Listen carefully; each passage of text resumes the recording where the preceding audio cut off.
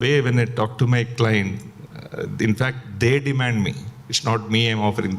Nowadays, MNCs, most of the clients, their awareness is far, far ahead. So we are learning from them, we are trying to deliver them. So when I'm able to deliver them, there are no questions asked once I deliver them. I'm giving them the product what they need, which is futuristic, which is efficient. Whatever they need, I'm giving 15 years from ahead. So no questions asked. So I'm saving my business secret as well.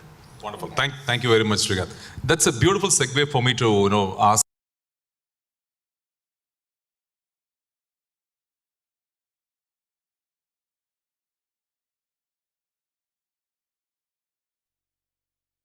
Most of the clients, their awareness is far, far ahead.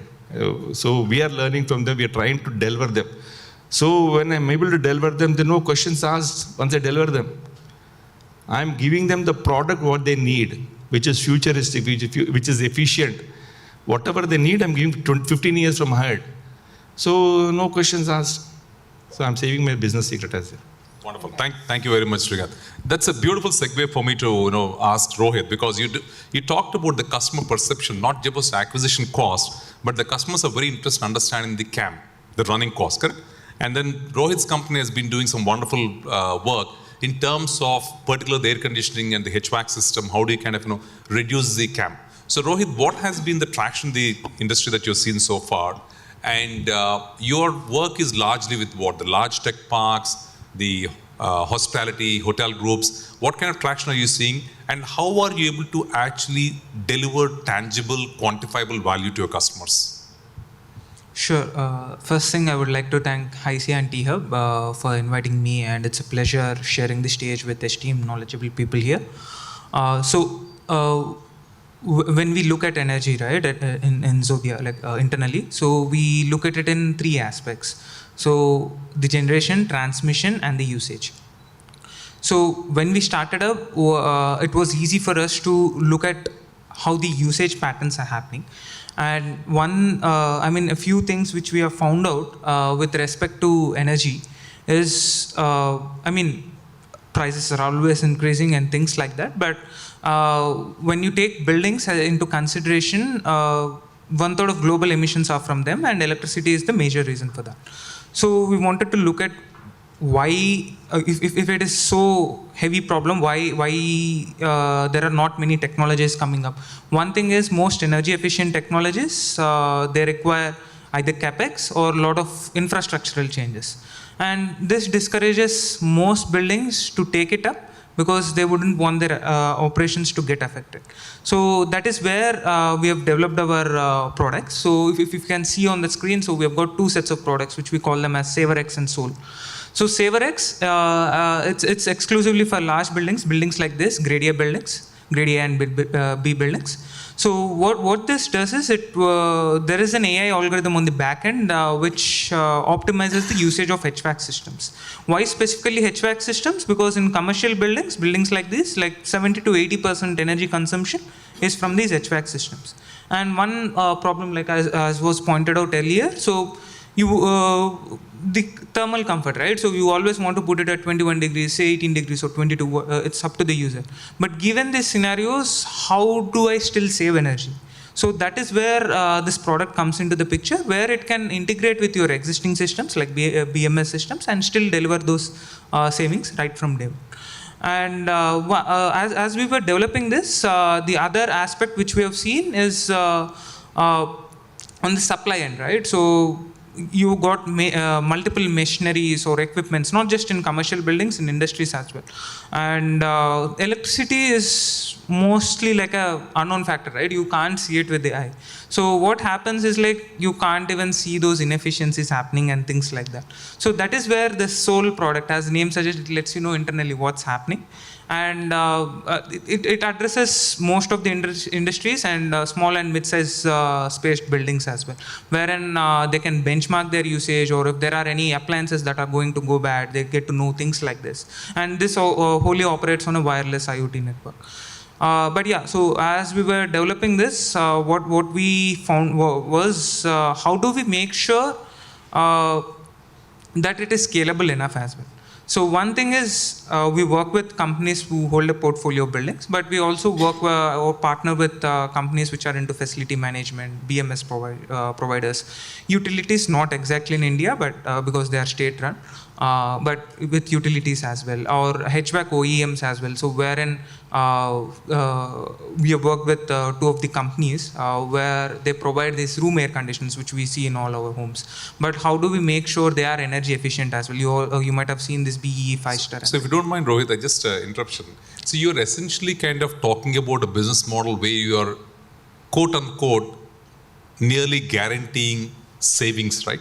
So in terms of business model, are you actually still asking the customer to pay you, or are you saying that I'm going to save you X and therefore we just split the savings? What's been your model, and where is the uptick coming from the customers? So one thing which we have observed is we wanted to remove that capex part. So that is where we have been operating on OPEX part with a refundable deposit to start off. And the other thing which we have observed a few months ago is when we price our products based on the savings. Because most of the clients we work with, they have these budgets for the products they procure with respect to climate and things like this. So you wouldn't want those numbers changing every month because energy consumption is always going to change. So what we do is like a subscription, a fixed amount every month, and there the client will save. Wonderful, thank you. So Vivek, we've heard a lot about business models. We've heard about the cost, the capex, and the opex, everything. And coming from venture capital side, while everybody talks about green, right? But you as a VC firm has a mandate to always give anywhere from 20 to 28% IRR to your LPs. So in terms of the VC world, are you seeing some genuine interest in investing in ESG space, or to put it very bluntly, still a lip service? What's your take on that? I think it's beyond lip service now. However, I think there is still some more work to be done, because a lot of the companies who are coming and presenting themselves as solution providers, and I think a lot of them are exceptions here, so I don't mean people who are here, but a lot of them are still scratching the surface. And I think there is a need to deep dive to understand what is the work going on. And I go back to the question you had asked earlier about, let's take an example of statutory compliance, for example. I think as a country, we started work in plastic, which is the largest space, for example, starting a regulatory change, which happened about 4 or 5 years ago with EPR being introduced. And today in the plastic world, EPR is a very large space. But having said that, and I think many people who understand that space well, I'm sure Mr. Rami Reddy will understand that space well. Today, the true work happening in EPR space versus a lot of places where there is a paper trail around EPR happening, and how much of it is the real work and how much of it is just a paper trail.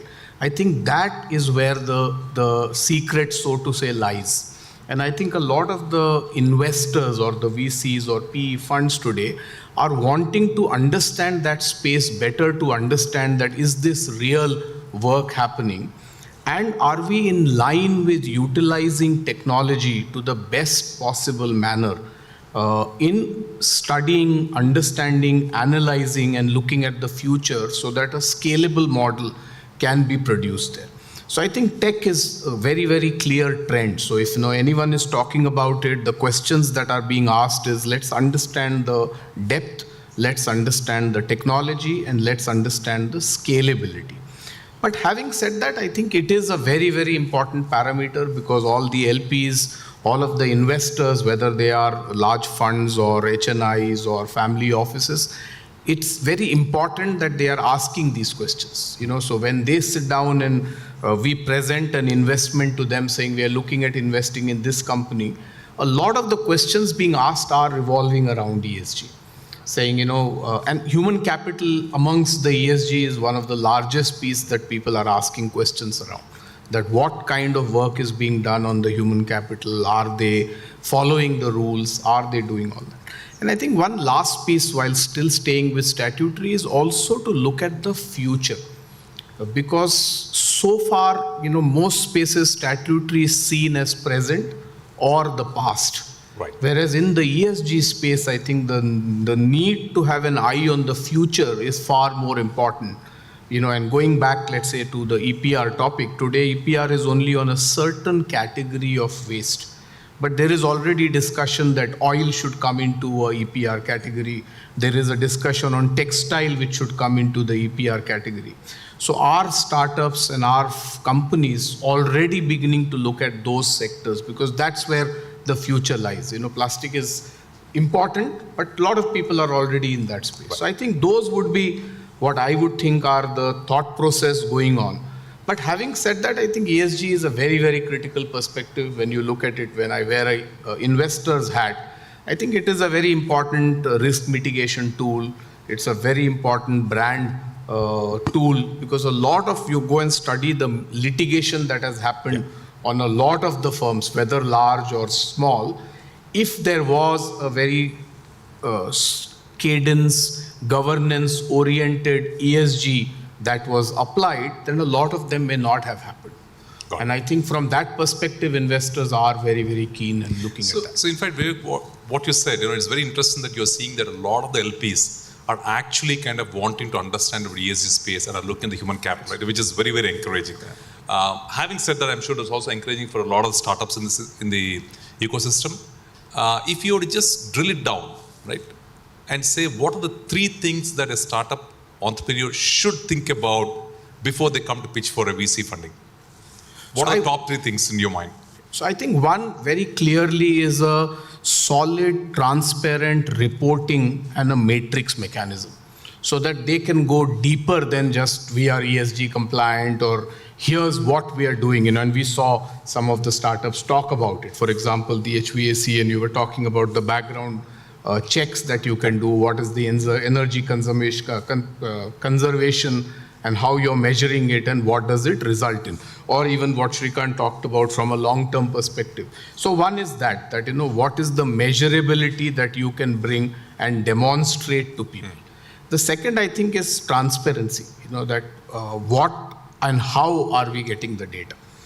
Where is the data coming from and how much can we trace that data? So is there a traceability, or is this a manual data that I'm feeding in and then showing you a bunch of graphs at the back? So the traceability is the second piece. And I think the third piece is the human aspect of it. That, what people are going to ask is that, what are we doing? And this is where I think that, the 3 levels, the scope 3 comes in very, very interestingly here, that, what are we doing around that? Especially in the waste management space, for example, a lot of it is outsourced. Right. Whether it's the corporate or even some of the waste management companies, they are themselves outsourcing, or the municipal corporations. So how well is the scope 3 people aspects being taken care in case you are in that space? So I would think those 3 would be what I would think are the top 3. Sure. Thank you. Moving on to Ganges, one of the things, I don't know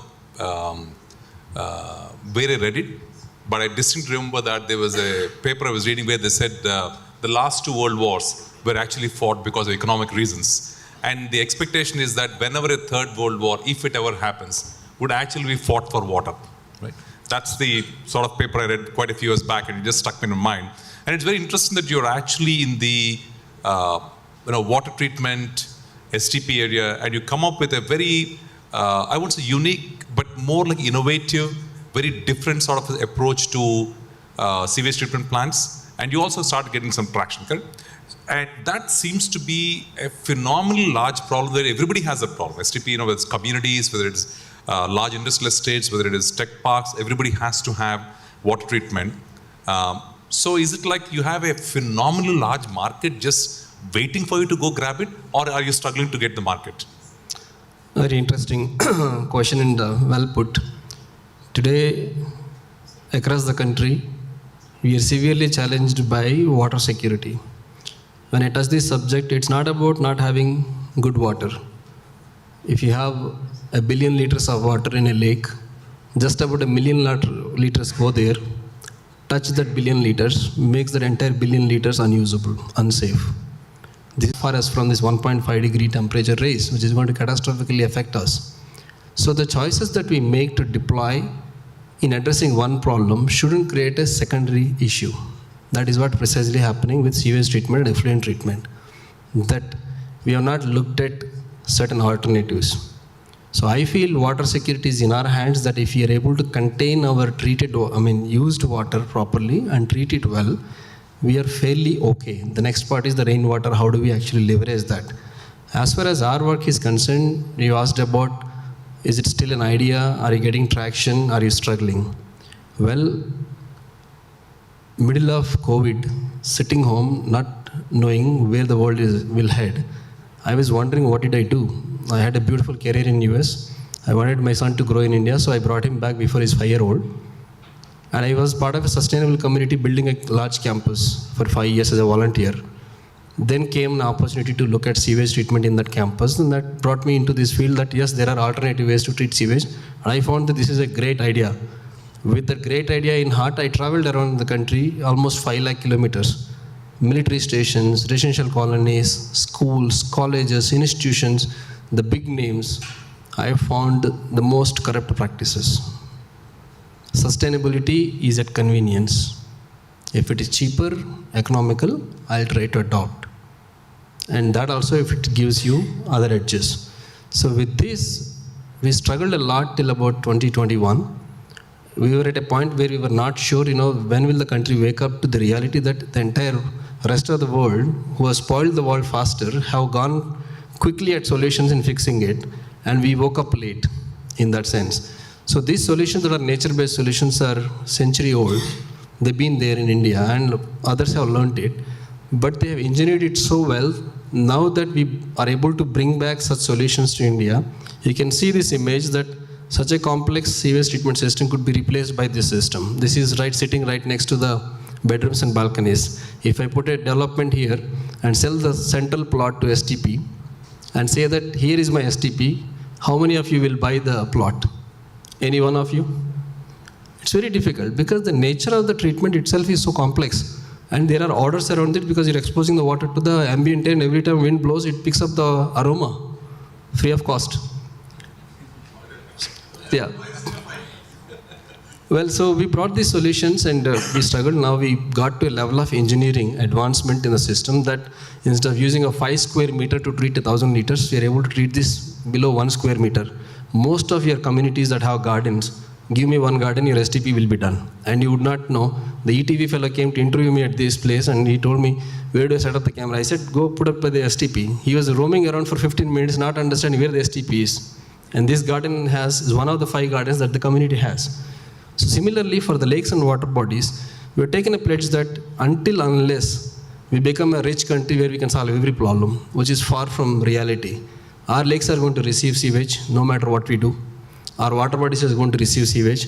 So we figured out ways how we can fix the natural biome within the water body, that a water body can fix itself by itself because the natural bacteria can do the job. It's just that we have overloaded it. So we understood the nutrient cycles and we brought in level of engineering. Today I have a 25-member team. We work across the nation. We cannot run all along the nation because I did that crazy job for 5 years. Now I understood that we cannot run every day, everywhere.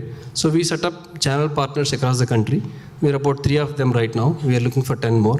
We got about 6 crore turnover this year. 24 will be closing somewhere around 10 crores. Following year is looking like crazy, like somewhere between 100 to 200 crores.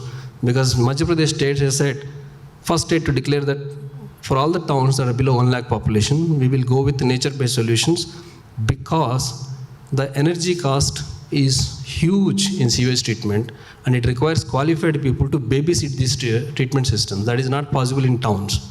So for a good reason they chose, and we came one of the finalists in that KPMG evaluation. So we are seeing a rapid growth now, and it's really a struggle now, a good problem to have. Then I'm looking at systems, I'm looking at investors, I'm looking at how we can engineer these systems and manage this whole thing differently. Money doesn't motivate me as much, but we have to be profitable. So we are also looking at creating a social impact enterprise for profit to see that this goes to every village. This goes to as much as I may be dreaming a lot, but what drives us is that every project we do, it provides for carbon sequestration, it reduces emissions, the system works for 30 years, a gardener can run it. Next to COVID, my systems are going to be run beautifully. There is no issue because we don't need technical people to support them. This is the brief story. Wonderful. I think that's I think you really hit the nerve there.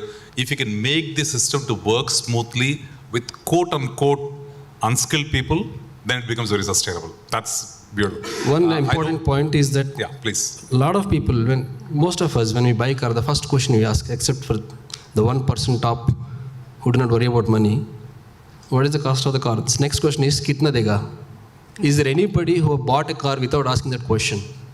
So life cycle cost plays a major role whether we can sustain our lives with an iPhone or Android or STP. A 1 MLD of sewage treatment plant today costs standalone 3 crores, but it takes 13 to 14 crores in 15-year lifespan to run it, which most of this upstream between CBRE coming and taking over the STP from a developer, they will realize how much money is going to drain out of their corpus. Our STPs are saving literally 60% on the operations cost. A 3 crore is draining you 13 crores. My 3 crores is saving you 7 crores compared to conventional system. This is the financial equation. Environment sustainability of low energy, low emissions, carbon sequestration, social acceptability, being able to tolerate and be around it happily, economic viability. These 3 things are completely met with any solution that we have, whether for STPs or ATPs or for water bodies. Thank you. Srikanth, would you like to add something? Please. Same thing. Thanks. You know, when I wanted to ask for the outlet of treated water and all, it costed me, as I said, pretty big amount apart from other charges. When I went for a good source of treating the water and retaining much of it, there was no need of outletting the water. That was a saving, huge saving. And what I invested in STP is almost like 30% of what I'm supposed to spend off the boundary. So offset infrastructure, government supposed to provide. So I saved on that and I spent on here. So it's state saving. So people see what I'm trying to say is, at the same time, we should take this opportunity to go for the awareness thing as well, the infrastructure wise, on which probably we can do it together. The more and more we can talk about the innovations, what we can do, what good can do. Forget about the money and all. But if it's doing good for the society and adding for the ESG, it's good. Thank you, Srikanth. I know we are running behind the curve, so I'll stop over here. But before I stop, there's one question, Ram Reddy Garu, that has come for you from the audience, which is about talking about how significant is the regulatory framework in making ESG more mainstream. So we'd love to hear your thoughts on that. No, first of all, very good interactions, very happy to listen to everyone. Very meaningful. As I told, actually, whatever we have done in the past, there is a lot of gap.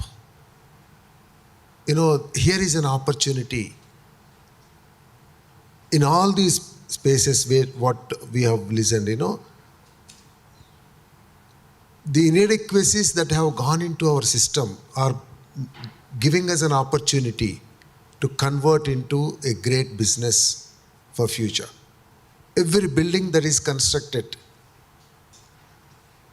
provides opportunity in all these spaces what we are talking. Let me tell you on the water side. While disposal aspect we are talking that it's going to give us cost reduction, but if you look at completely recycling it back, what is the cost of fresh water that we are looking at?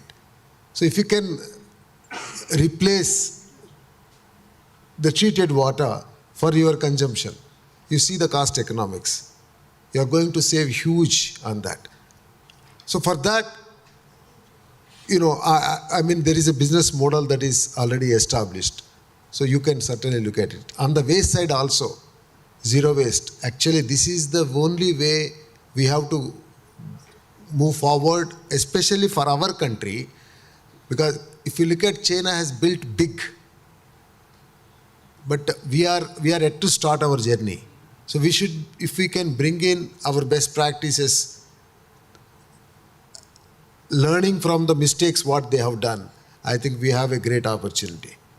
Coming back on the regulatory side, I must tell you, Government of India is certainly now in the last two terms, last 10 years, I can see they started really putting the best practices.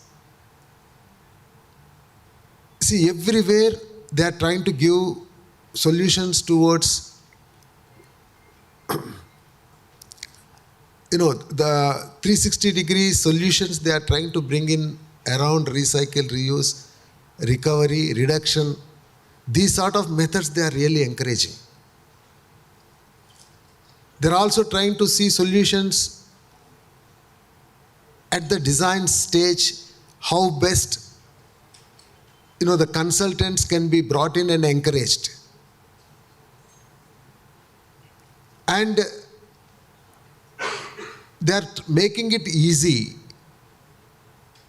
for especially when I saw the industrial and urban solutions, they are trying to provide us with solutions at a individual industry level or a developer level, and also trying to encourage systems, which certainly at a policy level and a government level, regulatory level, I saw solutions which are really encouraging the industry and every stakeholder. Regulatory level, I can tell you every rule that is getting framed is coming handy for the industry and every business house to really focus on the ESG in a big way. Just to give you some example, which in fact we were advocating for these things. Single environmental clearance, we are talking for every industrial park. And which government now is supporting, in a big way. The environmental department is really coming out. Previously, every industry has to go with individual environmental clearance. Every product they are supposed to get clearances. All those things are getting eliminated. Same thing for townships. The entire environmental solutions are being worked out, keeping in the sustainability in mind. So I can see that the actions and the initiations that are coming from government are really going to support the industry in a big way. Thank you very much, sir. Thank you. To stay informed about the startup ecosystem, subscribe to MyStartuptv.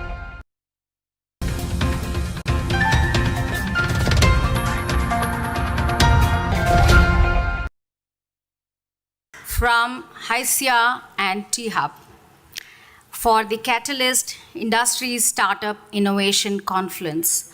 A warm welcome to the audience, speakers, our special invitee, and the keynote speaker. May I invite Manisha Sabu, President HYSIA, Infosys, Vice President and Campus Head, Hyderabad, SEZ, and Indore, onto the dais. For the benefit of new audience to HYSIA, HYSIA is Hyderabad Software Enterprises Association. We are a 32-year-old not-for-profit association. We work towards the benefit of the IT industry. We bring in interventions that places the IT Hyderabad industry in the global markets. We work as a fulcrum between the government and the IT industry and the ecosystem. We represent 90% of IT workforce and revenue. I invite M. Srinivas Rao, CEO, T-Hub, to join us on stage. We are happy to partner with T-Hub, which is India's largest incubation center that brings together startups, corporations, government, academia, and investors. Today's program, ESG-focused Catalyst, is a domain-specific platform, and that brings the end users, community, investors, academia, mentors, and advisors onto one platform. And today in this gathering, you get an opportunity to interact with all of these. This program is third in the series that we have conducted. We have already done the FinTech as our first edition and Life Sciences, and this is third in the series.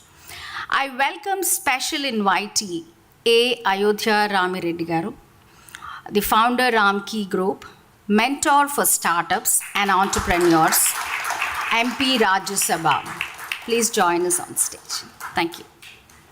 I now request Kishore Bora, MD, Energy Tech Global, Managing Committee Member, HYSIA, and one of the Environment Forum leaders to set the context for today's program.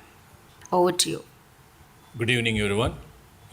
Respected Ayodhya Ramireddy Garu, MSR Garu, and Manisha Sabu, President, HYSIA, and my fellow Managing Committee members at HYSIA, distinguished panelists, startup founders, investors, mentors.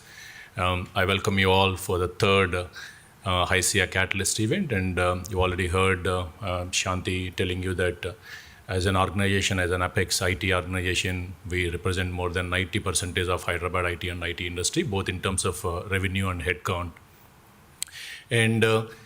And having witnessed a phenomenal growth that is happening society at large, especially in the sustainability space, because sustainability is no longer under good to have category, it is under must to have category for many organizations. Having seen a transformational change happening in that sector, and also looking at various business opportunities that are emerging in ESG sector, HYSIA has put its spotlight on ESG as one of the key focus areas apart from talent and transformation and skill development. ESG is one of the key focus areas for HYSIA team for the term 2020 to 2024. As part of this initiative, what HYSIA did was it has created a ESG forum. And ESG forum mostly consists of subject matter experts from the member companies. And we also have some independent private property consultant firms, representatives from independent property consultant firms, and then some consulting companies, NGOs, government. So what we did was, for the last 1.5 years, we have focused on uplifting three aspects in Hyderabad IT corridor. One is the green energy, the other one is e-waste management, and the third one is green mobility. And this forum members actively involved with Telangana government, Telangana State Electricity Regulatory Commission, and then we work with consulting firms such as PwC, E&Y, and we work, of course, with our member companies who are having large IT parks, tech parks, and small and medium scale companies. And we also work with startup ecosystem such as we have got exclusive partnerships with T-Hub and educational institutions like IIIT Hyderabad and trade bodies like Federation of Telangana Chambers of Commerce, right? And we also work with NGOs, and we also work with real estate companies here. So what we do is overall, as our motive, we were working on uplifting the ESG posture of our member companies. We were trying to help them in embedding E, S, and G aspects in their business decision-making process and their organization culture. And we're bringing the ecosystem together so that they can look at sharing the best practices and also look at the future trends and opportunities. So we have been doing it actively. Apart from this, one of the main focus area for this ESG group, HYSIA ESG group, is continuously deliberating on how would we upskill, how would we increase the scale of the ESG scale of or ESG posture of the Hyderabad IT corridor as such. We know that Hyderabad is a popular IT destination for the larger MNCs across the world, and we wanted to ensure that it would continue to remain as an attractive IT destination, not just because of the existing IT ecosystem and the talent pool, but also because of the ESG attractiveness too. And that's what we are trying to work, and we have made good progress in that area. And looking at the Catalyst event and today's event, So as you heard that this is the third in the series. We first started with fintech and then life sciences, and the third one is ESG. So this is a testament to the fact that ICA's continued efforts towards the sustainability area. And what we did was we reached out to all our member companies and asked them to share their focus areas and the areas of pain, right? And then we collated all this information from them, and then we reached out to the startup ecosystem. And when we did this analysis, we have come up with we identified a few themes from our member companies, such as green energy and clean tech. We got waste management, both solid and e-waste. We got carbon footprint management. We got water management, and then we also have SDG mapping and reporting. So we reached out to the wider startup ecosystem, and we invited applications. I know there are many startup founders sitting here, and only 8 of them have been shortlisted for the panel discussions. So it is because we were looking at the interests of our member companies first. So, and then we try to understand what areas that they are focusing on, and that's the reason why some of you have been chosen to be to be one of the finalists and partake in the panel discussion. But we were so excited to see all the entries, and you guys are doing amazing work, and you are the companies which the world needs. And today, through this Catalyst event, we wanted to promote the collaboration, connections for all the startup founders with the industry, mentors, investors, and some exciting discussions are going to happen. You will hear good keynote speeches, panel discussions, right? And then some exciting announcements, agreements are going to unfold on this dais. So I wish you all the best, and I would want you to make the most use of this time and networking, and please stay back until the end of the event, participate in the networking dinner, and make the most out of this event. So thank you very much. I will hand over the proceedings back to Shanti. Thank you. Thank you, Kishore. That was very comprehensive. I request Manisha Sabu to please address the audience. Good evening, everybody. There are 6 million IT employees in India as of now. That is the growth we've achieved in last 30 to 40 years. And now, as per analyst, we will be adding 2 million in next 3 to 4 years. That is the growth that we are looking at. And the Hyderabad is here. I'm sure you want to get the lion's share of this 2 million in Hyderabad. That's what I thought. As soon as I heard that 2 million numbers, how many are we getting in Hyderabad? And what are we doing to get this 2 million here, and a majority of this 2 million in Hyderabad? As Hyderabad IT Industries Association, it's not just a wish, but it's a responsibility for us to make sure that we understand, analyze, and plan for it. So the first question, where is the growth going to happen? It is in GCC and startup area. 60 to 70% of the growth will be in GCC and startups. It is not in services industry. So it means that we need to change the way we have been working, the people that we have been talking to, this has to change. So coming to the startup part of it, what is it that HYCIA can do to get more, become kind of a magnet? Hyderabad should become magnet for startups. And what is HYCIA can do it? So when it comes to what we can do, the question that we should ask was that, what are my strengths? What is it that we can play on? What is it that we can bring to the table? So our strength is all the large organizations who are our members. What is it that the startups need? Startups need the large organization to mentor them, tell them what are the problem statements for which they can create solutions. Startup needs somebody to fund them. So the best way we can help startups to come to Hyderabad is by bringing corporates, VCs, and startups together.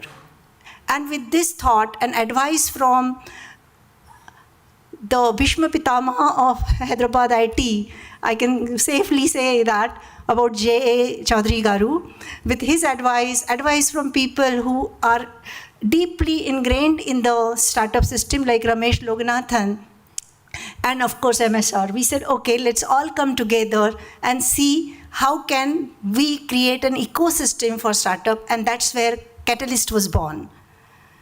As you heard from Kishore as well as Shanti, this is the third Catalyst, and with what I see is that the venue size is increasing as we are adding the addition. So it means that it's becoming more popular, more meaningful, and more enriching experience for the participants. More and more people want to be part of this.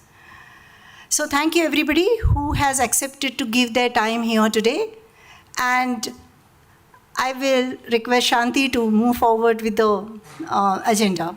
Thank you so much for being here. Because your presence is what makes the event successful. Shanti is the person who keeps me on track. Thank you, Shanti. This is something very important that we want to talk about.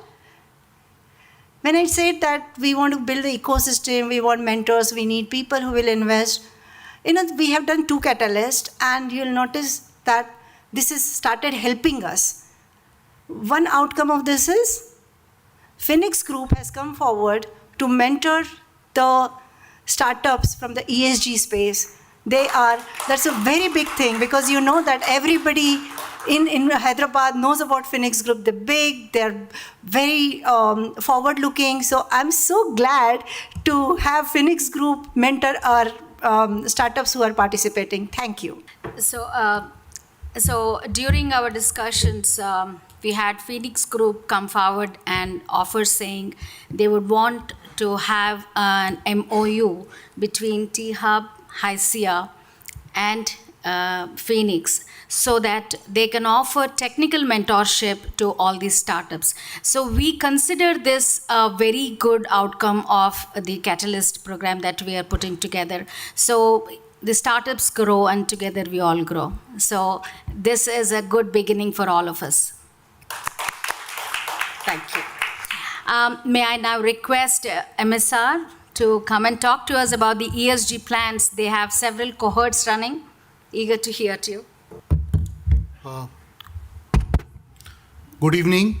First of all, Honorable MP Garu, Sri Ramireddy Garu, Manisha Sabu Garu, and the office bearers of HYSIA, Srikant Garu from Phoenix, and of course, all the startups, the corporates, the mentors, and we have the entire ecosystem here. We also have people from the banks here.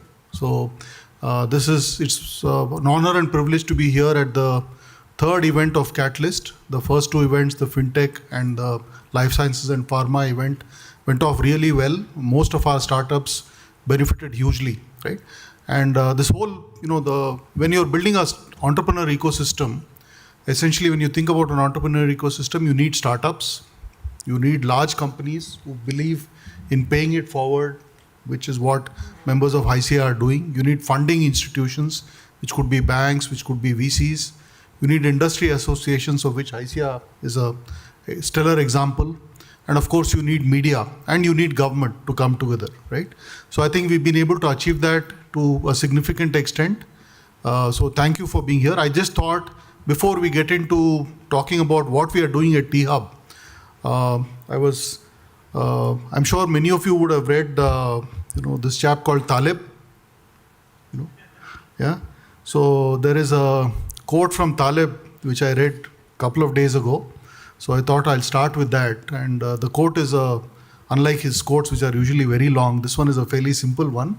He says, "Difficulty is what wakes up the genius." Okay. And I was trying to do some reading on, when did this term ESG come up, right? And actually, it's almost a 20-year-old term, right? There's some background. There's a gentleman called Kofi Annan, who was the UN Secretary General.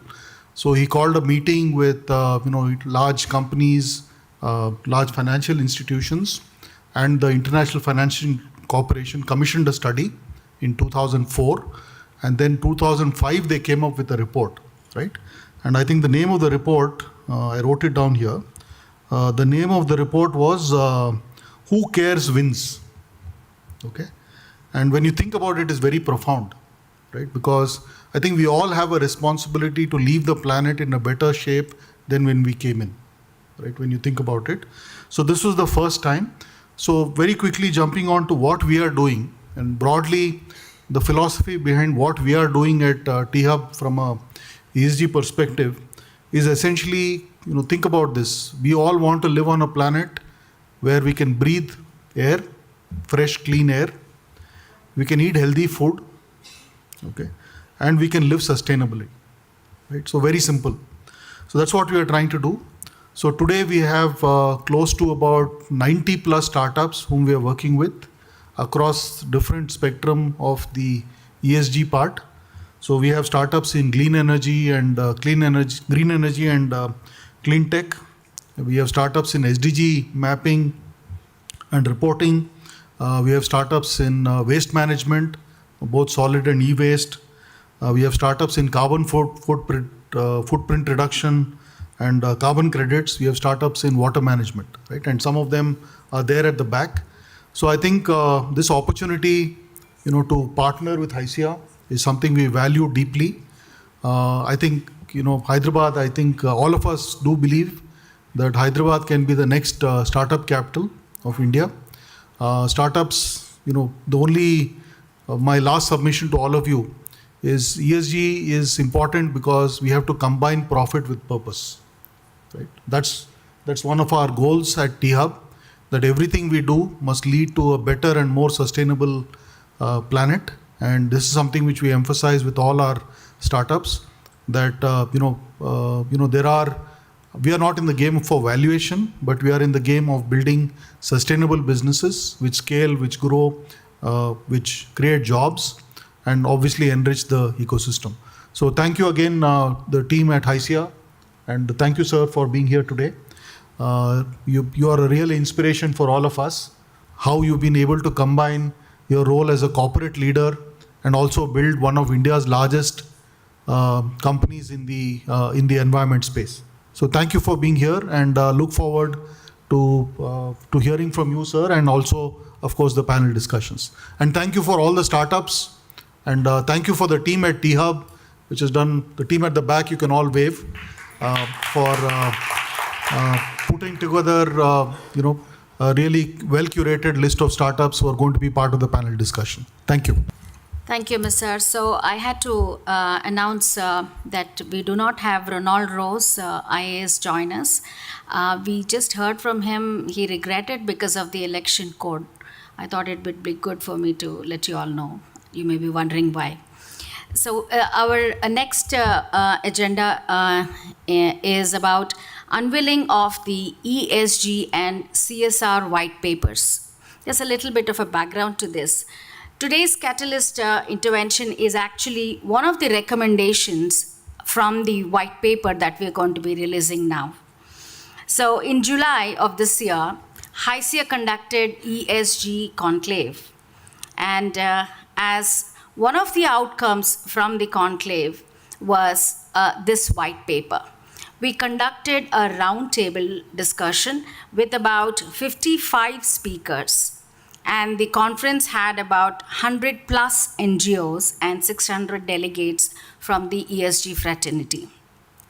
We conducted this conclave in partnership with TSIG, that is keeping with our word that we would want to go with the ecosystem and do things in collaboration with our ecosystem partners. So the conclave actually featured 2 roundtables, as I said. The discussions from the roundtable have been documented, and we are now going to be releasing the white papers. The outcomes from the white paper has been that ESG, we said, how can ESG principles be incorporated into the business decision making? And how can organizations build a culture to promote sustainable features? These have been the deterministic outcomes from the ESG white paper. We also have brought out a CSR white paper, which talks about shaping the future of CSR, collaboration, innovation, and impact. This discusses the evolving landscape of CSR in the business ecosystems. May I request our special invitee, A. Ayodhya Ramireddy Garu, to please launch the white papers. So, keeping with our promise, we have really not printed many of these copies, but the copy is available on our website, www.hysia.in. It's in our resource section. So all of you should go through. We discussed the best practices, and there are quite a few cues. Yeah, there are quite a few cues for the startups to develop on what next. What next is going to happen in the ESG space.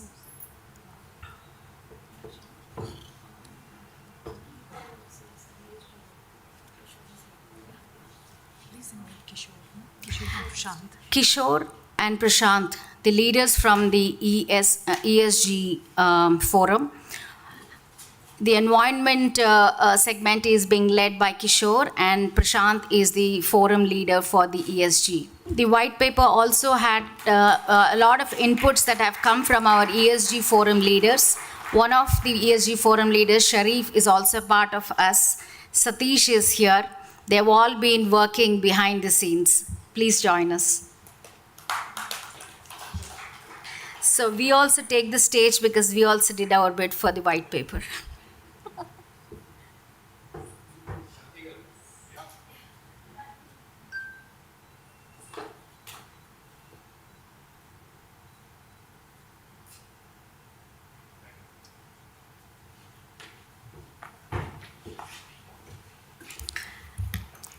We move on to our next segment. Ala Ayodhya Rami Reddy.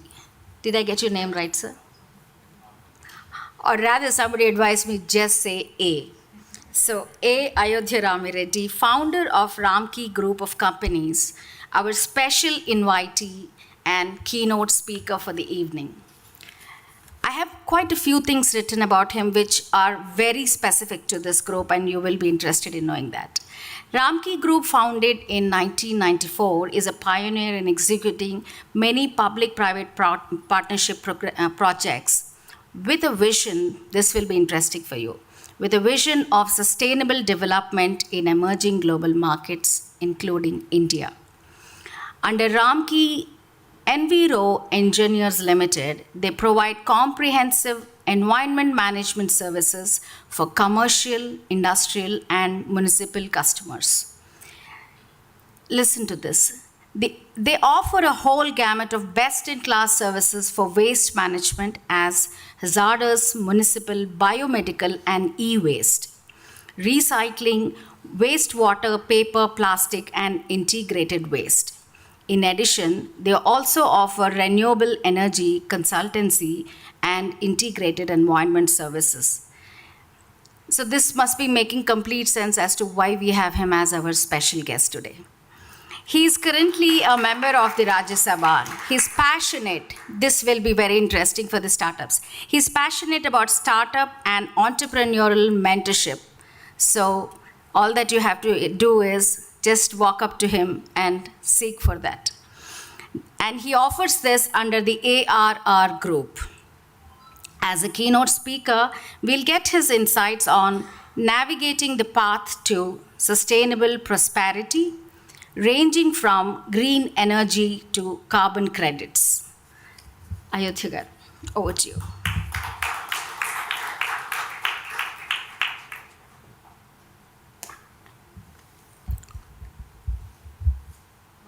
Good evening, everyone. Srinivas Garu, Manisha Garu, the best of the industry here, various stakeholders around mentoring, the mentors, mentees, ladies and gentlemen. I'm extremely happy to be here for this evening function. The program Catalyst, organized by HYSIA, support from T-Hub, and all the invitees here are sitting here with the purpose to see, how all of us can be, most of us, how we can contribute to the growing economic situation, balancing the sustainability while we are growing economically. If you look at India for the last 75 years, we have grown. But if you look at, there were a lot of gaps in our growth. Globally also, similar situations. The time we have reached here, for next 25 years, for India and for the globe, I think the time has come. While the economics grow up, carbonomics have to come down. So that means there is a real opportunity for every stakeholder to look back and then see how they can improve the environment in the areas where they are working. As you all know, environment is God. All the 5 elements embedded in that. So when I look at myself starting this journey in 1994 to build sustainable solutions for the businesses or the life path which I have taken, everywhere I try to see sustainability as a key goal. United Nations has come out with their sustainable development goals, as you all aware, are most important from my point of view. I always kept on talking about those goals, which really brings us at a platform where each one of us has to, can really balance our businesses around that. Now, my experience I want to share, while I say how India has moving from a 4 trillion to 40 trillion in next 25 years, it is asking for a 10 lakh crores of investment only in the infrastructure space. If you look at that infrastructure around agriculture, manufacturing, services, and the infrastructure, all these 4 areas combinedly, the infrastructure investment that is going to go is to that extent, almost 40 lakh crores of investment every year. In that, coming to the waste management space. Waste management in urban areas and industrial areas. If you look at the solutions around these two, has a major impact. The moment we talk of this building, the entire design, engineering, the products that are going to get in, the entire execution, the operation and maintenance. At every phase, there is a lot that we can save. Here, that is an opportunity for a startup, which was not looked at in the past. Around every industry, same thing, civil infrastructure, environmental infrastructure, social infrastructure that we have built. Most of the places we have never applied our mind. While we had environmental impact assessment, environmental audits, environmental monitoring programs, they have never focused the way it is supposed to be. So means the diagnosis that you can bring in all these 4 areas of investment for next 25 years within India, a huge opportunity around environment, which will bring in the best of the impact on the social aspects. So I have built a business model, whether it is in infrastructure construction or the environment and waste management or the real estate and the agri-farming or the consultancy and advisory, in which Ramki Group, actually now I am only a founder. There is a team, professional team, with the best of board and governance, shareholders are happening. But my last 35, 40 years of journey, my past journey, actually what I have seen in these areas, actually this company and this group has built around that. So when I look back and see from now to next 25 years, looking at these sort of investment opportunities, I think this is the place where I can tell you, if I was doing a 100 rupee business and making a 10 rupee profit, I can tell you same with the same resources in place, I can ensure that this business goes up from 100 to 200 and this 10 profit goes to 30. That is the type of opportunities where the entire startup ecosystem has an opportunity to build for themselves. So I just wanted to tell all of you that you are at a right spot. You have the government facilitating, both from central government to various state governments, including Telangana. And then in ecosystem like HICIA and T-Hub, facilitating and hand-holding, I can see putting up the right kind of mentors and subject matter specialists coming in place. The future is fantastic for every mentor and for every startup. But I wanted to tell few things for these startup entrepreneurs. For all of you, there is a good business opportunity. We also know where is that opportunity. We also have solutions. But the issue is, for all the startups, I want you to know that the business knowledge is very important.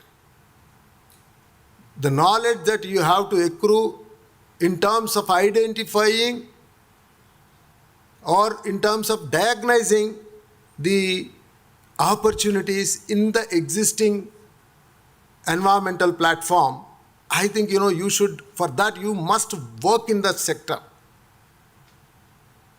Just coming from school, it's good, everybody have interests, etc. But my experience I wanted to tell, because from 2006 onwards, I have been, I was mentoring, I was investing around few startups. More than 23 I have invested. Okay, but not a great success story, because my sector itself was not matured enough, and still, a lot of risks in the system, so people were not ready to take up. But I can tell you the time is ready right now. Now it is the right time.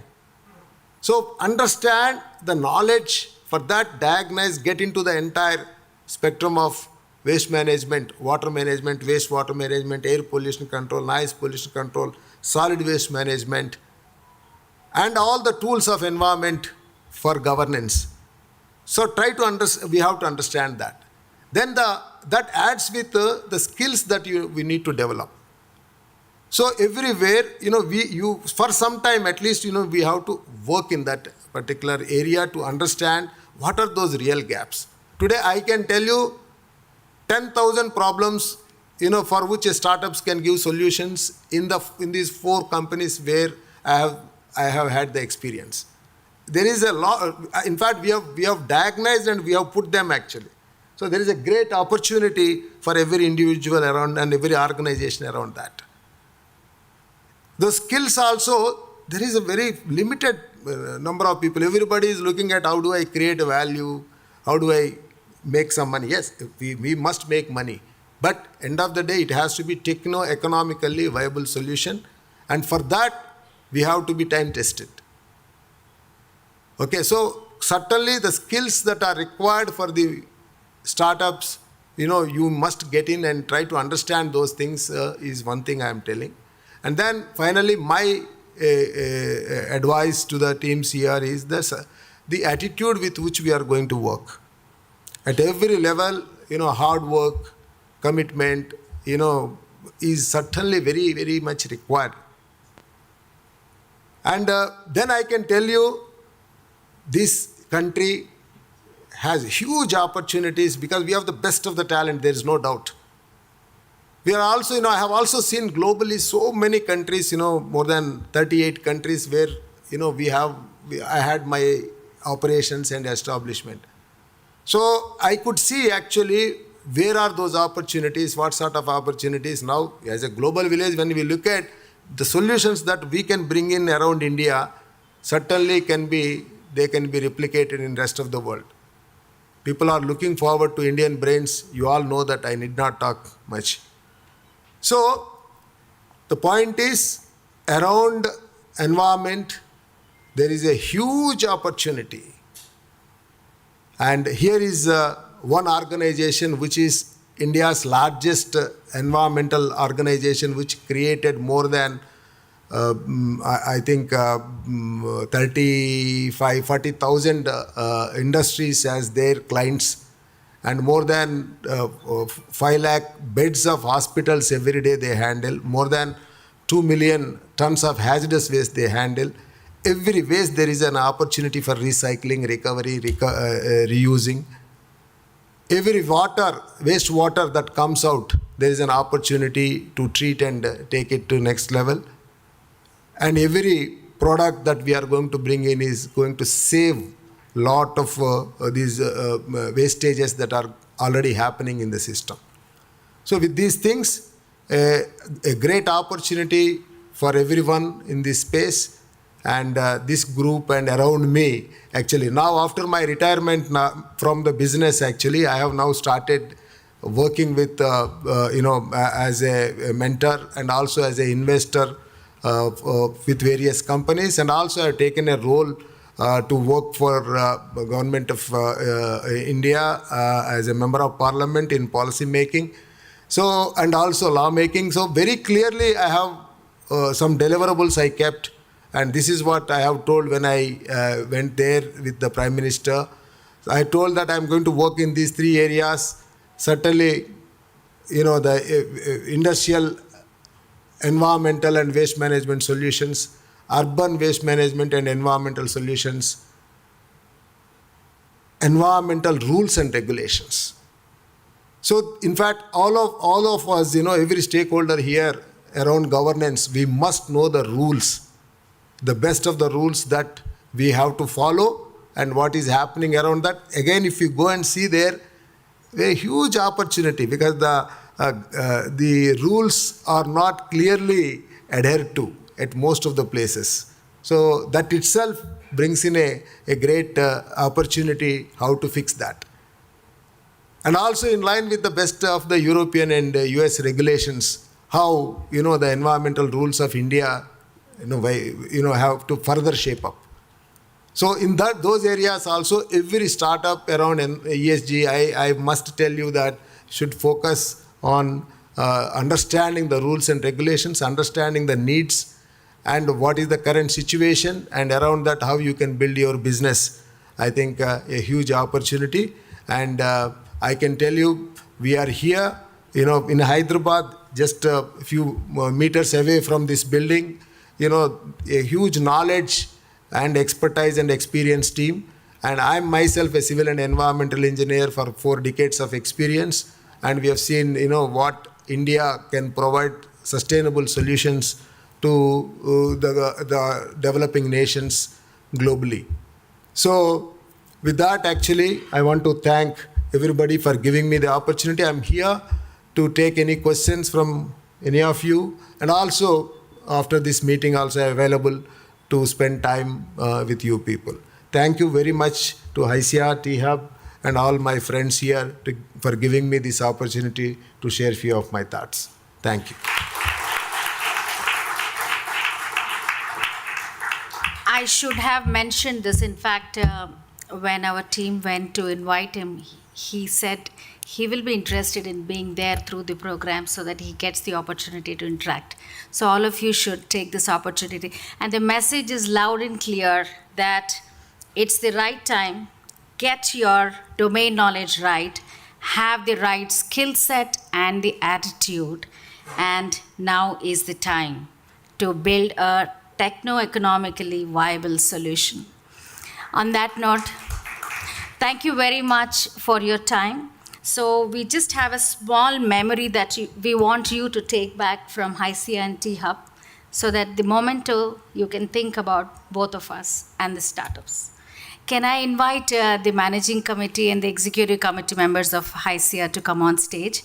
Ramakrishna Lingireddy, the General Secretary, HYSIA, and President Oroprosoft, Prashant Nandela, Vice President, Kishore Bora, Bipin. So Bipin and Prashant, I'll get an opportunity to introduce you again. So,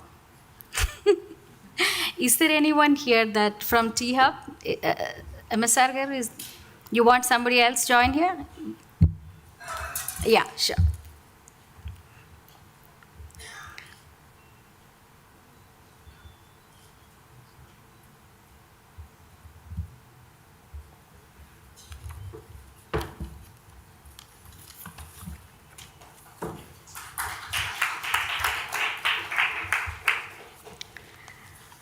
Thank you very much.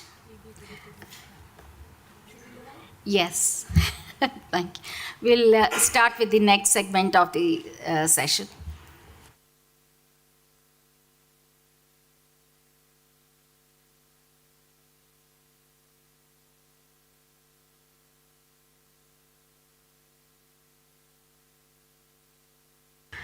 So another star segment of the day, which is much awaited.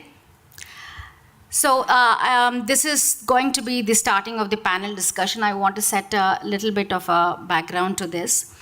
To craft some meaningful conversations, we have conducted a survey like Kishore had said. We have reached out to corporates, including reality developers, property management consultants, NGOs in the sustainability space to understand what are their areas of priority. We were just not looking at putting together a panel discussion, but instead we wanted to have discussions that make sense to both the corporates and the startups. So the discussions now are going to be centered around the focus areas that we got as a feedback. Can we have the, yes, thank you. So these are going to be the spotlight areas that we will be having conversations on now. Now, there's a little bit that I want to tell about how this panel discussion is slightly different from the normal panel discussions that we have seen. When we reached out to the startups, the first question that the startups asked us is, do we have to pitch? So that's where we wanted to eliminate that pitch and the stress factor. So we said, no, this is not going to be a pitch, but you are going to be involved in a conversation with the corporates on stage. So this is going to be relaxed, stress-free environment. So that's the differentiating factor for the Catalyst panel discussion. So to make sure that we have the right conversations, we also did a little bit of homework in curating the startups that are going to be a part of the panel here. This doesn't mean, like Kishore said, that the others are not something that they should be here, but in a relative game, we felt we will be able to have a meaningful conversations with the startups that are going to be here now. So you can also see the kind of criteria that we have taken up while we curated. Now this, Bipin was very clear that we should inform this to the startups who have all applied so that they understand, they also introspect to see, for future what they could do better.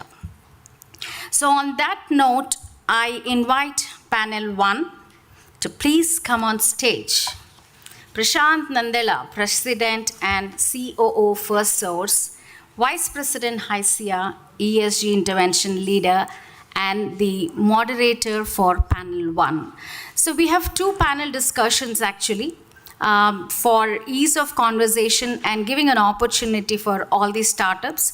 We are doing 2 panels. Each panel will last for 45 minutes, where 20 minutes is exclusively catered for conversations. So the first panel, may I invite Dr. Prafulla Agarwal, founder CEO, Tokera, please. Indrajit Shah, India ESG lead, CBRE. Shiva Tekumudi, founder and CEO, Facilizens.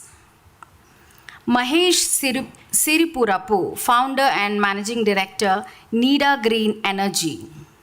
Anubhav Saxena, DGM, ESG and Sustainability, Decarbonization Data Analytics from Raheja Group. Abdul Karim, Operations Executive, Bio Reform. And over to you, Prashant.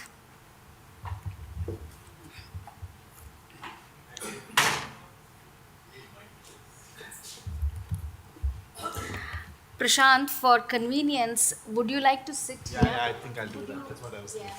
So if you It's don't probably mind. easier. Yes, yes.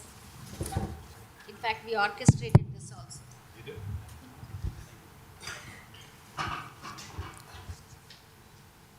Sorry. Thank you, Shanti. It's been great to be here. An honor to facilitate. Come on, come. You didn't call Mal? Yeah. This pen, yeah. I'm so sorry, Dr. Mal. We'll get. Sorry, why don't you You should sit here. I'll stand. Come. Yes.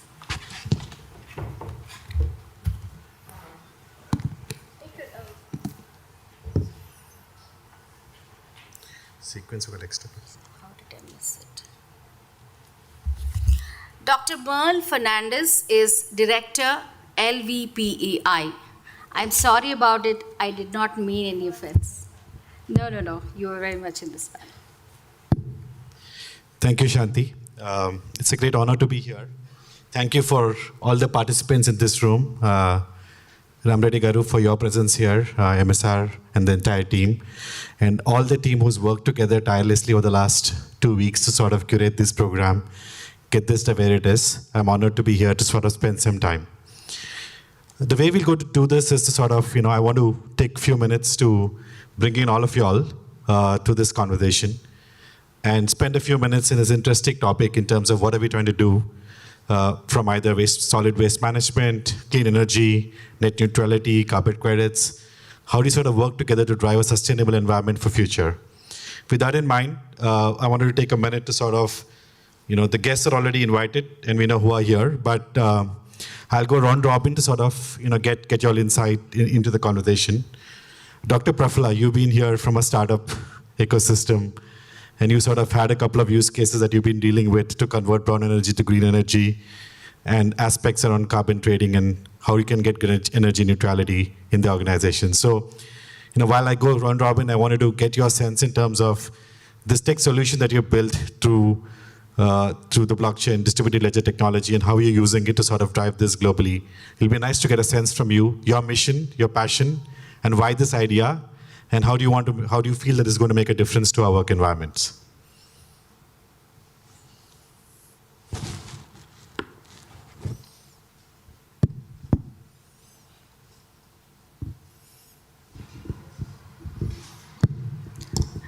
Okay, good evening, everybody. I think on the first note I would like to start is thank you, Ram Reddy Garu. You've made a very nice statement that unless we don't have a business experience working as a corporate, as an employee, how do we make sure our startup really aligns to what we bring to the table? I'm a very standout product every time I walk into any startup ecosystems. They look at me, I brought my daughter or my son because I don't look the 20-plus-year-old, a lot of startup owners here. So thank you for recognizing my startup. And at 50, I'm as young as any new college graduate is. What I'm passionate about. Thank you. What I'm passionate about, and I think you can see Tokri, and it's a green heart that's beating. That's what we want to communicate, because sustainability, environment is not only a corporation's responsibility. Every community, each one of us have to make a difference. That's what propelled us, and that's what propelled my startup to say, let's kind of create a grassroots level momentum to adopt clean energy. Now, how do we do that? And that's what we're solving using blockchain technology, where we're able to fractionalize renewable energy and various attributes that it has. like your energy credits, which individual households can adopt, which you can do it for your societies, for your offices, for your events, for your birthday parties, for your team events. Anywhere you can adopt it. There's a question that I always face is, but the credit is an offset, so it doesn't sound too good. But let me just say this, we all live in cities like Hyderabad. I'm coming from Bangalore. We get drowned and marooned every year these days. And we do not think twice if that coracle which has come to take me to a safe place, is it made of the global standards of fiber and all that? Any coracle to get us out is welcome at that stage. Environmentally, that's where we are today. So what we are doing is working across the value chain of renewable energy. We are in discussions at the DISCOM levels to say, what they procure as a renewable energy as mandatory obligations, start creating an identity for it so that that renewable energy can be still delivered in the hands of end users. So it can be at a cost, I'm not getting into the commercials there, but a blockchain allows that identity creation from generation to consumption. And that's going to revolutionize how each of us will consume renewable energy going forward. I'll end with a very small anecdote. When I was presenting this to the MSC forum in Uttar Pradesh, I had a small scale exporter from Moradabad who exports brass artifacts. He said, ma'am, if I do this, can my son write it in his personal statement as his environment contribution because he's applying for universities in the US? So that's the kind of adoption that we're seeing. And we're making it very, very simple, not only for adoption, even for your proof. And while we use blockchain, that's at the back end. Let's not complicate it for end users. You see a QR code there. I have a permission from that client right now. You can just scan on it. It'll give you the proof where this particular organization is consuming its renewable energy from. So I will end on that note. Our vision is very simple. We want every heart to beat green. It's each one's responsibility. Adopt renewable energy directly or indirectly, it doesn't matter, because just because we want to only set up power plants, we're consuming a lot of our land, and that's not sustainable either. So let's not be tilted too much on one side, but take a holistic view. And all the best to all of us, that we leave this place a better place. And in conclusion, somebody asked me, this is a 20-25-year journey. When Maggie came, none of us liked that flavors. But today it's become a meal. When Kellogg's came, they said, we're not for this generation. So Tokri is not being built for just this generation. We're talking Tokri for the next 20 years. And that's our vision. Thank you. Awesome.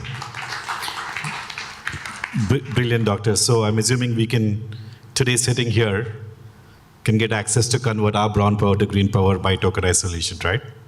Absolutely. Brilliant. Thank you. Maybe we should do that, right, at the end of this workshop, to show our commitment to green energy in terms of what we're doing from an organization standpoint.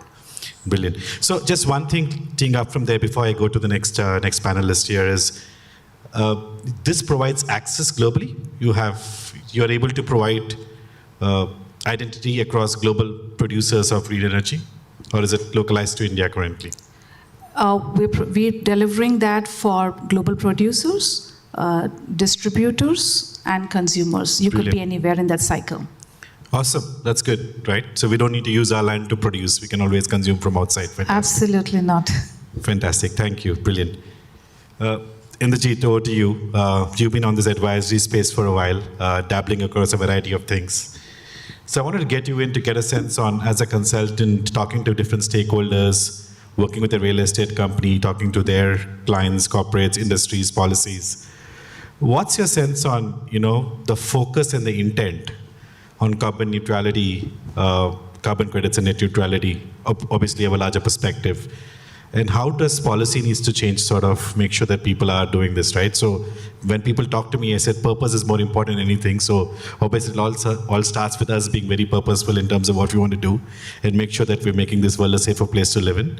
Outside of that, there's a lot goes into, like Ram Reddy Garu said, in terms of policy, frameworks, awareness, willingness, access to sort of get this going. So what's your sense on how do we sort of step up from here and take a step change, what's an incremental change?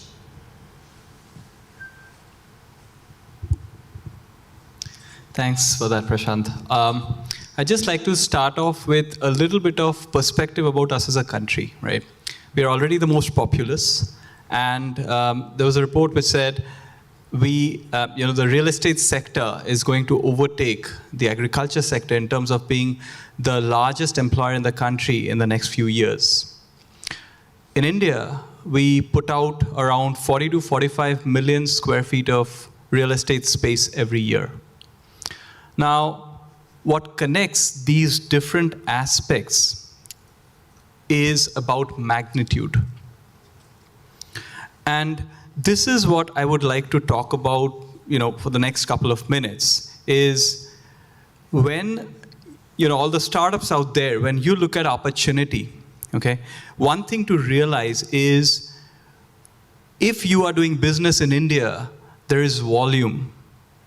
So focus on understanding what are the gaps in this industry and how you can address those through technology, through human understanding, right? I'll give you some specific examples, right? Now, one of the things that, that I saw mentioned here, technologies around energy, water, and waste, right? One of the key challenges that we see in this industry is the fact that developers build, then they sell, right? And after they sell, the people who buy may not have the best understanding of how the building was built, how it is to be run, and how they need to repair it. So a huge opportunity is to look at the as-a-service model. Can you look at an opportunity where once the builders have built, there are models where they continue to share that information with the residents so that they can benefit from that understanding of the building. And in turn, the developers could actually look at IoT solutions, for example, to assess what is the level of wear and tear in the buildings and how they are to be maintained and charged for. Okay, I just wanted to give you this one example to show you that in one of the world's largest real estate markets, if you're able to bridge problems like this is what can really help us leapfrog into the future. In terms of what we are hearing from clients, right? All our clients want to be seen as industry leaders in the sustainability space, be it developers or be it occupiers. And the way to do that is to help them understand, because different clients will be on different parts of their sustainability journey in terms of maturity. So if you want to build solutions for either developers or occupiers in the real estate space, what you need to understand is where are they on their sustainability or ESG maturity journey? And then talk to these clients to understand what are their focus areas. That is where you'll realize that these are the gaps that you need to bridge. So start having these conversations on both sides of the table and try and assess where those gaps are. That's the message that I would like to leave you with, and start thinking upstream. A lot of the solutions that we see in energy, in water, in waste are downstream solutions. We have created systems, we have created problems, and then we are trying to mitigate those problems. Can you think upstream before those problems are created, when we are building the buildings, when we are thinking of occupying those buildings? Can we move those conversations upstream so that we don't make the mistakes in the first place? That's what I would like to leave this audience with. Over to you, Prashant. Thank you. That's very insightful, as always. So what's your thought, right? And you obviously help advise organizations in taking spaces, leasing spaces, maintaining spaces, project management. How much of change management is still to be left to sort of make sure that people really believe in this and want to spend that extra buck at the beginning from a CapEx versus OpEx, because if you fix it at a CapEx level, then you solve the variability at an OpEx level, right? People have to work through, and maybe there are ideas and thoughts there where we can find a differentiated commercial ecosystem that startups can work with to make that feasible. But what's your sense on that? Well, to be very honest, we see a gamut of clients, and as I mentioned, on different parts of the journey. So you would have very mature clients who have done all the things that we talk about, in terms of doing low-cost, no-cost initiatives, doing CapEx-based initiatives. If I take energy as an example, right, they would have done the baselining of the data. They would have identified what are the specific geographies that they want to look at. Within those geographies, what are the specific sites? In those sites, what are the specific initiatives? In those initiatives, energy, water, and waste, and then use that data to feed into where they want to be versus where they are and how much that is changing. So that's one end of the spectrum, right? On the other end of the spectrum, you've got companies who may have been in business, and there are variations of this, but just as a typical example, who may have been in business for a long time. But sustainability has not really been their focus for various reasons, right? Now, it's not to blame them, but it is to work with those companies then to help them understand how, while they are doing what they are doing, how can sustainability be incorporated into their business? And, these are often conversations which take time, right? Because one of the key things that I've realized in my career, as a sustainability professional is, this needs to be driven top-down, especially in corporations. If you want business, if you want buy-in for ESG, you need to make sure that the top guy is on your side. And that's where a lot of our conversations start, and where we start with small examples, with easy wins, because a lot of people understand when you see a tangible outcome. Right? So if you can show proof of concepts, around whatever business you are in, that is going to help the client understand in real terms, especially for clients who are early on in the maturity curve, what is in it for them from a business perspective and then from a social perspective. When I was doing my master's, one of my professors said something very, very interesting. He said, nobody buys a mobile phone because it's green. So please keep this in mind when you're designing your products and services. Yes, people want to be sustainable, but it needs to make sense from a commercial, technical perspective. Yeah. Thank you. I appreciate that. I'll move on to Seva now, the startup from the organization, from Facilience. So just to this topic that, Indrajit and I were sparring a bit, you sort of build something in the downstream process to sort of look at how to optimize to data analytics and insight and technology. So give us your sense on what drove you to think about this idea, and how tech playing a role in sort of running the building operations in your construct. And what are some thoughts from your standpoint of what's getting you going in that space? Thank you. And good evening to everybody. And then, thanks to HIC to having me over here. And my name is Shiva. I'm a founder and then a CEO of the company. So we are in the business of automating commercial real estate space in terms of facilities management and then energy and water and utility optimization. The decarbonization is kind of a natural extension to us. And if you really see that the situation like 40% of a commercial real estate space is responsible for 30% of the decarbonized version. That's what it is kind of the more impact on the carbon gases and all the things. With that, what happens is I just wanted to show you that how we have transformed from the automation to the decarbonization. What we have found is because we've been in the industry more than 5-6 years almost. Thanks to thanks to Ayodhya Ram Reddy garu, the first pilot we have done on the Ramki Cosmos, sir. I think thanks to you. And then we have done for a 3 months pilot on that. It's been almost 3 years backstory and all the things. And we are in the kind of keeping the sensors and getting the tons of data and processing it, and then we literally make how to automate the entire facilities management by removing the papers and keeping the data into the picture, which is very challenging, because if you go down and sit with the basement of any huge 1 million square commercial real estate space, they have a day-to-day problems and they are least bothered about, sustainability. So you have a tough time to, push the sustainability story as a startup. And we need to literally sit with them and ask for what is their problems exactly. And their problems today is something like, how I can build the tenants. If I take a 1 million square feet having a 300 multiple office tenants, and then they have a day-to-day problem of raising an invoices, doing the bills and all the things. So we somehow gone there and then camped there. And then today we are managing more than 26 million square feet under our portfolio. That includes the major, portfolios like, Gaura Builders, and we have 2 big hospital portfolios like, Ankura, and then even all the things. So what I'm trying to say is like, it is not easy way to getting out there in Indian scenarios of a decarbonization unless until you solve the today's use case problem. So we out there. In fact, the CBRE is awarded as a cool, top 5, decarb company in the 3 years back. So I have a connection for almost. And Phoenix, Avan is the second pilot we have done, sir, in the Oracle building.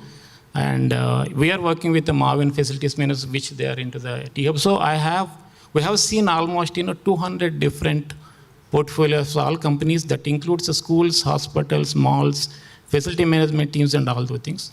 We have more than 500 million data points out there into my system. So now the challenge is how I can really utilize those points and create something out of it. That's what the Indian data analytics comes with. Facilities is our brand name. What we call it is the facilities intelligence. So now what we are trying to do is, can I overlay the entire data to the BIM, that is the building information module, which predominantly they use it at a entry level of the buildings. I'm talking so much on the tech, maybe I'm trying to generalize it. Building information system is the one which normally every builder going to use it. It stops there at the end of that before handing over. So we put all the operational data over there and then extend the life for the next 30 years. So overall, what we are trying to do is how we can measure and calculate a carbon emission per square feet with my data and give back to the builder, hey, can you reduce your, the sizability of your chiller, which is oversized today. That way we can help the builders. So we can say that facilities management, saying like it doesn't require to go and, do 5 things a day. You can do 3 times so that you can improve the productivity. So what happens is we are trying to connect multiple use cases of managing a large commercial buildings using a facility management software, but slowly getting there into the decarbonization. That's what we are trying to do there. Brilliant. Yeah. Thank you. Wish you all the best. It's a very noble cause. I think I saw somewhere in the presentation that you're going to take, while you do all of this from a sustainability objective, you're also going to take 20% cost out to managing facilities, right? It's a win-win. Commercially, it works for everybody. So good luck for your venture.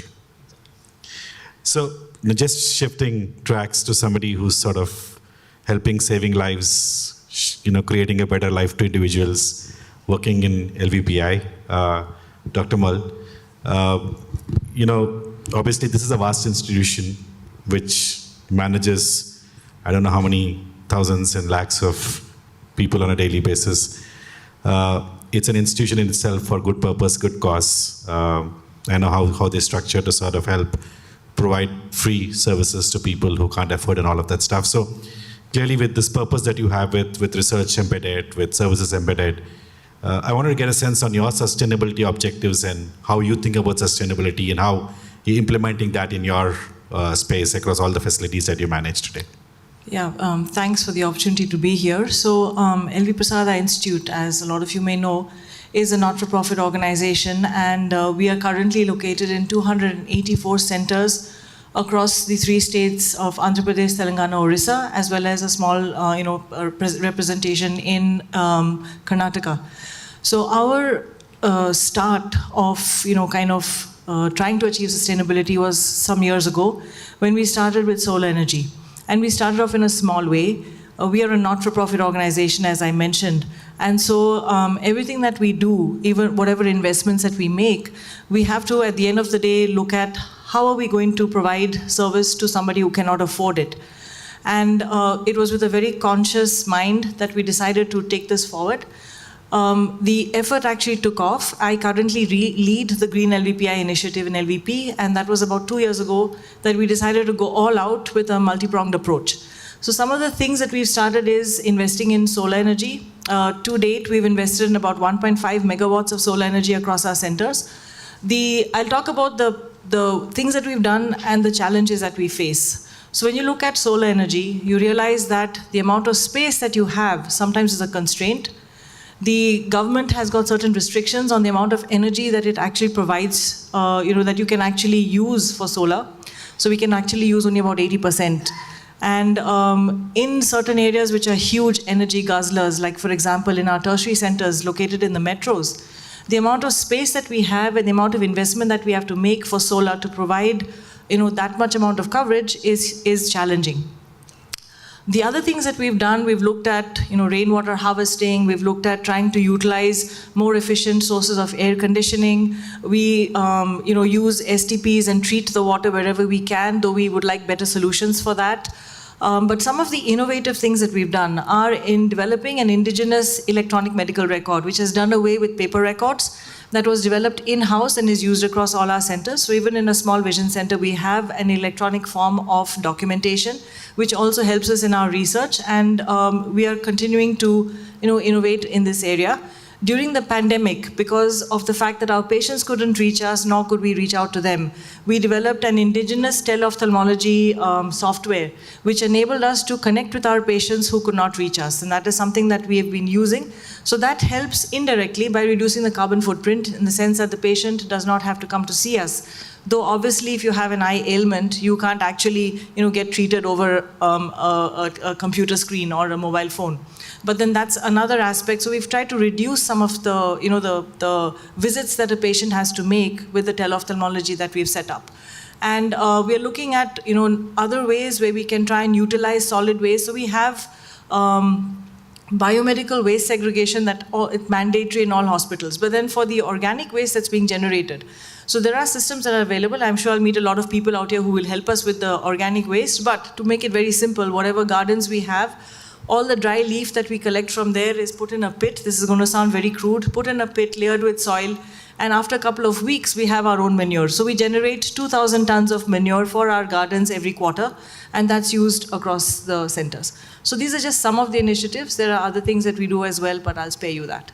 Brilliant. Are there any ideas in your mind that you're still pursuing going forward? And any suggestions to the startup ecosystem here, what they should start looking at? So I wish that the cost of solar per kilowatt was cheaper. I don't know how we can bring that down. It would be really fantastic if we could get it. Within the state itself, if you have land and you can generate solar on that space, the government doesn't actually allow you to, use it somewhere else. So, then there are batteries which are very expensive. So if the cost of those batteries could come down, that would help us a great deal. But those are just some of the things. No, thank you. Thank you for that. I appreciate it. Going back to our next startup, wanted to get a perspective from Mahesh. Mahesh, we've been talking in Digit a little bit, and he said, we have to go more upstream than downstream. So clearly we know that tons of plastics is generated every day, every year. A lot of it never gets collected. It goes and pollutes our environment and nature. And you're sort of looking at creating alternate sources of packaging that people can use to sort of drive things. So I wanted to bring you in to get your perspective of what's the mission of what you're trying to do, and how do you see you playing into creating a better sustainable future for us going forward? Sure. Thanks, Prashant, and good evening, everybody. And thank you, Haisya, for inviting us here and making green energy and waste management a prime focus. So we are NIDA Green Energy, started in 2016, and our team of technocrats, and our first product was oxyhydrogen gas generator. And we wanted to generate oxyhydrogen and use that as supplementary fuel in internal combustion and external combustion machines. We succeeded to some extent, and because of capital intensiveness, we shifted our focus onto converting plastic waste into fuel. So one of the reasons being, when we approached an industry or looked into the waste that industry is generating, mainly the chair manufacturing industry, right? The waste that is produced was almost equivalent to talcum powder, the granularity of the particles. So those guys did not have a solution, and they were just throwing that in water bodies or landfills, which cannot be separated at all. So, and we wanted to bring a solution mainly for industrial plastic waste to convert it to something reusable. And we are not good advocates of traditional pyrolysis systems for some reason, because they generate a lot of flue gases and heat into the environment. So we came up with a zero discharge closed loop batch process system in 2016 and started converting industrial plastic waste into reusable fuels like synthetic diesel, synthetic petrol, and synthetic kerosene. And we worked with few corporates to set up captive plants for them. And 2021, we shifted our focus onto continuous process system because we always wanted to come out of batch process systems. And we succeeded big time in developing our own design in building a continuous process. Loop back means we generate our own fuel, which is consumed in the technology. So the production cost currently to produce 1 liter industrial oil from plastic waste is very, very less, almost 50% of what we get in the market. So we succeeded doing that. And the main product currently is industry oil that we are generating from both plastics from municipal solid waste and also industrial waste. And based on the applications, we also can use distillation techniques to convert industrial oil to high value products like transport grade fuels, N-octane, N-hexane, etc. So that is what we are doing. We have been vetted by many corporates like mainly cement industries, Birla, Dalmia, and many country executives and political authorities from different countries visited our plants, and then we could successfully present the technology and acquire some letter of intents. So that is what we are doing currently. And to answer to Prashant's question, what is the vision, right? We see somewhere being a big contributor to sustainability goals of India 2030 in reducing the carbon footprint. So that is a goal that we are working towards. Brilliant. Thank you. Wish you all the best for your lecture. Thank you, Prashant. So now, bringing up enough, you've been with Raheja. It's a large developer across multiple cities, and you run the sustainability and decarbonization program. Talk to you a little bit about how you're thinking about this, and how can the real estate space sort of be the lead anchor to sort of show the path that we really care about our environment and building something which is helping us for the future. Give some thoughts on that before I switch on to our next colleague. Yeah. So we started the sustainability journey way back in 2008, in which we considered our first green certified building in.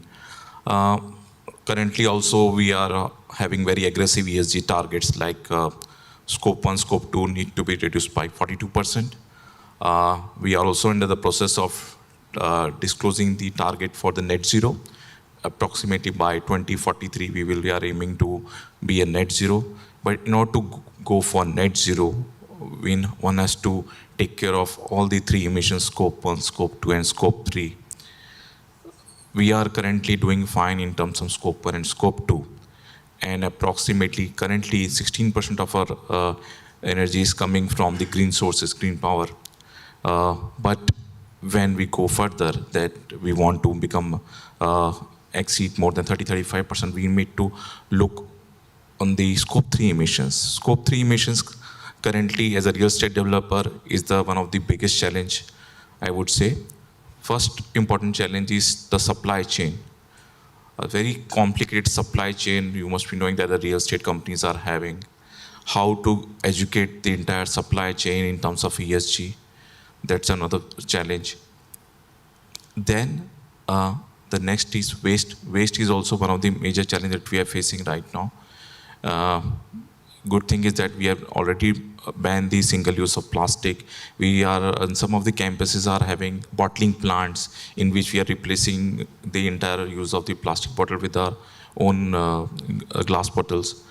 Then we are exploring further methods, how can we optimize and reduce the waste.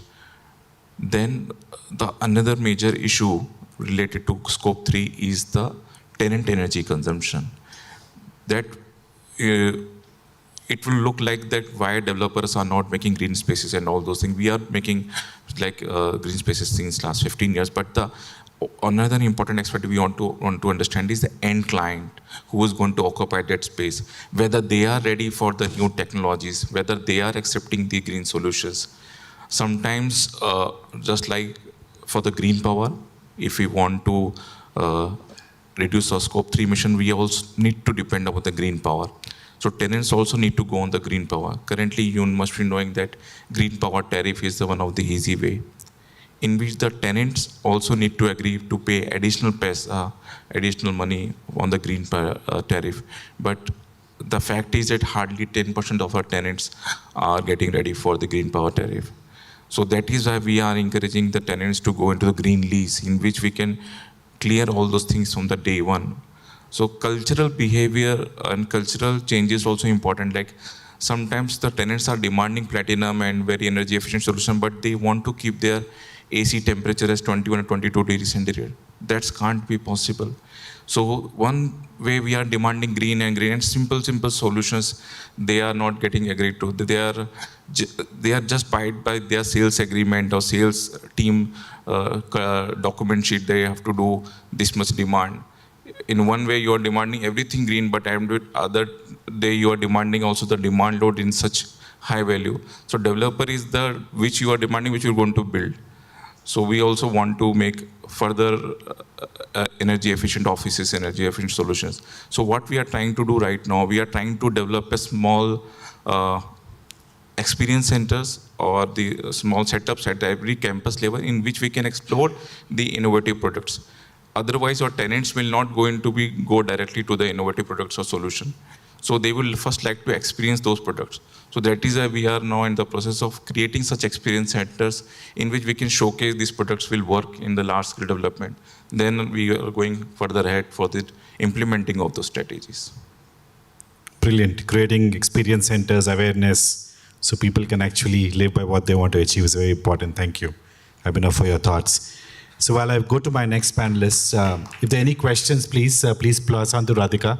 She's going to capture that and probably bring it on board just to save some time because we have another panel right after this. Yeah, thank you. So, going, it was very informative, right? So now to another solid waste management idea that's come out, right? Abdul Karim and his young entrepreneurs who are doing something really fantastic in this space. So talk a little bit about how you're thinking about your journey.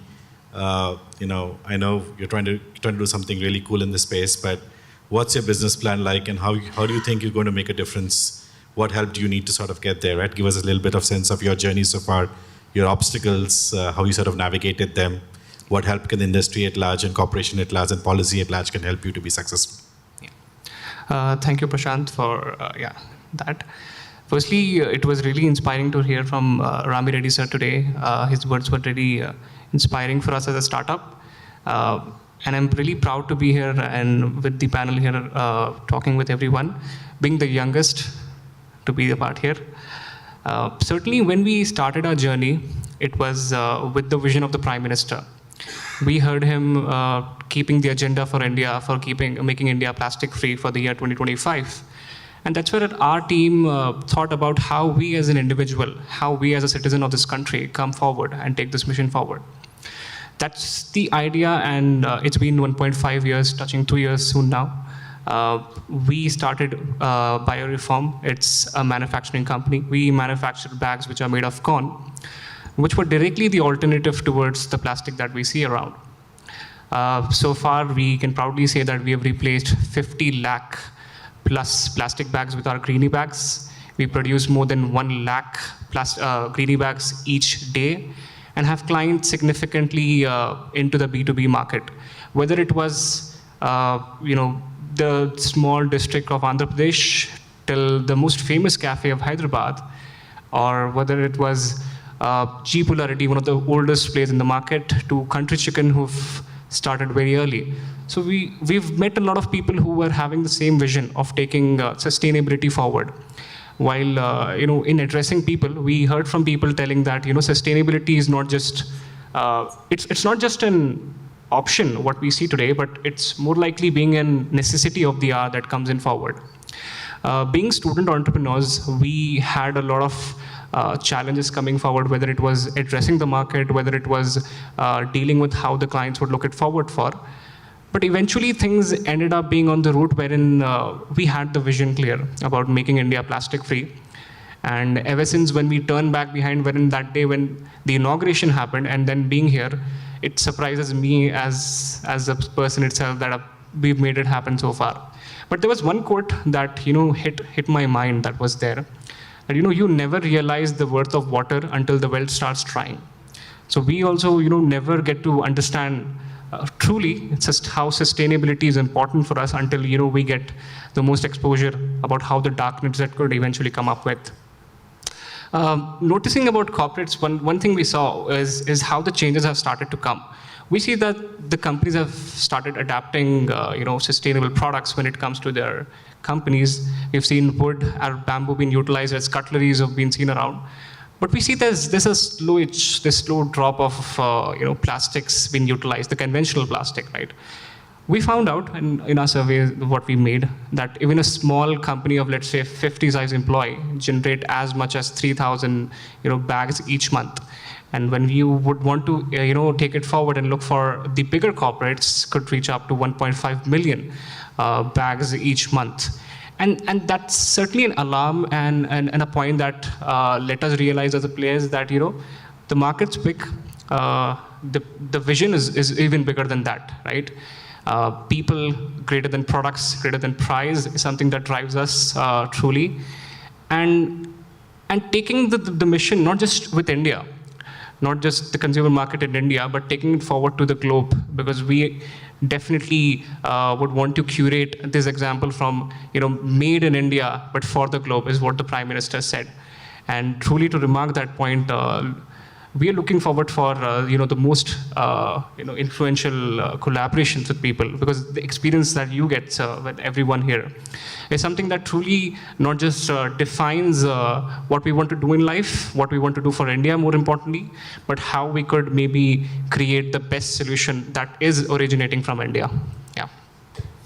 Brilliant. Thank you. That's very inspiring, and good luck for your venture of being a global player. Obviously, not just helping solve India's problem, but creating employment for tons of people. I appreciate that. So before, it was a good conversation, got in different perspectives. I had a few questions come up from the audience, so I thought I'll take the liberty to sort of talk to a few.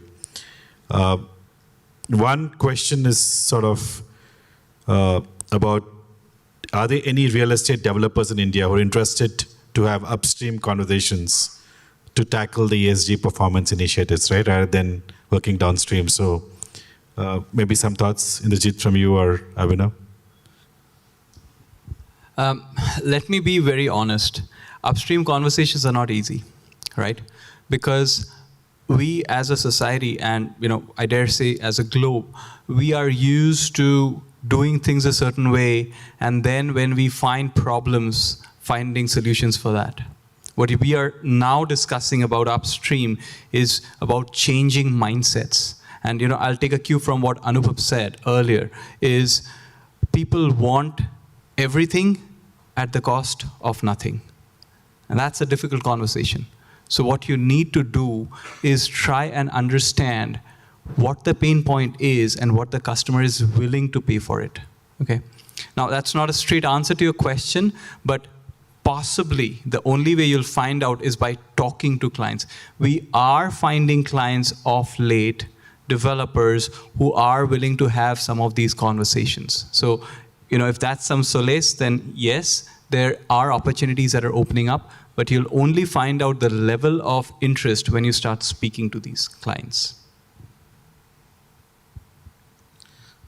Just want to add, this good thing is that the government is taking good initiatives. That you all must be knowing that all the listed companies, top 1,000 listed companies, has to disclose now BRSR report, Business Responsibility Sustainability Report. In one of that, now the next year it will go into a BRSR core. Under that, they have put they are putting more focus towards on the supply chain. So due to which the developer like us started now more interaction with our supply chain, supply vendors, and doing the regular exercise with our suppliers. We have made one supplier code of conduct, and like us, all the other leading developer who are into these top 50 or top 250 companies or top 1,000 companies, they are trying to educate the supply chain. So right now it's a good time because recently this change has been started. Now from next year onwards, by default, all the top 10,000 companies have to go with via the BRSR route, in which they have to start talking to their supply chain. So this is a very correct time in which if you want to enter into the business, because right now we are regularly discussing with the key suppliers, critical suppliers, the problem with the developers like us, how to categorize these vendors, how to categorize these suppliers. So we started first categorizing them in terms of tier 1 suppliers, tier 2 suppliers, tier 3 suppliers, critical suppliers. Then we try to bring these critical suppliers into a single room and educate them in terms of ESG. How can they, so we are giving them, like the government is giving us the target for the scope 3 emission, we also giving them the target to reduce their emissions reduction. So it's just like balancing our target to them. Just adding to what Anubhav said, when you talk about scope 3, right, scope 3 has 15 categories, right? 7 upstream and 8 downstream. So what you should be looking at is within scope 3, what are the specific categories that you want to look at? Now typically supply chain would be looking at scope 3.1, which is, procured goods and services. Okay, so maybe you would want to look at that and see how you can find out solutions, technological solutions based on data to identify these different kinds of suppliers. Now that could be a potential opportunity for you.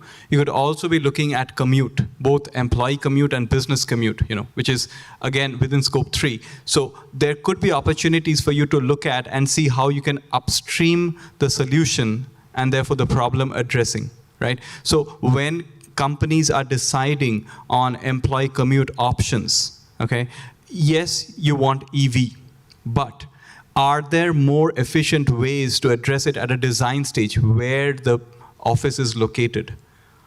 What kind of people you're hiring and where do they stay? Okay, all of this, the basis of this is data.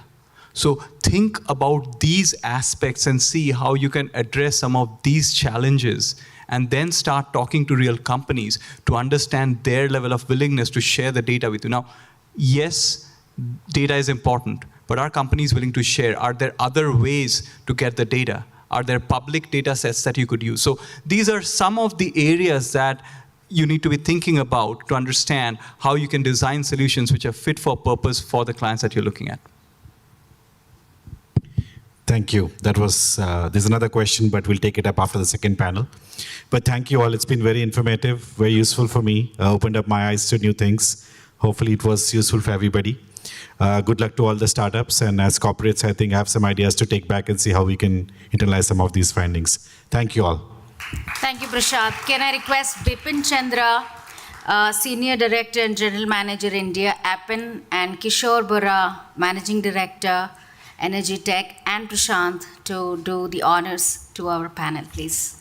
So we have a few certificates that we thought will give as memory to the startups, and some mementos to the panel who've been here, who's taken time. Prashant, let's do it. Prashant. Dr. Prafulla Agarwal. Startup. Yes, that's the one. That's it. Tokera. Yes. Indrajit Shah. Bipin Kenai. Shiva Tekumudi, the founder of Facilizens.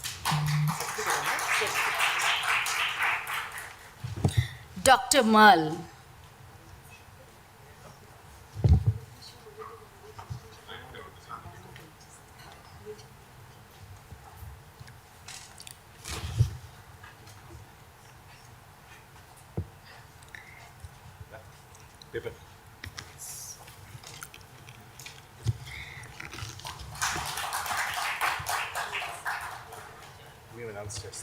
Anubhav Saxena. This is. Anubhav. Okay, thank you. Anubhav.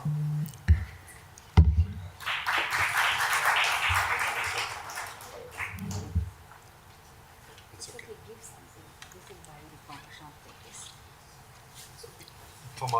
Abdul Kareem, Bioreform.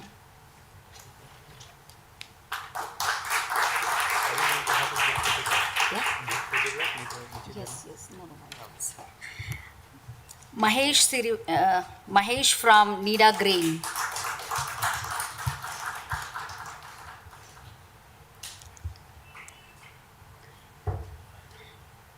We covered everyone? I hope we covered everyone. Let's take one picture. Shivas?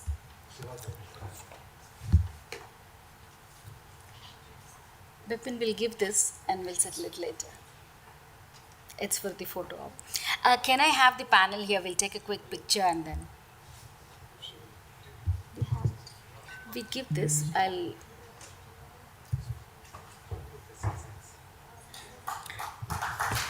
With this, we move on to the next panel. The next panel is again going to be addressing the same focus areas. And this panel, we have Bipin Pendyala, Senior Director and General Manager, India, Appen, moderate the session. Hitesh Hiran, Co-founder and Director, Greenifit. Arun Murugesh, Vice President, Sales and Marketing, Sahas Zero Waste.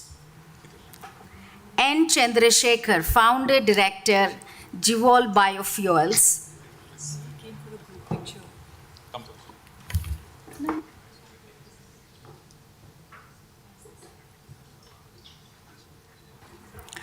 Rohit, Founder and CEO, Zodia. Vivek Verma, Strategic Advisor and Venture Partner, Silver Needle Ventures. Ganges Reddy, MD and CEO, Blue Drop and VRAW. Shrikant Badiga, Group Director, Phoenix Group.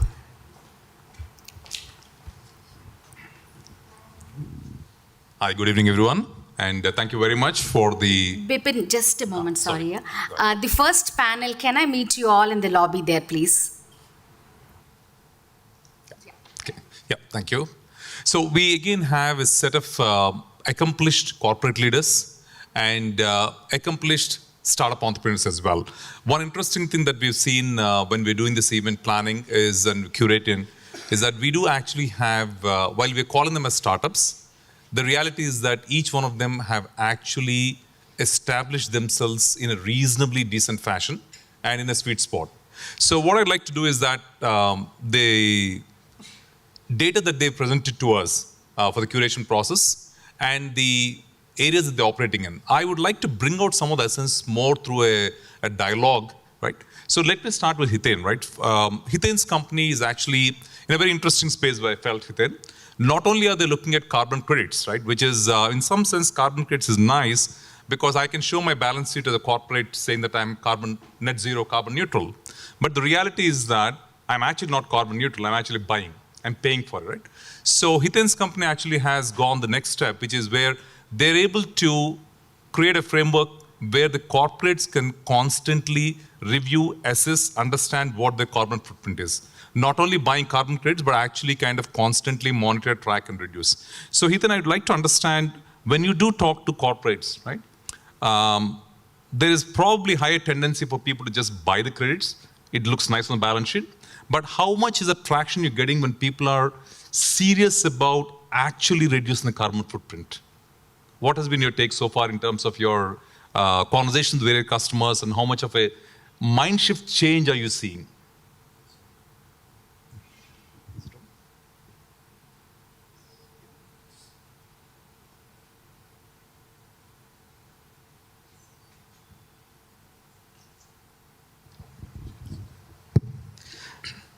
Thank you. So I would just like to touch the topic differently. So carbon credits comes at the last, because now it is a voluntary market and it is not enforceable that you should buy the carbon credits, and value is not that much. Okay.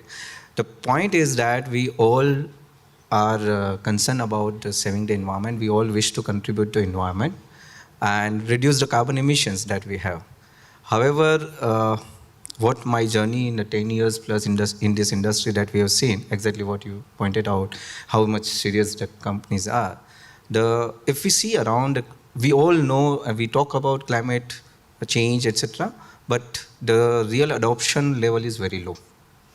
And one of the major reasons is what I believe, and from my experience working in industry, is that as a human tendency, if there is something which has no monetary or strategic incentives aligned with whatever the actions that we take, then anything we tend not to be serious about to pursue it or commit to it, this besides just a vocal support. And this is exactly where, if we make a change, and what we try to explain to the companies is that climate solution can be a investable market. It's an investable assets. And I'll just cite an example of one of my assignment as a consultant for ADB. I had the opportunity to meet many industries in the Rajasthan. 70 plus association and industries, I had interviewed them. And I've seen many companies getting closed down because of NGT ruling of effluent treatment plant not being given to that. Balotra 800 plus industries was closed down. I had opportunity to see Ramki Group's one of the initiatives for one association where it was working fantastically well in Udaipur region. And that is in 2015 I was talking about. But if you see the cost of getting the business closed down, many business losing, okay, that is a cost. So now if you see that the climate solution is seen to be from the decarbonization as an investable market, their adoption becomes very easy. So this is where Granifit has born to help people, society, organizations to take on the embark the journey of decarbonization in a profitable manner and in a responsible manner. And this is what our journey, we did the pilot, and now we are getting a good traction. We are currently managing a distributed, Granifit is a distributed climate solution platform. Currently we are managing a distributed climate asset under management of 11 crore and above, and generating revenue worth 3 crore last year. So this testimony to that, okay, there is a people are becoming aware about it. And it is not only the companies, because if you see the companies like to allocate the resources very carefully, financial, because the major problem with the climate solution is a capital intensive nature. So one of the model that Ramki Group has pioneered is public-private partnerships.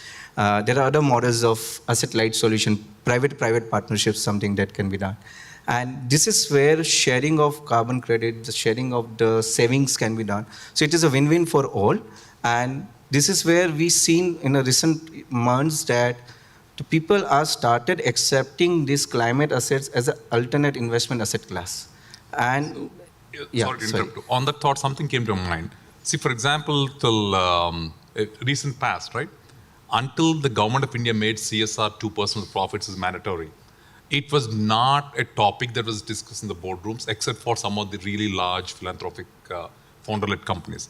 So from your experience, do you think if a regulatory framework is brought in where the government mandates that probably a certain percentage of your profit needs to go plowed back into investment on the green side, do you think that will encourage and create a larger fillip in terms of the Go Green initiatives in the corporate world?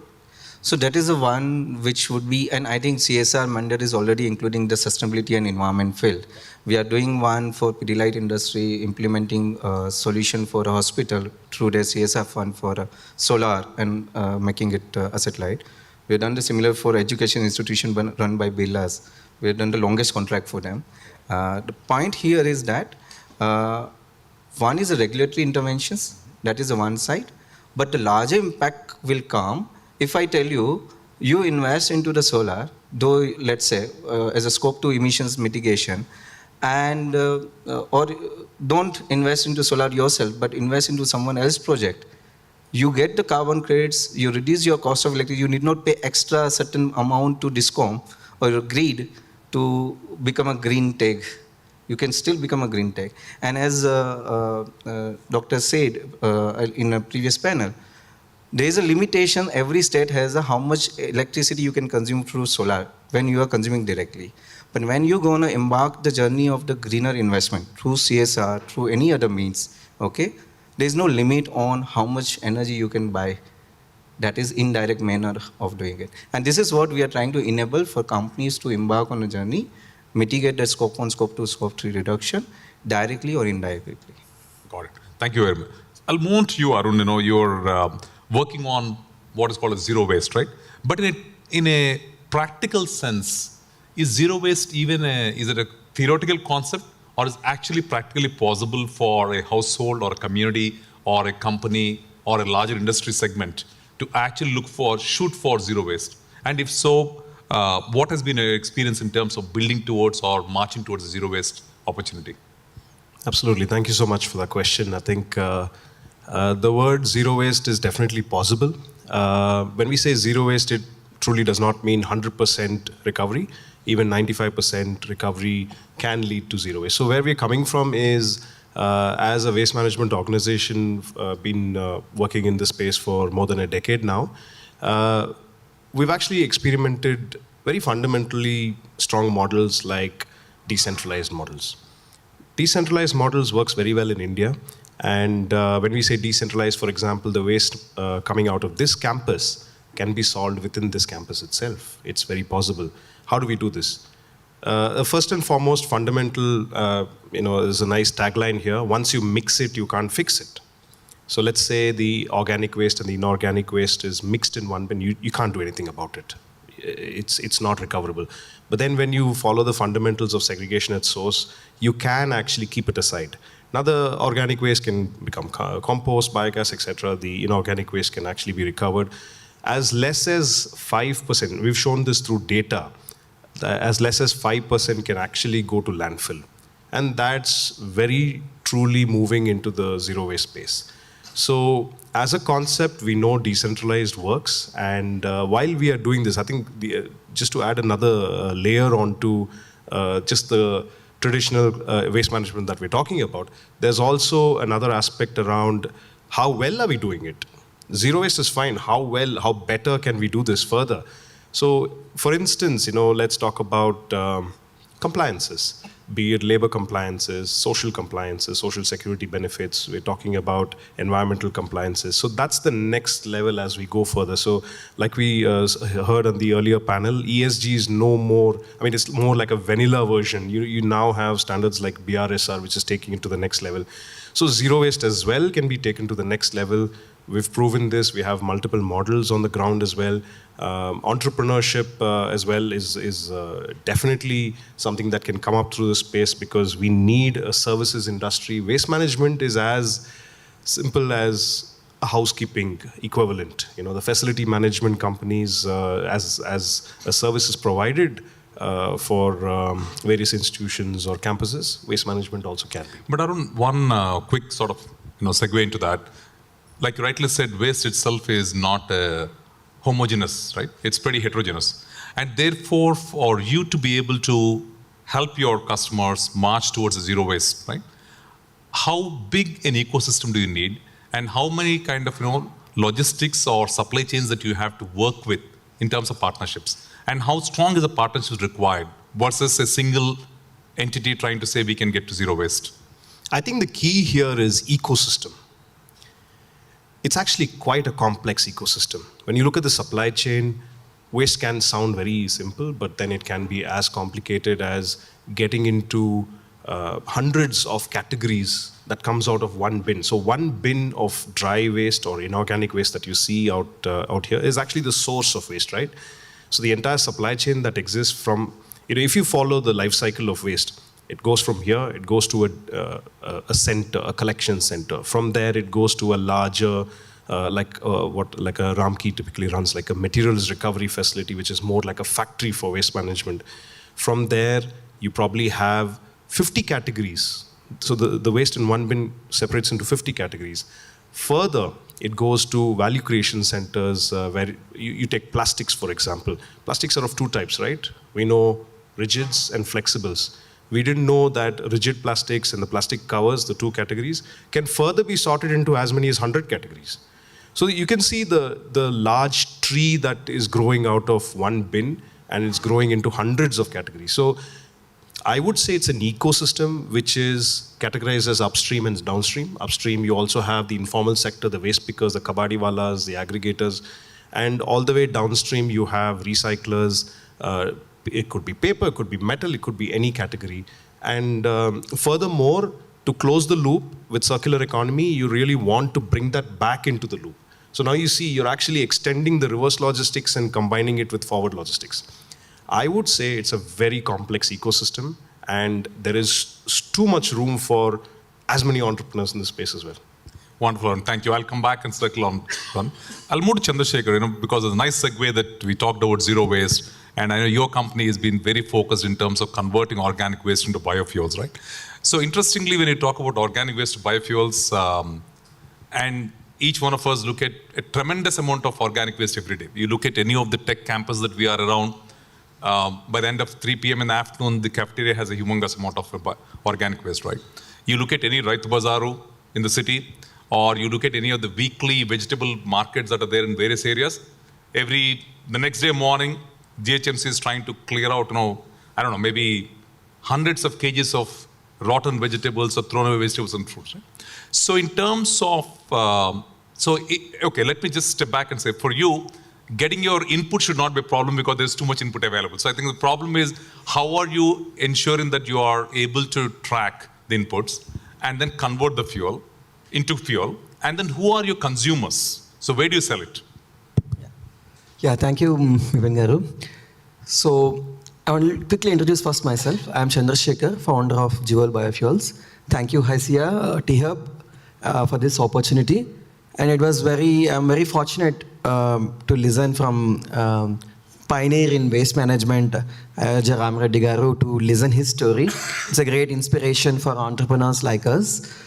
So yeah, coming back onto the problem that my startup is solving, we are based out of Hyderabad. So organic waste is a big problem. It's a big problem. If food waste is considered as a country, it is the third largest emissions of carbon. So that is a big problem, coming from food waste. If food waste ends up in landfills, it releases methane emissions. And the methane is very dangerous than the carbon dioxide gas. So even in our country, out of 60 million tons of municipal solid waste that is generated, 50% is food waste, organic waste.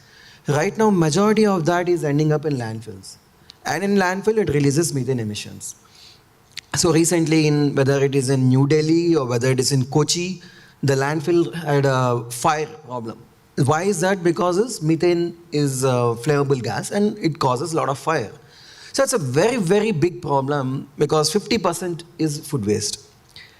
But because of lack of awareness and lack of business models available, or lack of policy, biofuel policy not there, till now, all this waste is ended up in landfills. But now, Government of India has launched biofuel policy.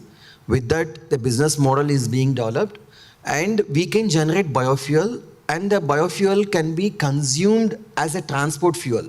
So like example, CNG is there, which is a fossil fuel source. Instead of CNG, which is, by the way, we are importing that. That's again, foreign exchange loss is there. Energy security issue is also there.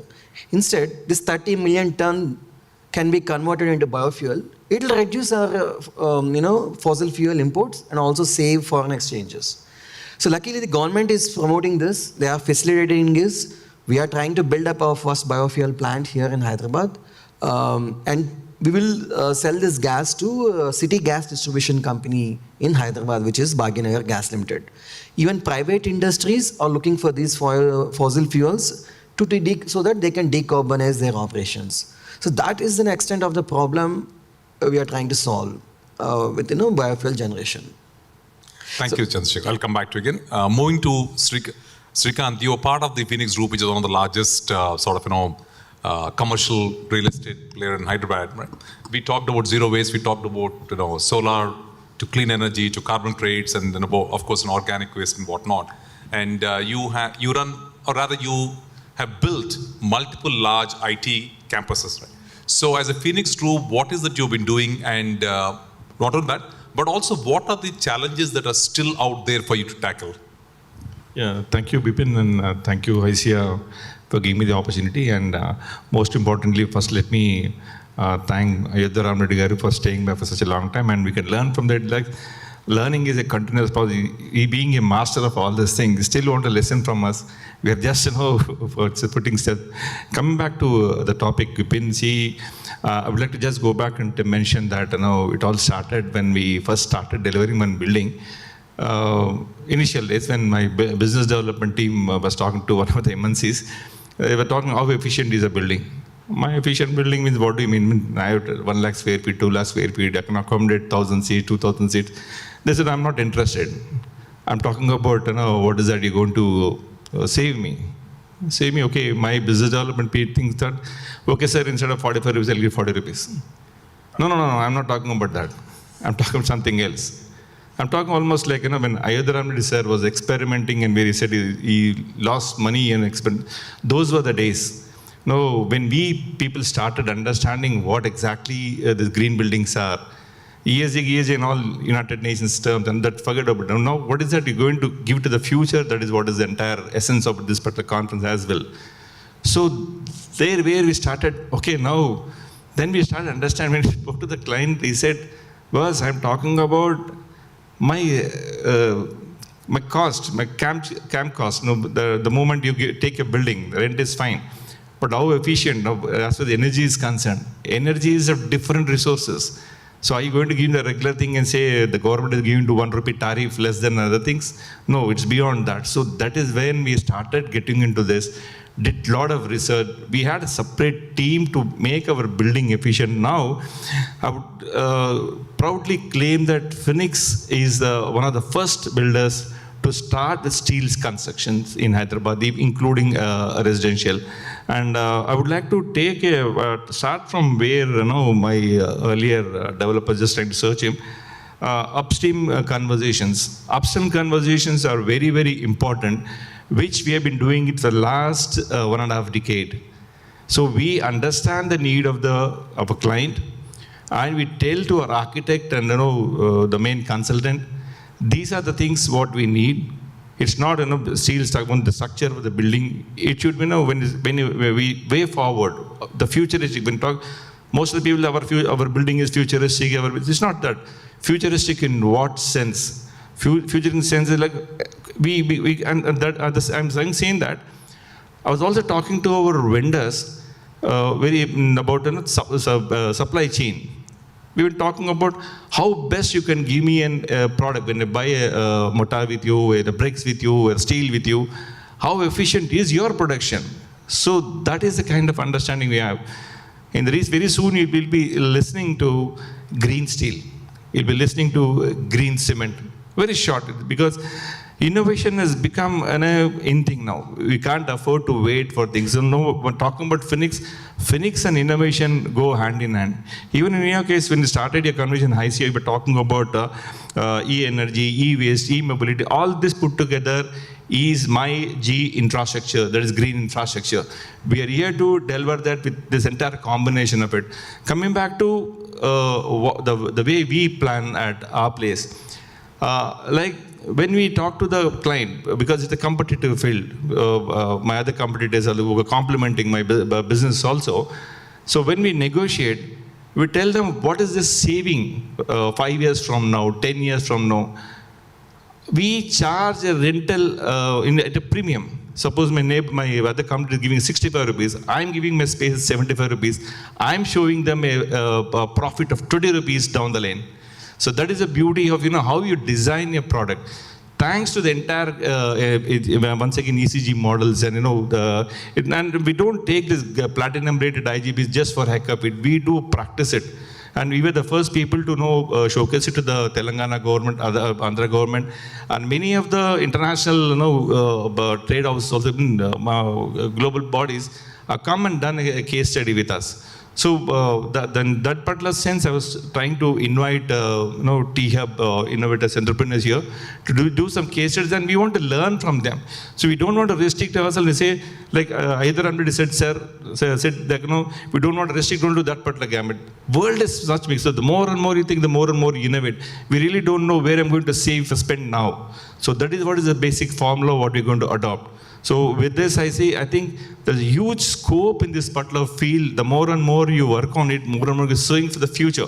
Forget about the millions you earn, but what is the real, ask this about the way asset you give to the future is this what? The environment, the green environment. The children should breathe green. The children should live in a green environment. This is what is the background of Phoenix growing such fast with the fantastic buildings. Thank you, Dipesh. So one add-on question that I have, Srikanth, for you. See, when you talk about the going green, right, the long-term ownership value, I think the case studies are that it's actually good in favor of the owner, right? But as a builder upfront, your capex should be higher than if you're not going green. So as a business house, how do you balance out the initial higher capex versus the customer incentives in the long term and still be able to run a profitable business and still focus on innovation? That's a business secret you're asking me. Still, I would like to answer for the ecology factor. See, just now sir has said, I just learned one word from economics, carbonomics. I'm spelling it right, sir? Economics, yeah, good. Thank you, sir. So, the way when I talk to my client, in fact, they demand me. It's not me I'm offering. Nowadays, MNCs, most of the clients, their awareness is far ahead. So we are learning from them, we are trying to deliver them. So when I'm able to deliver them, there are no questions asked once I deliver them. I'm giving them the product what they need, which is futuristic, which is efficient. Whatever they need, I'm giving 15 years from ahead. So no questions asked. So I'm saving my business secret as well. Wonderful. Thank you very much, Srikanth. That's a beautiful segue for me to ask Rohit, because you talked about the customer perception, not just acquisition cost, but the customers are very interested in understanding the CAM, the running cost, correct? And then Rohit's company has been doing some wonderful work in terms of particularly the air conditioning and the HVAC system. How do you kind of reduce the CAM? So Rohit, what has been the traction in the industry that you've seen so far? And your work is largely with what? The large tech parks, the hospitality, hotel groups. What kind of traction are you seeing? And how are you able to actually deliver tangible, quantifiable value to your customers? Sure. First thing, I would like to thank HYSIA and T-Hub for inviting me, and it's a pleasure sharing the stage with esteemed, knowledgeable people here. When we look at energy, right, in Zobia, like internally, so we look at it in three aspects. So the generation, transmission, and the usage. So when we started up, it was easy for us to look at how the usage patterns are happening. And a few things which we have found out with respect to energy is, prices are always increasing and things like that. But when you take buildings into consideration, 1/3 of global emissions are from them, and electricity is the major reason for that. So we wanted to look at why, if it is so heavy problem, why there are not many technologies coming up. One thing is most energy efficient technologies, they require either capex or a lot of infrastructural changes. And this discourages most buildings to take it up because they wouldn't want their operations to get affected. So that is where we have developed our products. So if you can see on the screen, so we have got two sets of products which we call them as SaverX and Soul. So SaverX, it's exclusively for large buildings like this, grade A buildings, grade A and B buildings. So what this does is there is an AI algorithm on the back end which optimizes the usage of HVAC systems. Why specifically HVAC systems? Because in commercial buildings like this, like 70 to 80% energy consumption is from these HVAC systems. And one problem, like as was pointed out earlier, so the thermal comfort, right? So you always want to put it at 21 degrees, say 18 degrees or 22, it's up to the user. But given these scenarios, how do I still save energy? So that is where this product comes into the picture, where it can integrate with your existing systems like BMS systems and still deliver those savings right from day one. And as we were developing this, the other aspect which we have seen is on the supply end, right? So you got multiple machineries or equipments, not just in commercial buildings, in industries as well. And electricity is mostly like a unknown factor, right? You can't see it with the eye. So what happens is like you can't even see those inefficiencies happening and things like that. So that is where the sole product, as the name suggests, it lets you know internally what's happening. And it addresses most of the industries and small and mid-sized spaced buildings as well, wherein they can benchmark their usage, or if there are any appliances that are going to go bad, they get to know things like this. And this wholly operates on a wireless IoT network. But yeah, so as we were developing this, what we found was how do we make sure that it is scalable enough as well. So one thing is we work with companies who hold a portfolio of buildings, but we also work or partner with companies which are into facility management, BMS providers, utilities, not exactly in India, but because they are state run, but with utilities as well, or HVAC OEMs as well. So wherein we have worked with 2 of the companies where they provide these room air conditioners, which we see in all our homes. But how do we make sure they are energy efficient as well? You might have seen this BEE 5-star. So if you don't mind, Rohit, I just interruption. So you're essentially kind of talking about a business model where you are quote unquote nearly guaranteeing savings, right? So in terms of business model, are you actually still asking the customer to pay you, or are you saying that I'm going to save you X and therefore we just split the savings? What's been your model, and where is the uptick coming from the customers? So one thing which we have observed is we wanted to remove that capex part. So that is where we have been operating on OPEX part with a refundable deposit to start off. And the other thing which we have observed a few months ago is when we price our products based on the savings. Because most of the clients we work with, they have these budgets for the products they procure with respect to climate and things like this. So you wouldn't want those numbers changing every month, because energy consumption is always going to change. So what we do is like a subscription, a fixed amount every month, and there the client will save. Wonderful, thank you. So Vivek, we've heard a lot about business models. We've heard about the cost, the capex, and the opex, everything. And coming from venture capital side, while everybody talks about green, right? But you as a VC firm has a mandate to always give anywhere from 20 to 28% IRR to your LPs. So in terms of the VC world, are you seeing some genuine interest in investing in ESG space, or to put it very bluntly, still a lip service? What's your take on that? I think it's beyond lip service now. However, I think there is still some more work to be done, because a lot of the companies who are coming and presenting themselves as solution providers, and I think a lot of them are exceptions here, so I don't mean people who are here, but a lot of them are still scratching the surface. And I think there is a need to deep dive to understand what is the work going on. And I go back to the question you had asked earlier about, let's take an example of statutory compliance, for example. I think as a country, we started work in plastic, which is the largest space, for example, starting a regulatory change, which happened about 4 or 5 years ago with EPR being introduced. And today in the plastic world, EPR is a very large space. But having said that, and I think many people who understand that space well, I'm sure Mr. Rami Reddy will understand that space well. Today, the true work happening in EPR space versus a lot of places where there is a paper trail around EPR happening, and how much of it is the real work and how much of it is just a paper trail. I think that is where the secret, so to say, lies.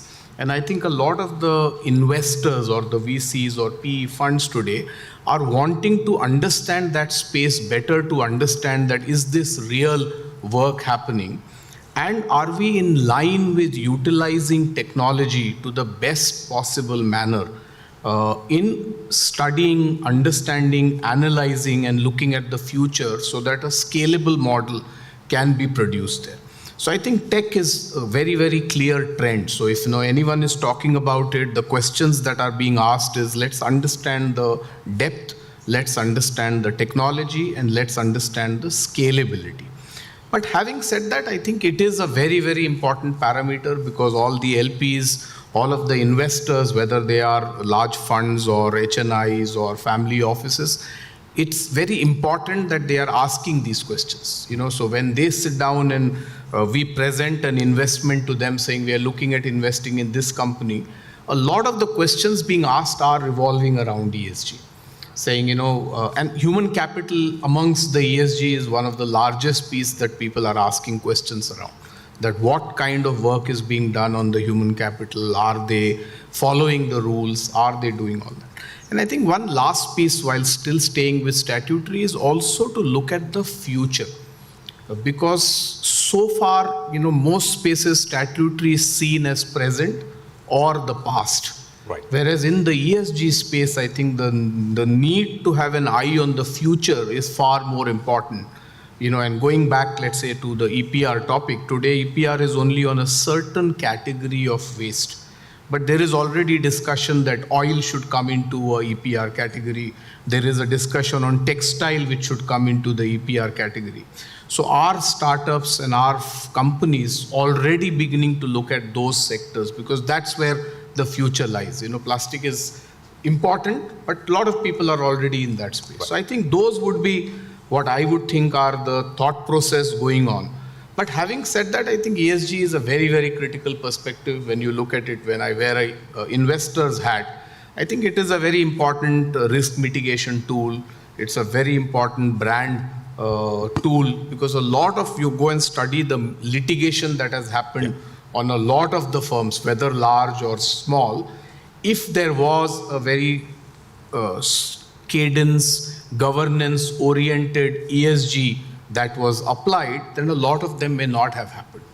And I think from that perspective, investors are very, very keen and looking at that. So in fact, Vivek, what you said, it's very interesting that you're seeing that a lot of the LPs are actually kind of wanting to understand the ESG space and are looking at the human capital, right, which is very, very encouraging. Having said that, I'm sure it's also encouraging for a lot of startups in the ecosystem. If you were to just drill it down, right, and say what are the 3 things that a startup entrepreneur should think about before they come to pitch for a VC funding? What are the top 3 things in your mind? So I think one very clearly is a solid, transparent reporting and a matrix mechanism, so that they can go deeper than just we are ESG compliant or here's what we are doing. And we saw some of the startups talk about it. For example, the HVAC, and you were talking about the background checks that you can do, what is the energy conservation and how you're measuring it and what does it result in, or even what Shrikant talked about from a long-term perspective. So one is that what is the measurability that you can bring and demonstrate to people. The second, I think, is transparency, that what and how are we getting the data? Where is the data coming from and how much can we trace that data? So is there a traceability, or is this a manual data that I am feeding in and then showing you a bunch of graphs at the back? So the traceability is the second piece. And I think the third piece is the human aspect of it. That, what people are going to ask is that, what are we doing? And this is where I think that, the 3 levels, the scope 3, comes in very, very interestingly here, that, what are we doing around that? Especially in the waste management space, for example, a lot of it is outsourced. Right.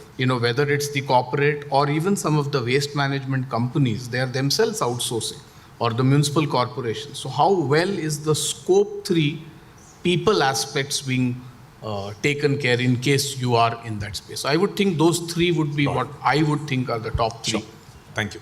Moving on to Ganges, one of the things, I don't know where I read it, but I distinctly remember that there was a paper I was reading where they said the last 2 world wars were actually fought because of economic reasons. And the expectation is that whenever a 3rd world war, if it ever happens, would actually be fought for water.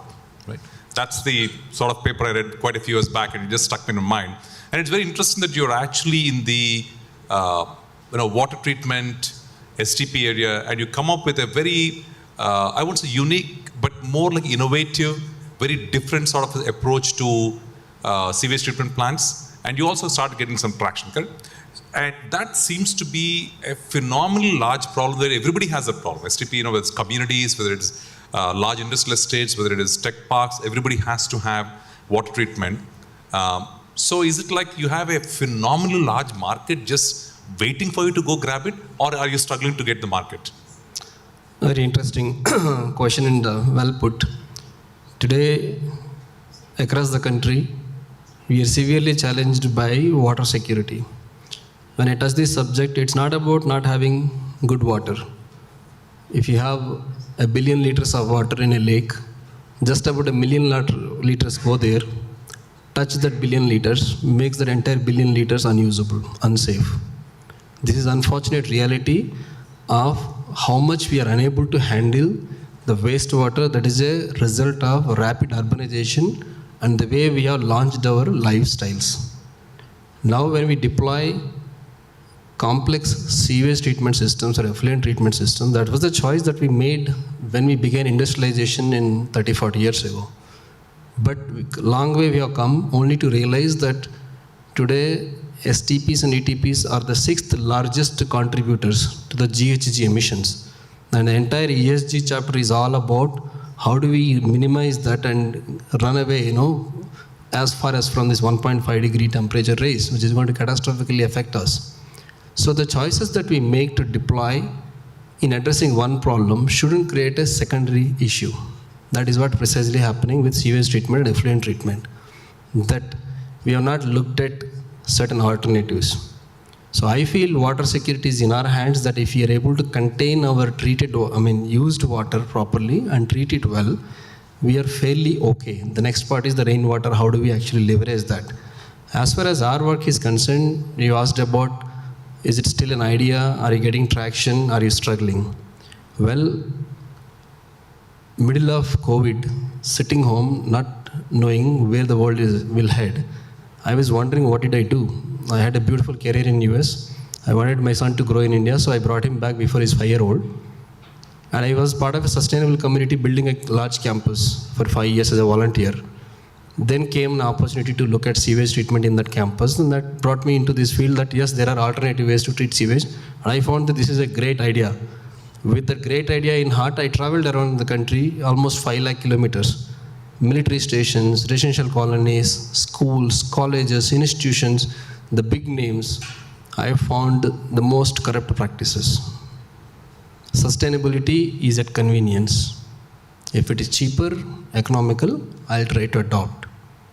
And that also if it gives you other edges. So with this, we struggled a lot till about 2021. We were at a point where we were not sure, when will the country wake up to the reality that the entire rest of the world, who has spoiled the world faster, have gone quickly at solutions in fixing it, and we woke up late in that sense. So these solutions that are nature-based solutions are century old. They've been there in India, and others have learned it, but they have engineered it so well. Now that we are able to bring back such solutions to India, you can see this image that such a complex sewage treatment system could be replaced by this system. This is sitting right next to the bedrooms and balconies. If I put a development here and sell the central plot to STP and say that here is my STP, how many of you will buy the plot? Any one of you? It's very difficult because the nature of the treatment itself is so complex, and there are orders around it because you're exposing the water to the ambient air, and every time wind blows, it picks up the aroma free of cost. Yeah.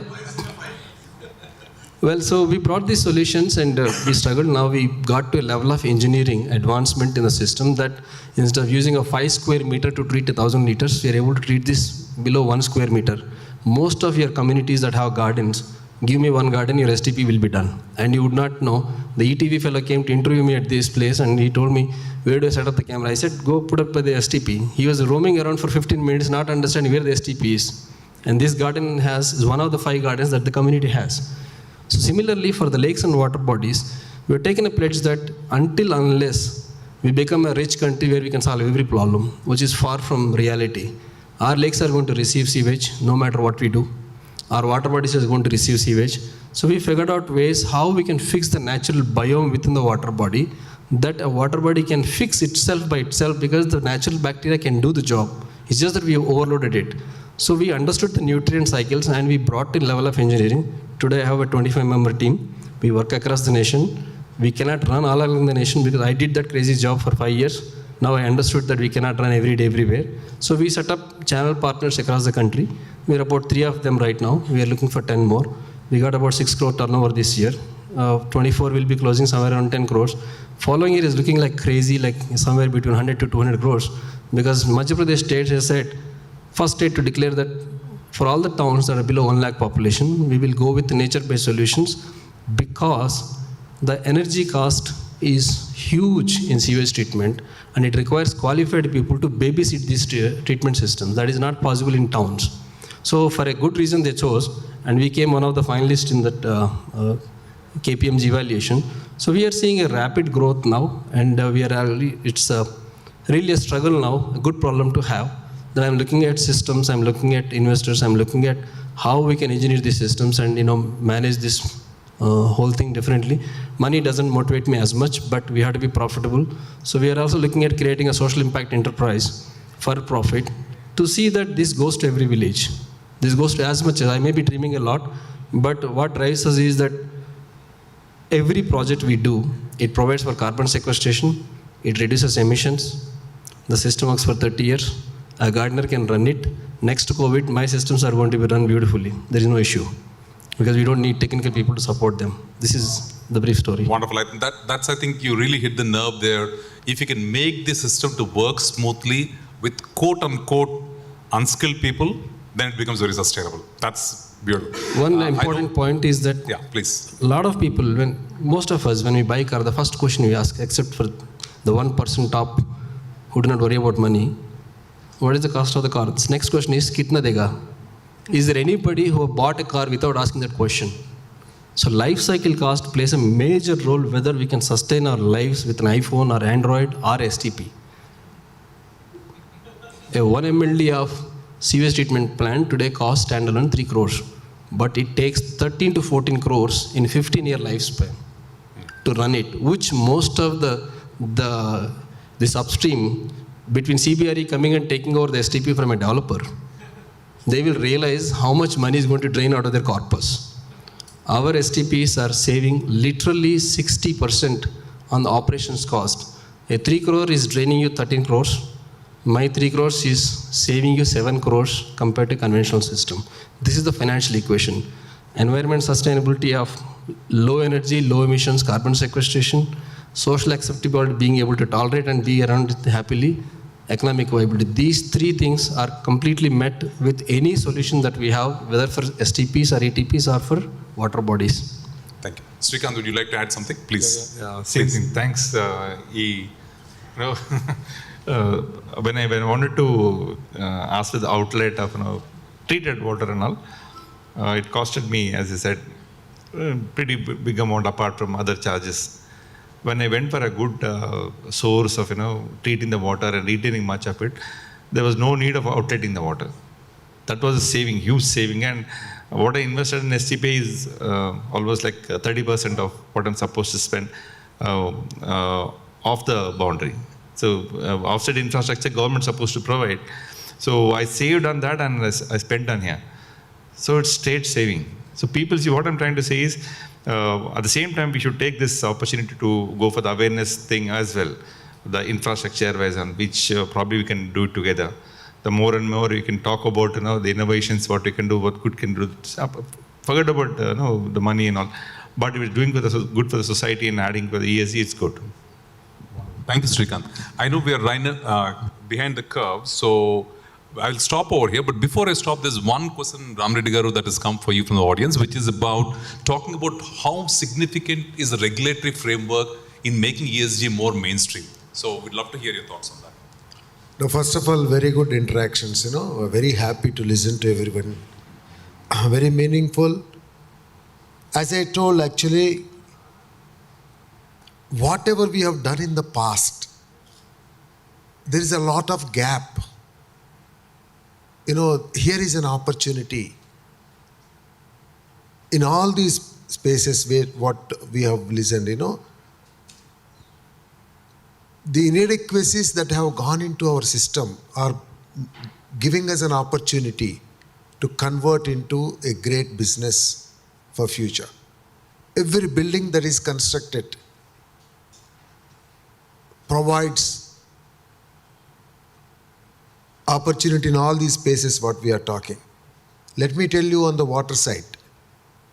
While disposal aspect we are talking that it's going to give us cost reduction, but if you look at completely recycling it back, what is the cost of fresh water that we are looking at?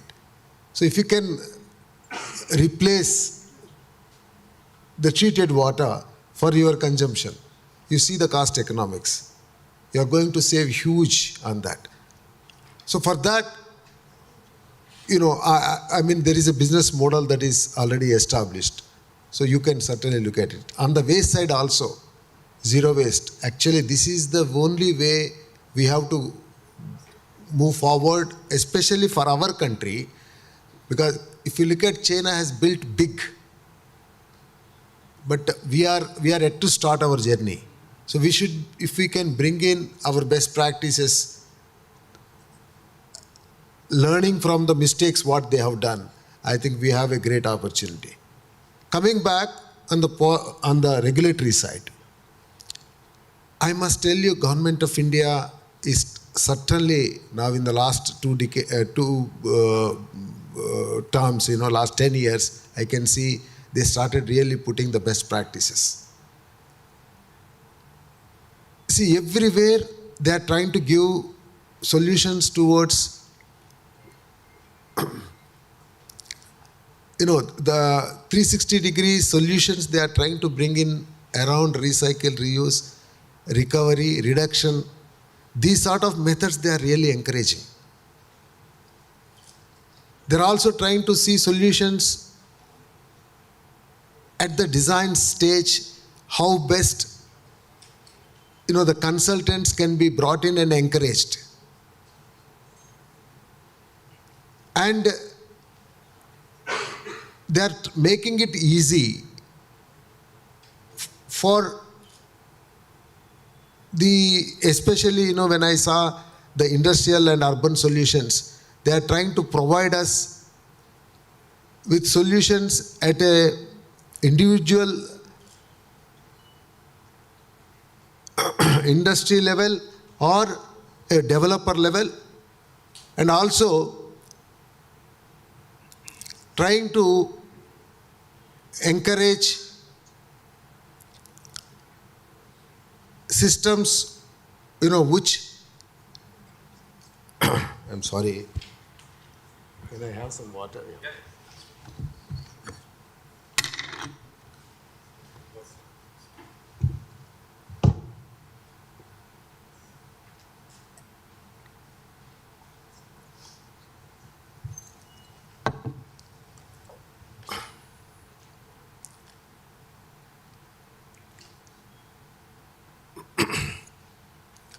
Certainly at a policy level and the government level, regulatory level, I saw solutions which are really encouraging the industry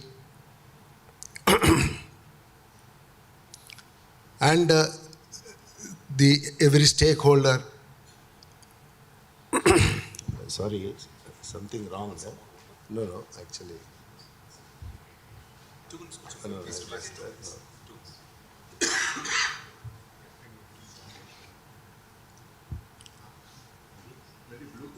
No.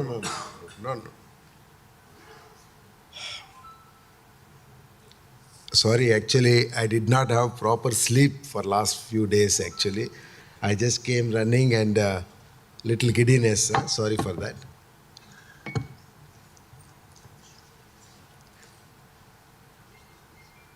Regulatory level, I can tell you, every rule that is getting framed is coming handy for the industry and every business house to really focus on the ESG in a big way. Just to give you some example, which in fact we were advocating for these things. Single environmental clearance. We are talking for every industrial park. And which government now is supporting, in a big way. The environmental department is really coming out. Previously, every industry has to go with individual environmental clearance. Every product they are supposed to get clearances. All those things are getting eliminated. Same thing for townships. The entire environmental solutions are being worked out, keeping in the sustainability in mind. So I can see that the actions and the initiations that are coming from government are really going to support the industry in a big way. Thank you very much, sir. Thank you.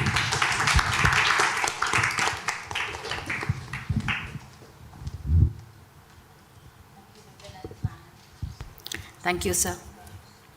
So we'll do the honors to the panel. May I request Banisha, Ram, and maybe Rami Reddy Garu is here. Please join. No? All right. Okay. Let's give away some mementos. Hitesh Hiran from Greenfit. They'll probably take picture. Sure. Bipin, join them for the picture.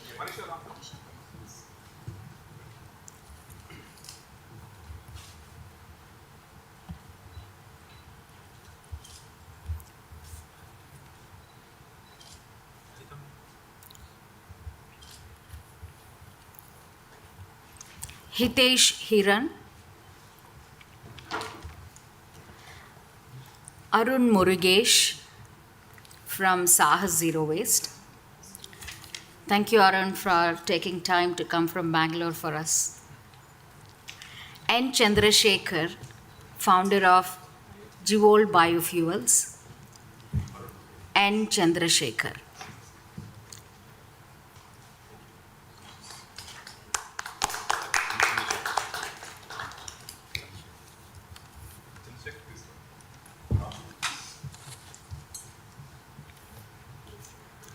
Shrikant Badiga, Group Director, Phoenix Group.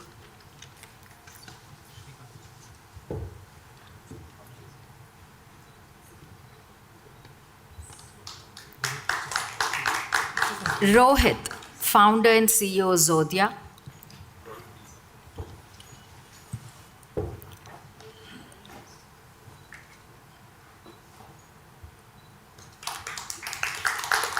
Vivek Verma, Strategic Advisor and Venture Partner, Silver Needle Ventures.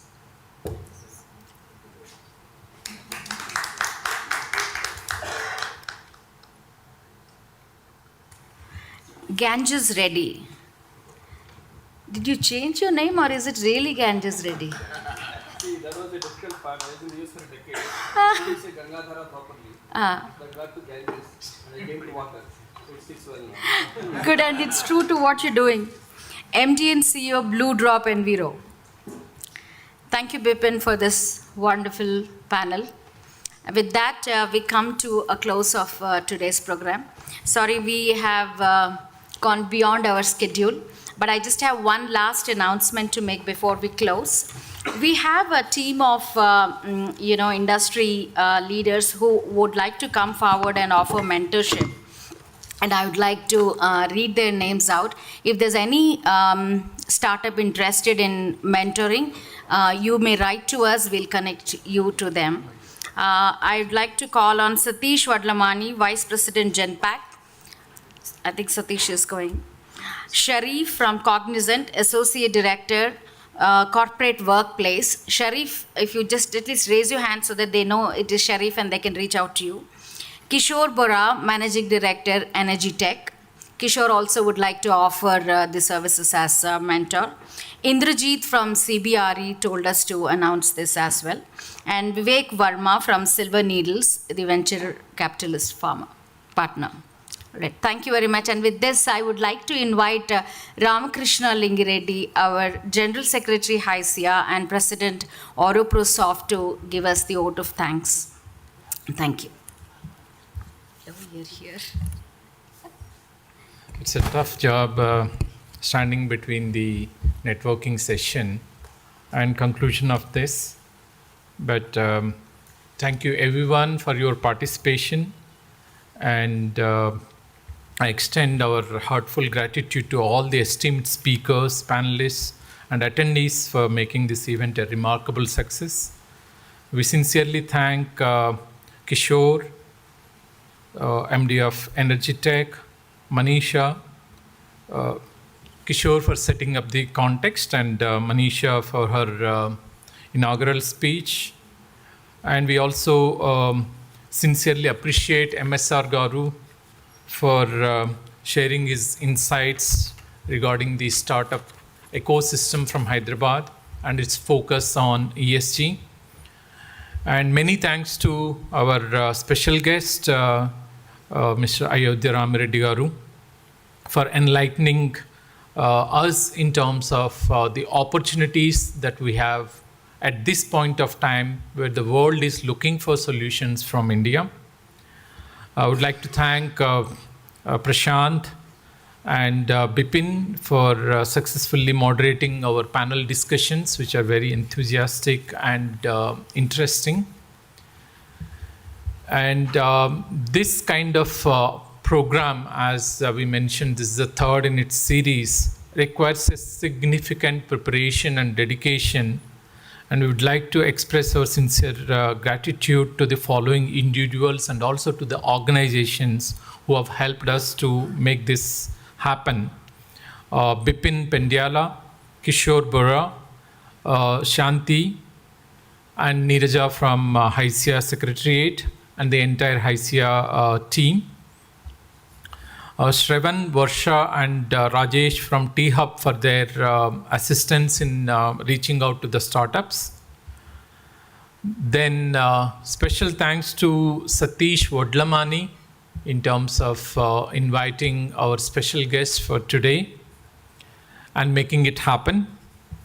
We are also deeply appreciative of our essential outreach partners, including ISF, NASCOM, FICCI, CII, FITCI, TMFC, IIIT Hyderabad, D Labs, ISB, TIE Hyderabad, India Partners, Succeed, Innovation Fund, Hyderabad Angels, and Edu Ventures Park.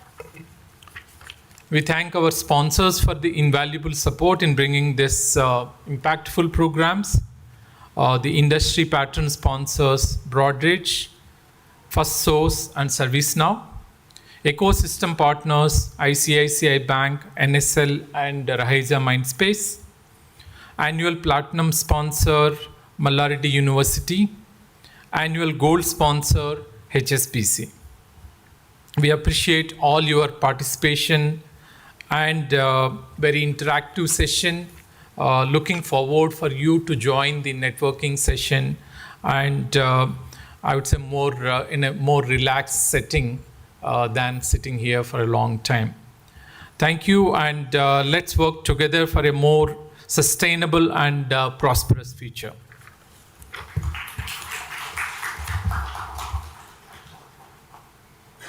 No, there's not any big announcement. I just wanted to tell that our ecosystem partner ICICI has got some nice goodies for us. Please don't forget to collect them. And the startups have put up their demonstrations towards the end of this room. We request that you take a look at the demos and then go over for dinner. Thank you very much. To stay informed about the startup ecosystem, subscribe to MyStartuptv.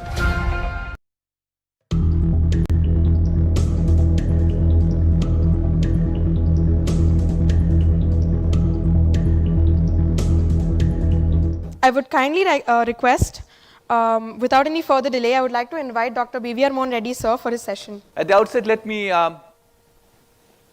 first congratulate IIT Entrepreneurial Cell for taking this initiative of promoting the entrepreneurship awareness in the country. I also like to congratulate Vardhaman Engineering College, our principal, Professor Dr. Ravindra, for facilitating this event at Vardhaman Engineering College. Those two things, or several things are there which are big passions of my life. One, of course, is entrepreneurship. As I wind down in my life, the big ambition in my life is to promote, evangelize more amount of entrepreneurship. I'll tell you why in a moment. The second is that I'm very connected with the IIT system. If I have an opportunity to stand in front of all of you today, I think it's the learnings that I got from IIT Kanpur made that difference to my life. An enormous amount of gratitude I have for the teachers, for the institution. And one way of giving back is that I wanted to get connected back to the IIT system. And I did reasonably well. I run 2 IITs as a chairman of the board now. The first one is IIT Hyderabad. I've been the chairman for the last 11 years. And even without some amount of resistance, I wouldn't say too much of resistance, there was some amount of resistance, I still got an extension for 3 more years. So I'll be the longest standing chairman for an IIT by the time I finish my term. That's only a small part of my giving back. I also run IIT Roorkee as the chairman of the board for the last 4 years now. Amazing fact I did, which with all modesty and humility, I'll share with you. There are 5 Gen 1 IITs, that's Generation 1 IITs as they're called. These are considered to be the strongest pillars that this country has. Thereafter, of course, we added 18 more. We now have 23 of them. IIT Roorkee got added only in 2000. I took this as a challenge.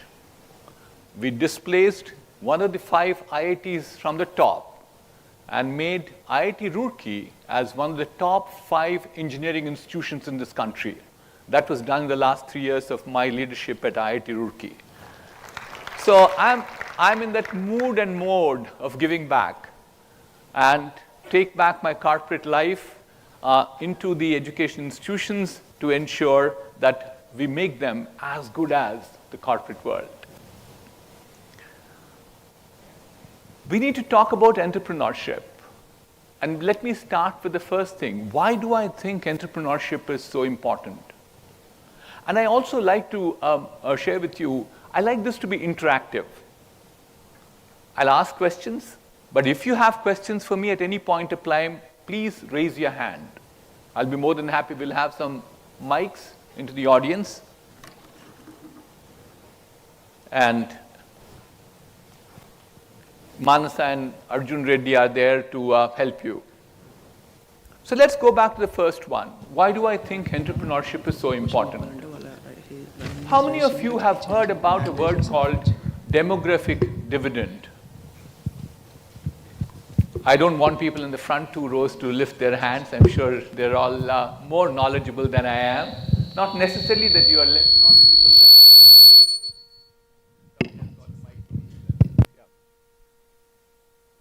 So from the audience, anybody putting up their hand up saying that what's demographic dividend?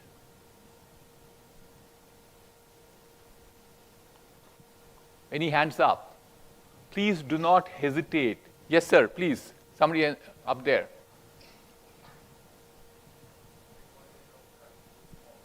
You should tell me who you are first. I'm assistant professor, Yes. Triple department. Okay, go ahead. Still, I'll allow you to speak. Sir, this demographic dividend means it is the advantage of having huge population like India, China. We are having that advantage. So much manpower is available. That I think. You got it wrong.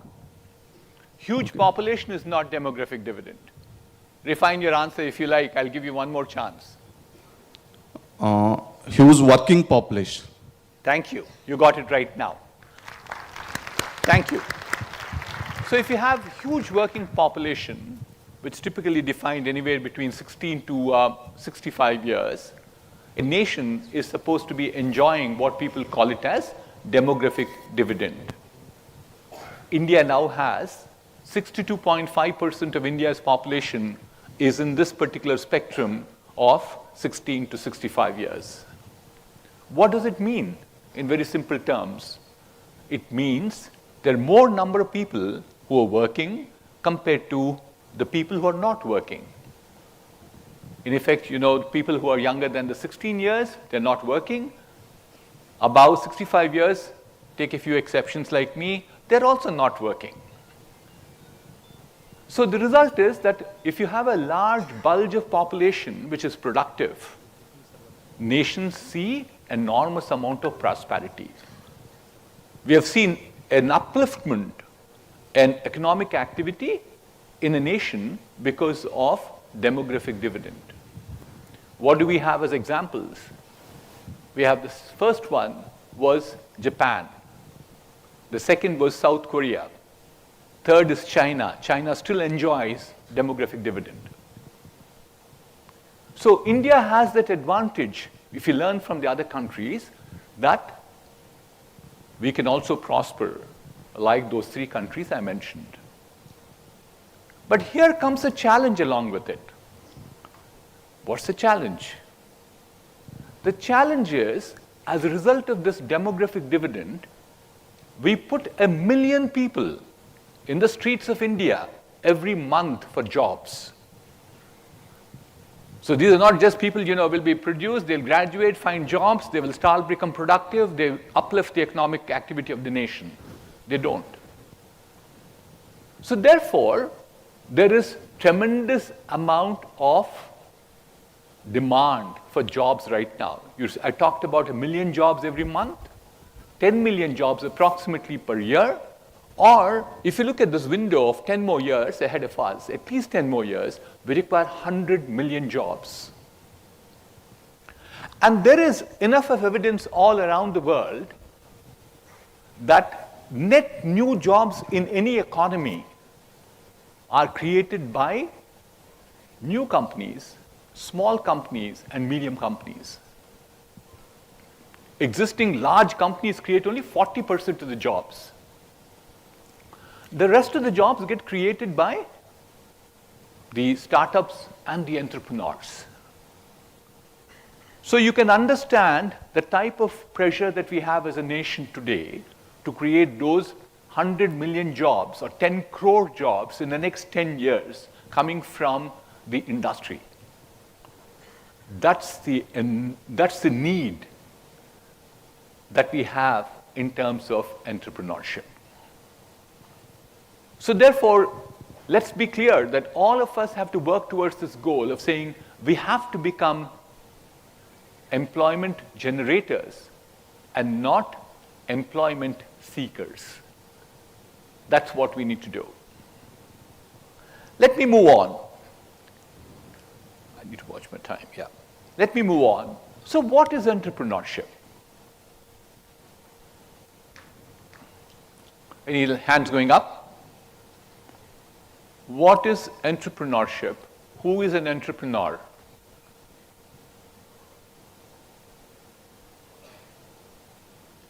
The professor, when hand went up in the past, this time even that doesn't go up. Or he doesn't want to do it. Let's hold on. Who is an entrepreneur? Disappointing. Please, don't disappoint me too far. No one knows what is who is an entrepreneur? Okay. You go and Google now. Yeah. Myself, Srinivas Reddy. I am AID department. Entrepreneur is nothing but reorganize.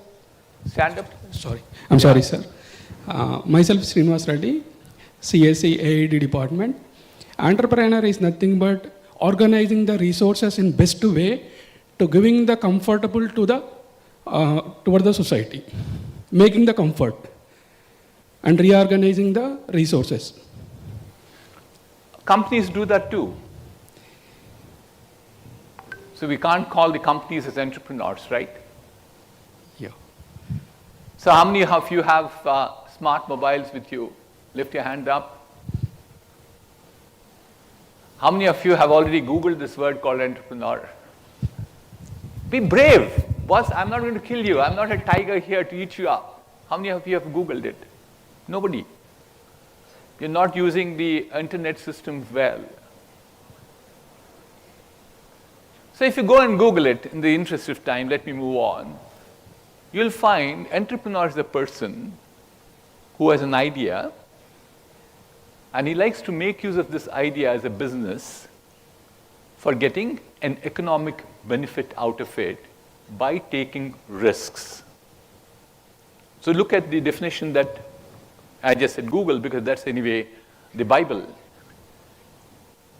So therefore, but then even otherwise, it will be the same thing.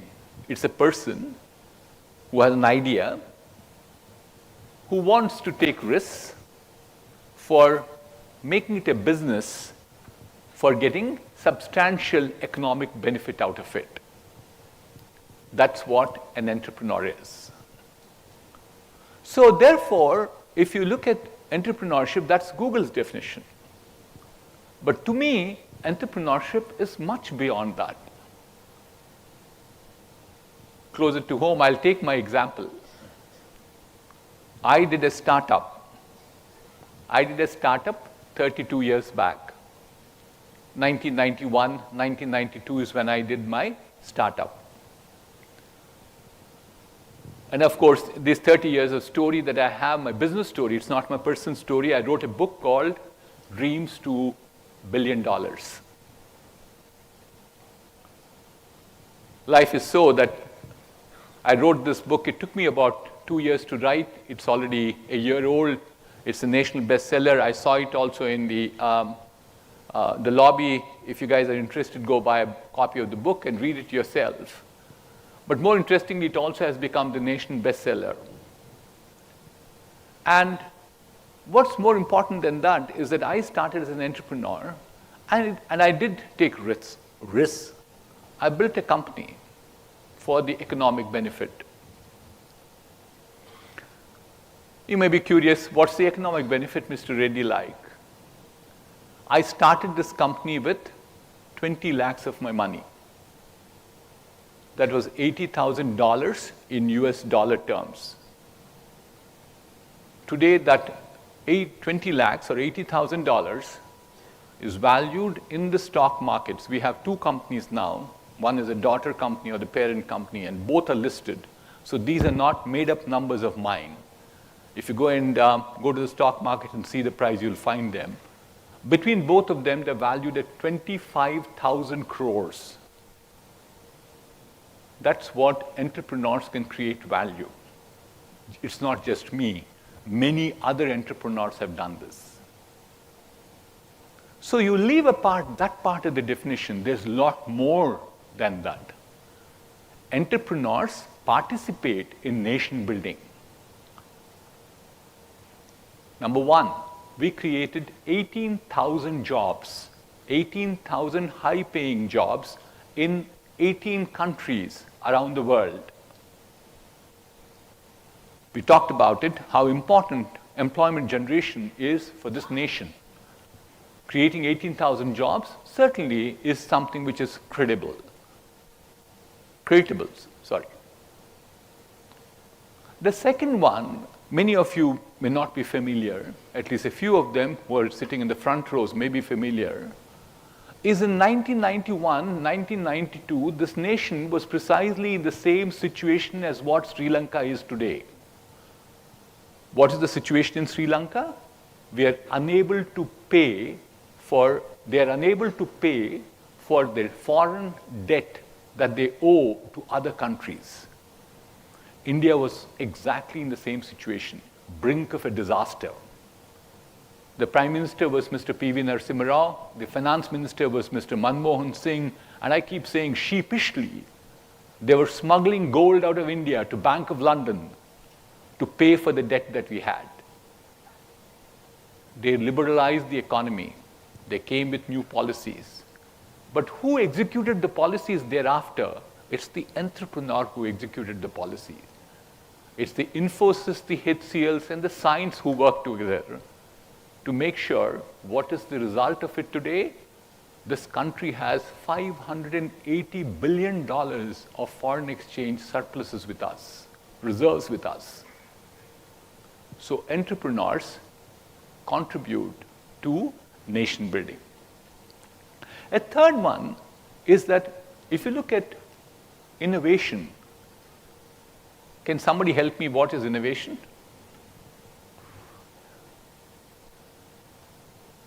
Any hands up, please? What is innovation? Yeah, go ahead. I'll give you a chance. So it's basically the ability to create something which is never there by using the present resources that are available. Very good. Thank you. So create something new with the present, which was not available so far, with the resources that are available with us. And to do that, the nimble-footed small companies are much capable of doing it compared to large companies.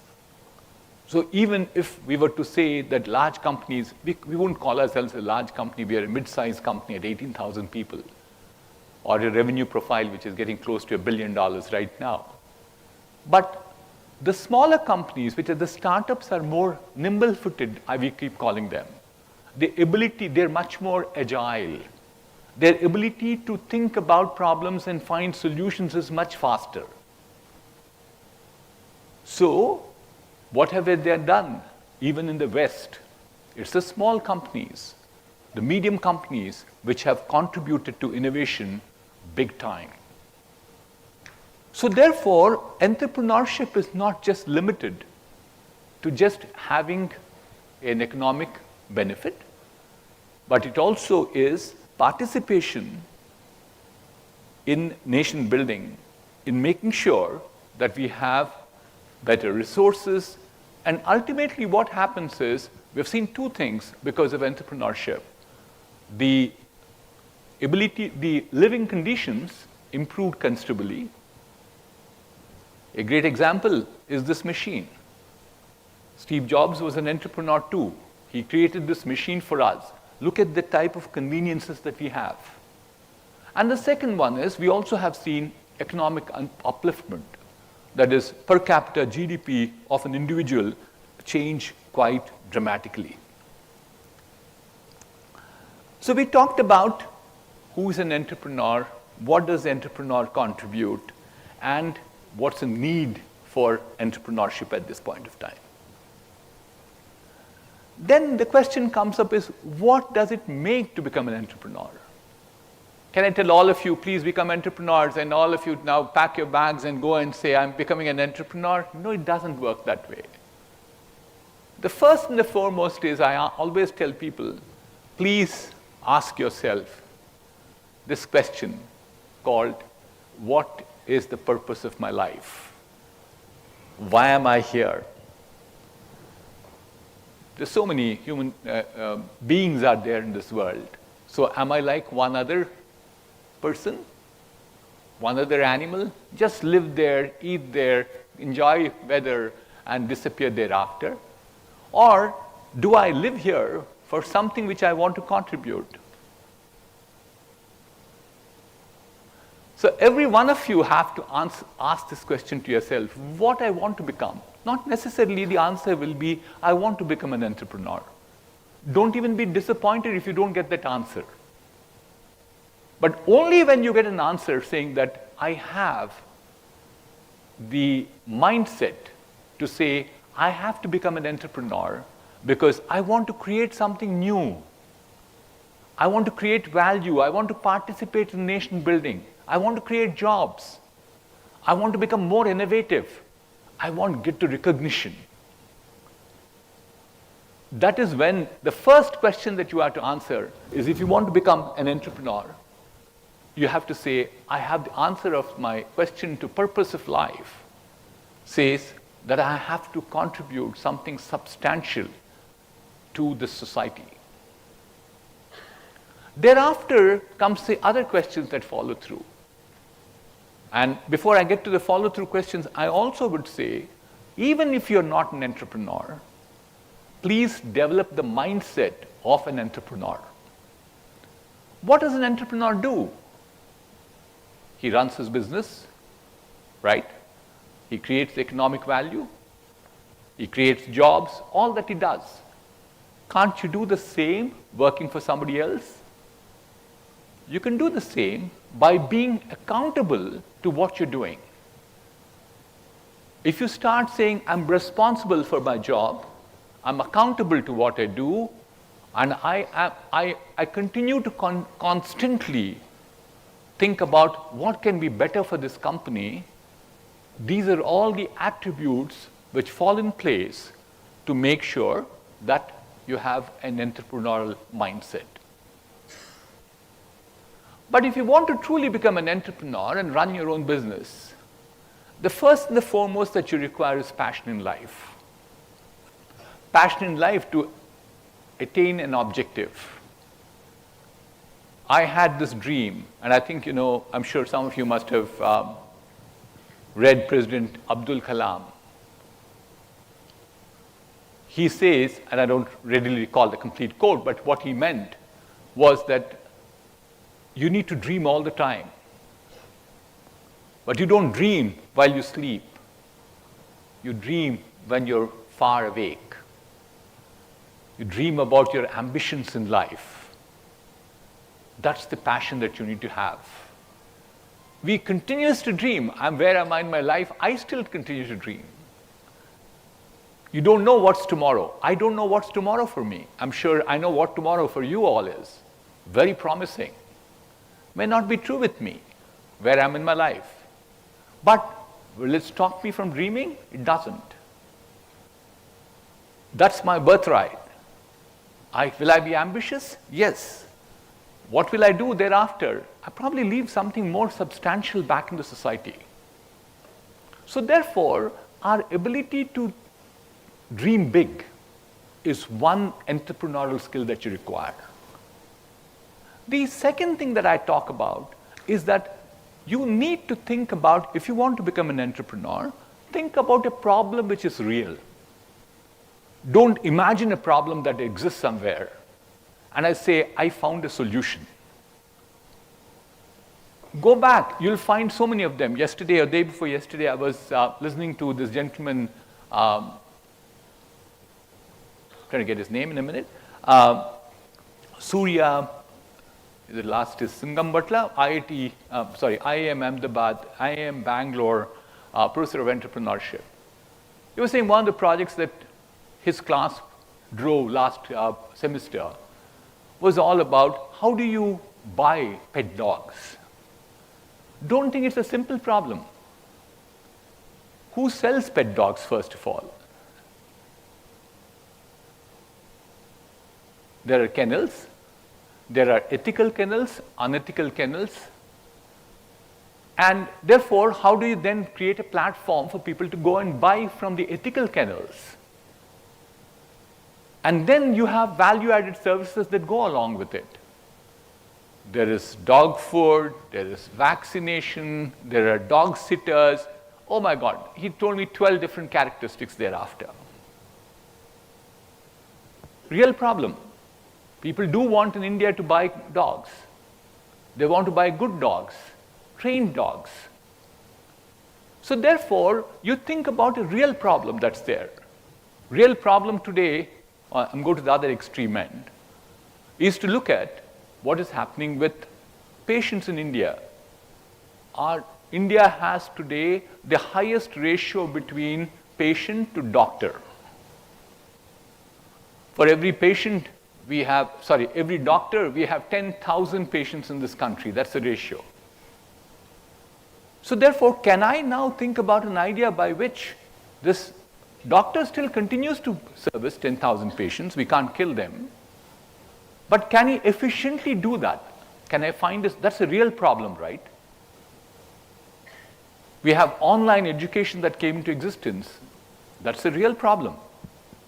We wanted more content. Content which is of high quality, available online for people, for people to learn from any time, anywhere. And that's how online education came into existence. So think about a real problem and think about a unique solution that goes along with it. It cannot be that if somebody else can copy.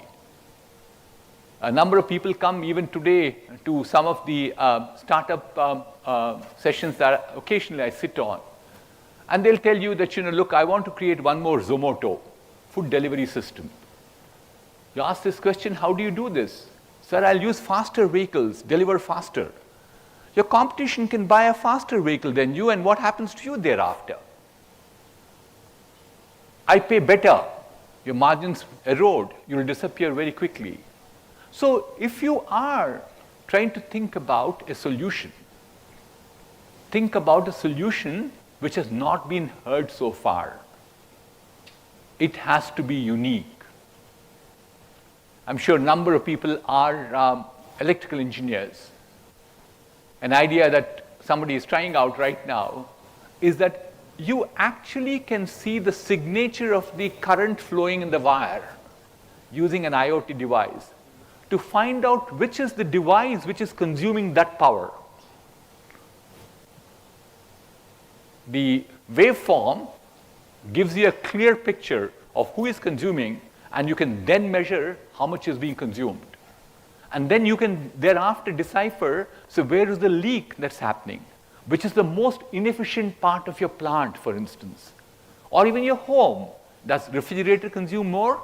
Or does the geyser consume more? Or it's the air conditioner which is consuming more? Or each one of them have a different signature as far as the current is concerned.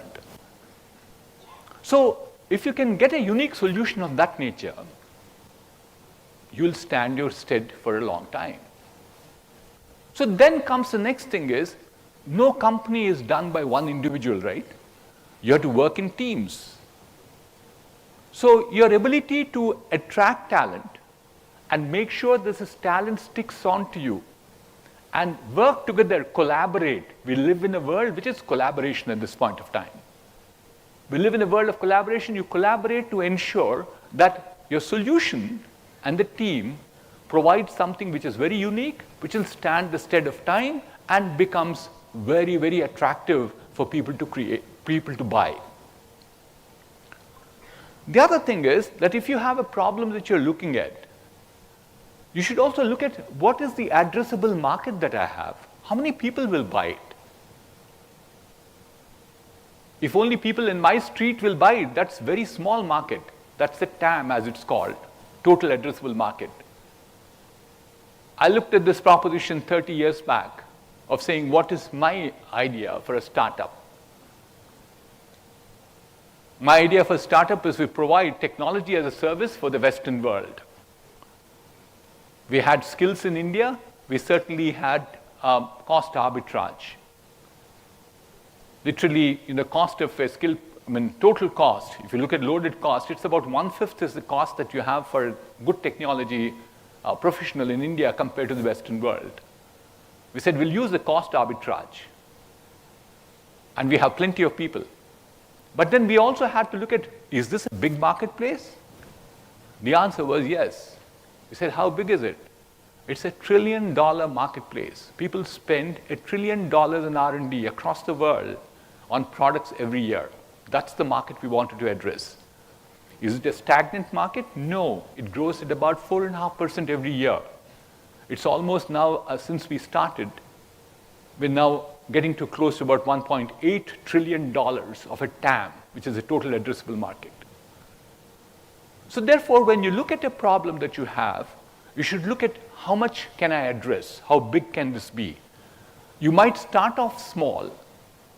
You can actually, when you look at your solution, you might not even find your solution in one iteration. You try, find what the solution is, you find it, then you test it out, you find it has to definitely go through one more and one more and one more.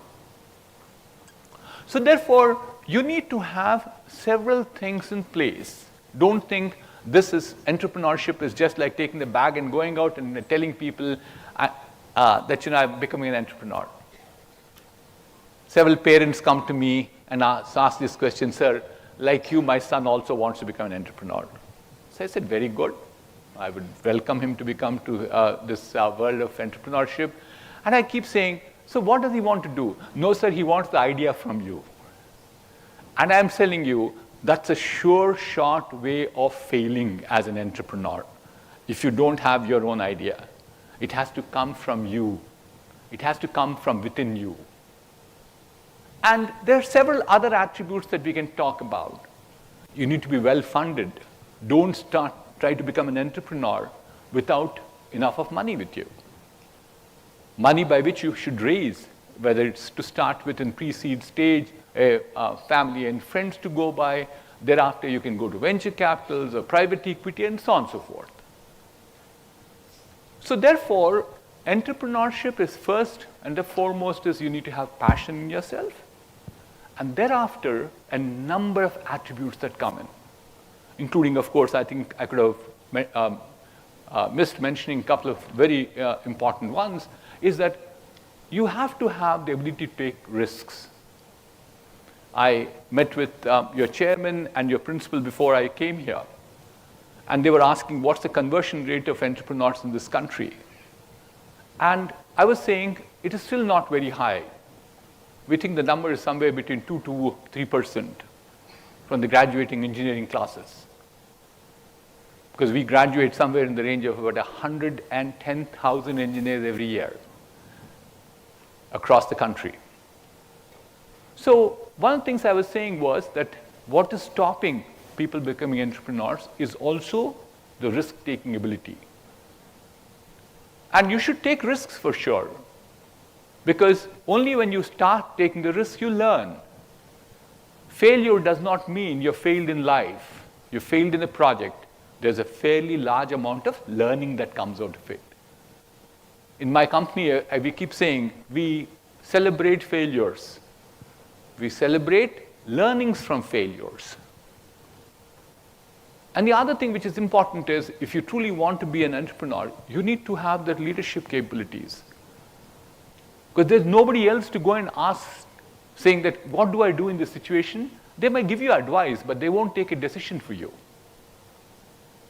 Or the other one is persistence, because the moment you come back with a failure, it cannot be that you say, this is all it, I'm packing my bags and going away from here. Persist with the idea.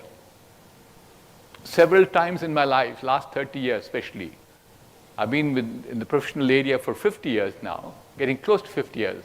I graduated out of IIT Kanpur in 1973.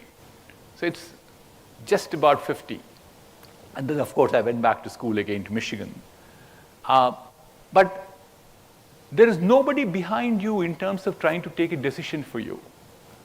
You're the final decision maker. They can give you advice, all right, but you can't be saying that somebody will give me advice, no. So you need to have that leadership quality of saying, I'm a good decision maker. I can lead people with integrity.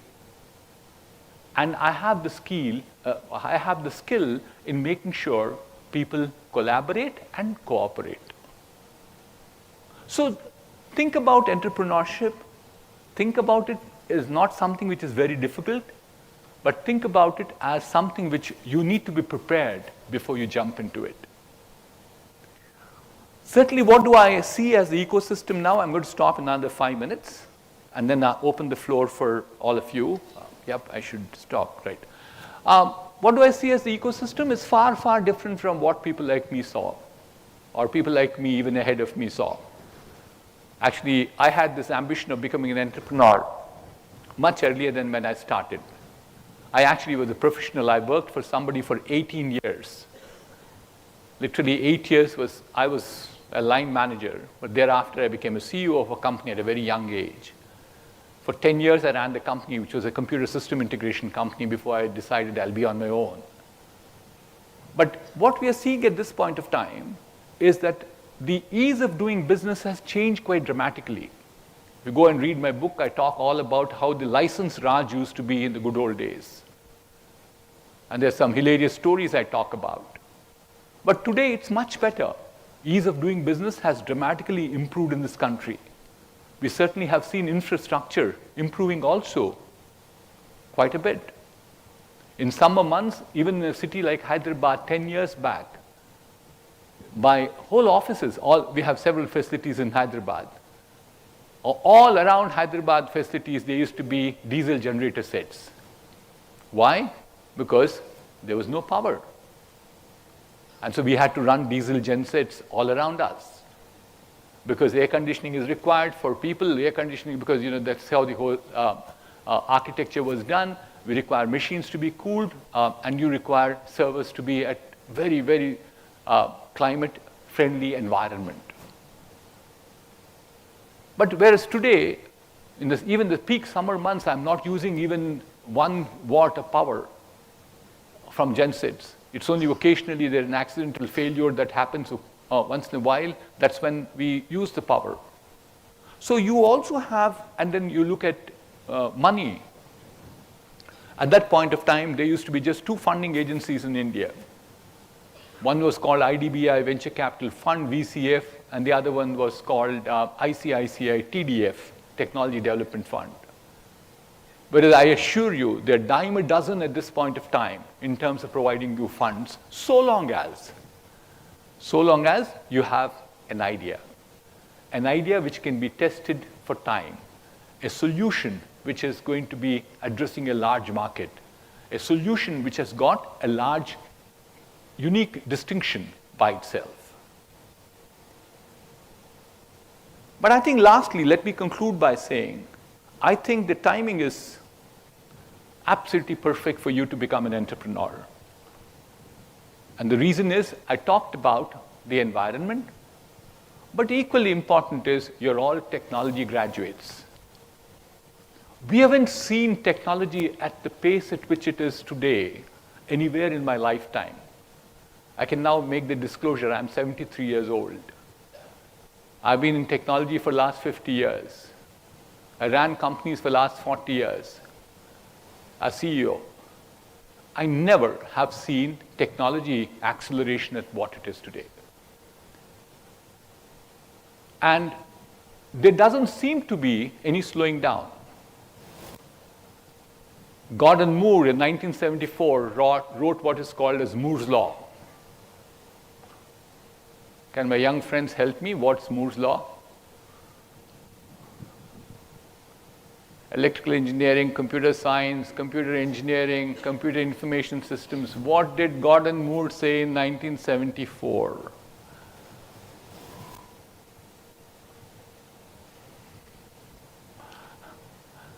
Dr. Ravindra, I am disappointed.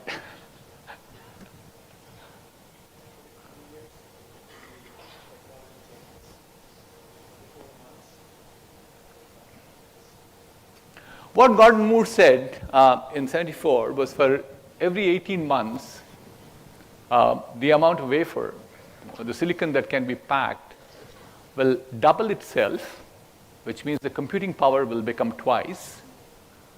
It will become half in size and half in cost. 2 times the power, half the size, and half the cost. In 2003, 30 years later, people went ahead to say whether Gordon Moore was right or wrong. And they found Gordon Moore was wrong. Why? It doesn't take 18 months any longer. It takes less than 18 months for computers to become twice as powerful as they were. They're becoming cheaper. They're becoming smaller. So therefore, what we think is now, even if you look at future, we are at 2023, now we are in 2003, now 2023. Even now, it's the same thing. Quantum computing coming in, we'll see a quantum leap in terms of power of technology. How many of you use ChatGPT? Very good. Are you doing your homework using ChatGPT? Yes, be brave if you want to put up your hand. Yes. How much of your homework is done by ChatGPT? 100%? No, that's copying. That's copying now. Take the help of ChatGPT. 60% good answer. So therefore, I think if you look at ChatGPT, you pose a question. I'm sure several hands went up. Even the most complicated question you can pose, how many seconds does it take to come out? Very few seconds, right? At times I blink my eyes and then the answer is already there. What does it mean? You people have to think about how much of our computing power that's there at the back end.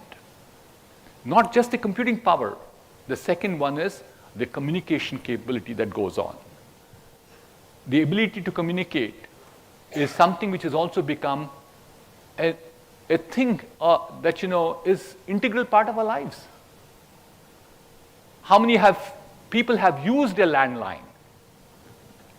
How many of you? Wow, that's impressive.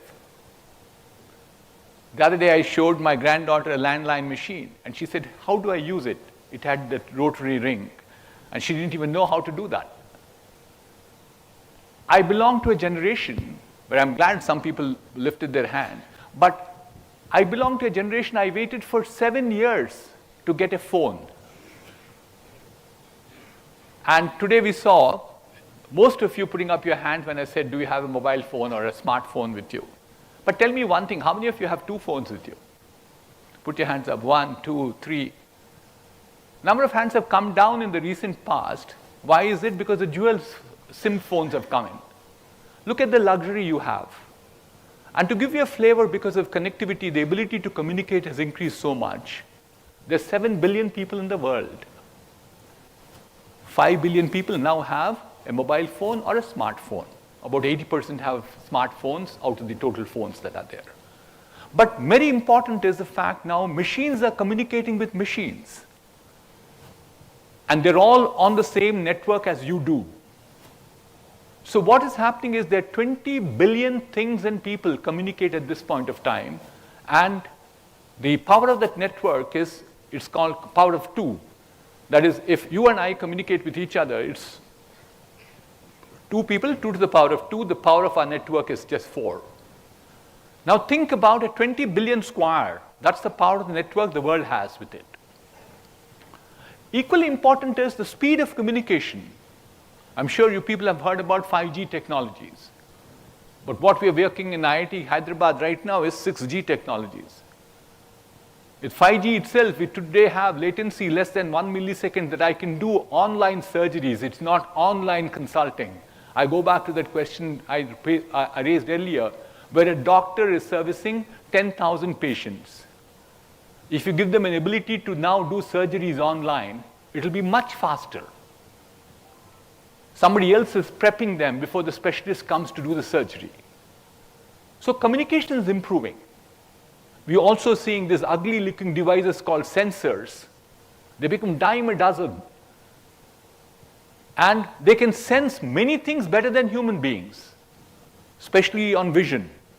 They can do vision, they can have the feel, they can hear, they can smell, they can taste, like human beings do. And doing better in certain, especially in case of vision.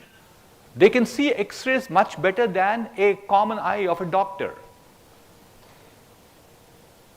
So therefore, and then we also have on top of that, we just mentioned about ChatGPT, there is AI coming, AR, VR, just not computing technologies. You look at manufacturing technologies, 3D printing, sustainability, EVs, genomics, biotechnology. So therefore, technology provides you many more opportunities too for you to think about becoming an entrepreneur. On that count, let me say thank you very much for giving this opportunity one more time. And let me conclude by saying I am past. What I see in front of my eyes is my future. And the fact that I see so many shining eyes and smiling faces makes me believe that my future and your future is in safe hands. God bless you. To stay informed about the startup ecosystem, subscribe to MyStartuptv.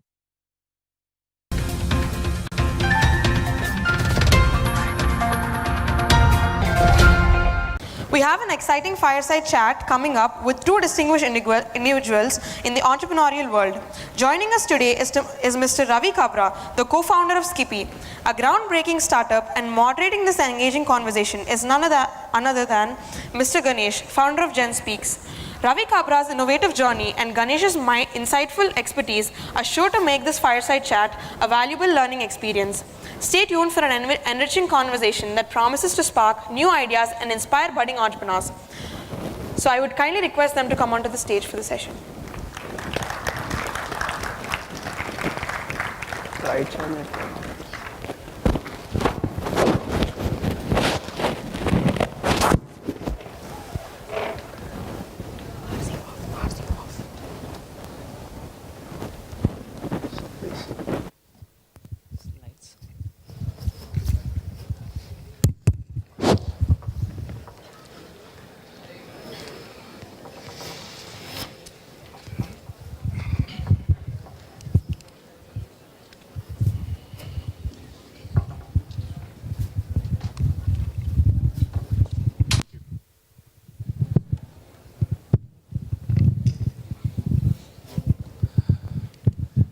Morning, guys. Did you have your lunch? Good. I won't find people sleeping on the seats then. In case if your friends are still outside, happy to see them. Come inside so that we can have a better interaction. I know I'm taking his part over here, but that's what I always do. How many of you guys have actually tried Skippy? Just a handful of you. Don't worry, we have set up a stall for you guys outside. That's the incentive you get to stick around. All right, so after the session, I'm sure you guys can enjoy Skippy after the session, which will give you some more energy to work around.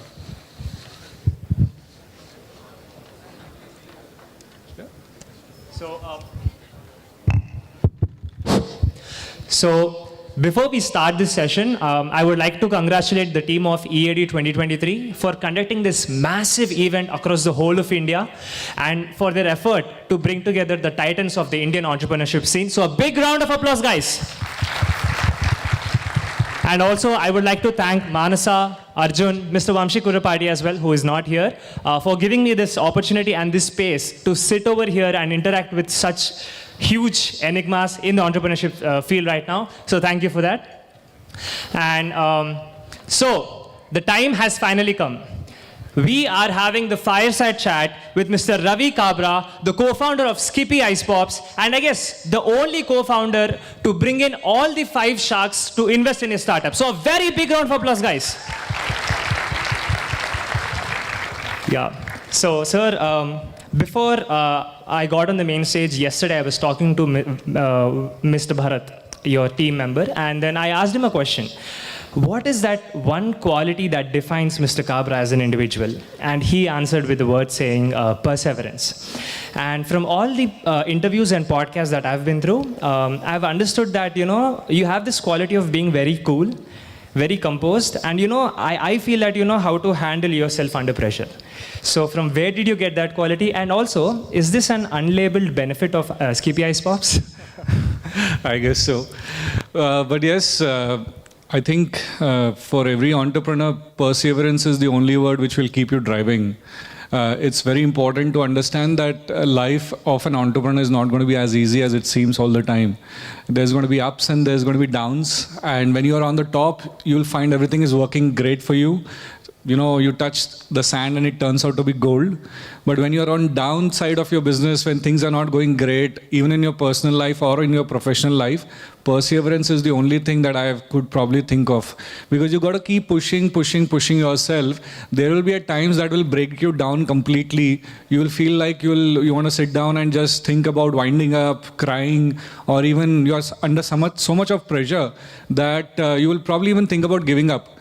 Unless and until you are very persevering in terms of ki nahi karna hai, it is going to be a very hard journey for anybody. And I think that is what drives me as an entrepreneur. I know as every brand will have a good time and a bad time, Skippy will also have a good time and bad time, but perseverance as a leader of the pack is the only thing that can drive me. My team wants to see me continuing to focus and continuing to push all the time. And yes, I've been a very calm guy. Probably at the stage today, yes, you might find it so. Maybe come back to my office, you might find a different Ravi there. But yes, got to be cool. My product is cool, so I got to be cool as well. I stay that way, and that helps me work, because under pressure, if you tend to succumb and show your vigor in terms of anger or anguish, I don't think that's going to be benefiting anybody, neither just me from a health point of view. So I try to stay calm under the pressure and try to find a solution out of it.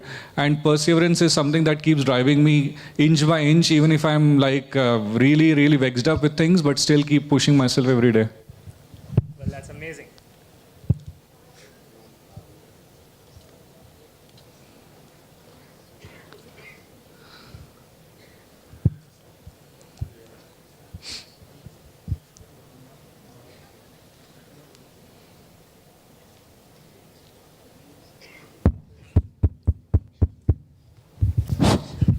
Well, that's great, sir. So, for anybody to inculcate these qualities, there should be some sort of childhood experiences or the way that you were brought up that matters. So, do you have anything that, that interested you as a child that made you, be over here, like the place where you are? See, it's very important. Sometimes we fail to understand the family brought up that we actually come up across. As a kid, I've always been on a dining table where my father and my mom used to talk business all the time. Aaj itna bada problem ho gaya, aaj utna nuksan ho gaya, aaj itna profit ho gaya, and stuff like that. So we have been raised in a family where we always speak business throughout the day. And after business comes a question ki, beta aaj din kaisa tha? That is a secondary question for my father. He had been very focused and persevering in terms of his ambitions, but that does not need to stop anybody from dreaming about being an entrepreneur. I'm not saying that only because you come from a family business you can be a good entrepreneur. Please, I'm not even advocating that statement here. I am just talking about the way I grew up. My parents were pretty into a business family, and many a times I keep saying this in college fest and speeches where I'm being called upon, that sometimes we tend to ignore the fact that family businesses, whether your dad or your mom is sitting in a kirana store, whether she is a cloth merchant, whether she's got a beauty salon or whatever, if she's been running it for 10s and 20s of years, she has got the fundamental right of running a business in profitability. And we tend to ignore that fact. We see things ki ye to bahut chota sa business hai, ye to koi bhi kar lega. Nahin, that's not the fact. The fact is that running family business is one of the most toughest things, and I think I respect now my father to what he was doing for last 3 decades. As a kid, probably I never realized that. So as a kid, I've always been brought up in this family, and I always wanted to be an entrepreneur, to be honest. Even today, I don't see myself going and working for someone. I might earn less today, make less money, but I'm at least proud of whatever I'm doing for myself. That's the way I'm.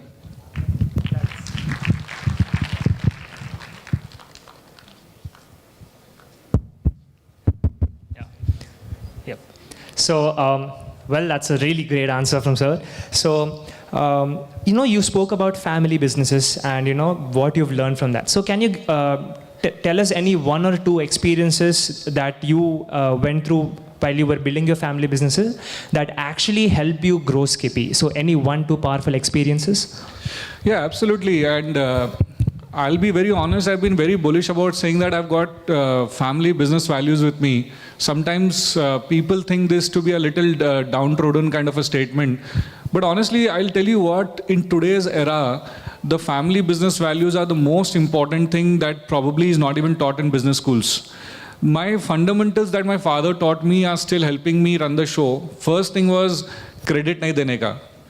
My father was very clear about it. Business kam karo, lekin credit mat do, kyunki udhari jaise hi dete ho, you'll have to keep chasing the people around for even $500. And that was my principle from day one. I will grow slow. I will not even grow probably if required, but I'm not going to be chasing people for my own money. So I kept focusing on creating a policy around my business, which made me more sustainable.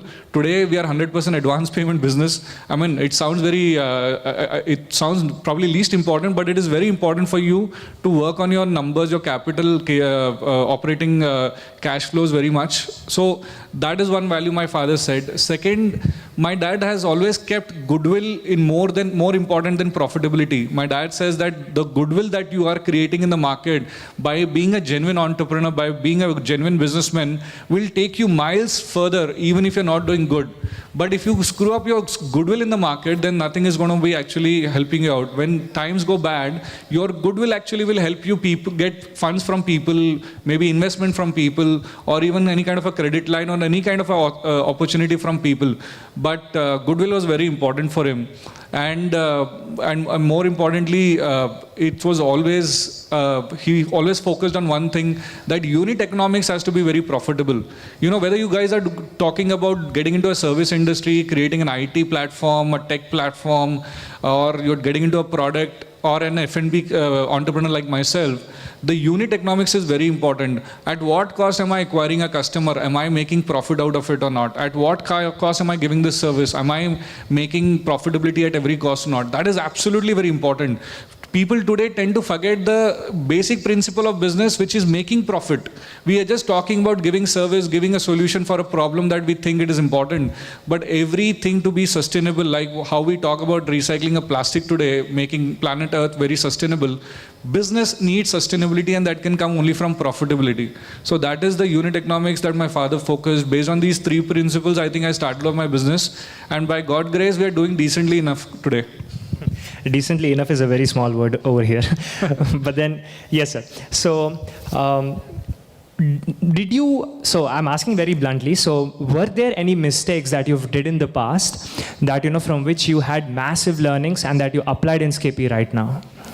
Yeah, I think, see, firstly, to the audience, I am going to be very raw and blunt in whatever I say. I do not like to sugarcoat anything, because as a young student in a college, I believe that you should be guided in the right path. I don't want to glamorize everything and put you on a path and only later you realize ki yaar kya kar diya maine. So yes, coming to your question, absolutely, there were a lot of mistakes that I've done in the past. First of all, when I was in my father's business, we were into manufacturing of biscuits and exports of a lot of F&B products, right? One of the mistakes that I always did was I assumed that I was growing the business. I did not give the credit to my father, because say my father was doing X crores of business or X number of business. I made it to X square or X to the power of 3 or 4. But I always felt that it was me who was doing the entire thing. But I forgot the fact that the fundamental base of the business has been laid by my father. I was only growing on top of it. Like it's like laying down the foundation of an apartment and then adding 2 more extra floors on top of it. That 2 extra floors started to hit my head. I thought that I was doing amazing work there. But for every successful entrepreneur to grow, the fundamental base of a business is very, very important. Whether you're joining your dad's, your mother's business, your family business, or whether you're starting something of your own, the fundamental is very, very important. And apart from that, this thing what has happened, I'll go a little in detail, is, based on that proud thought that I am building the business, I started something of my own, and unfortunately I crashed onto it. I literally burned a lot of money, made huge losses, and that is when I realized that it was not me who was building my business, but rather my father's business was getting built, and I was just contributing to it. So I've learned a lot of mistakes. One of the most important business ideas that I've learned is, do not scale up too fast. If you try and scale up too fast, the chances of you shaking across your path and crashing down is much more going to be higher. Probably look for a small growth, slow growth, but a strong growth. That is very important. That's great. I think he needs an extra mic now, or probably. Thanks. So, well, that is something that we all have to learn, to never scale as fast as possible, slow down, and also take your time.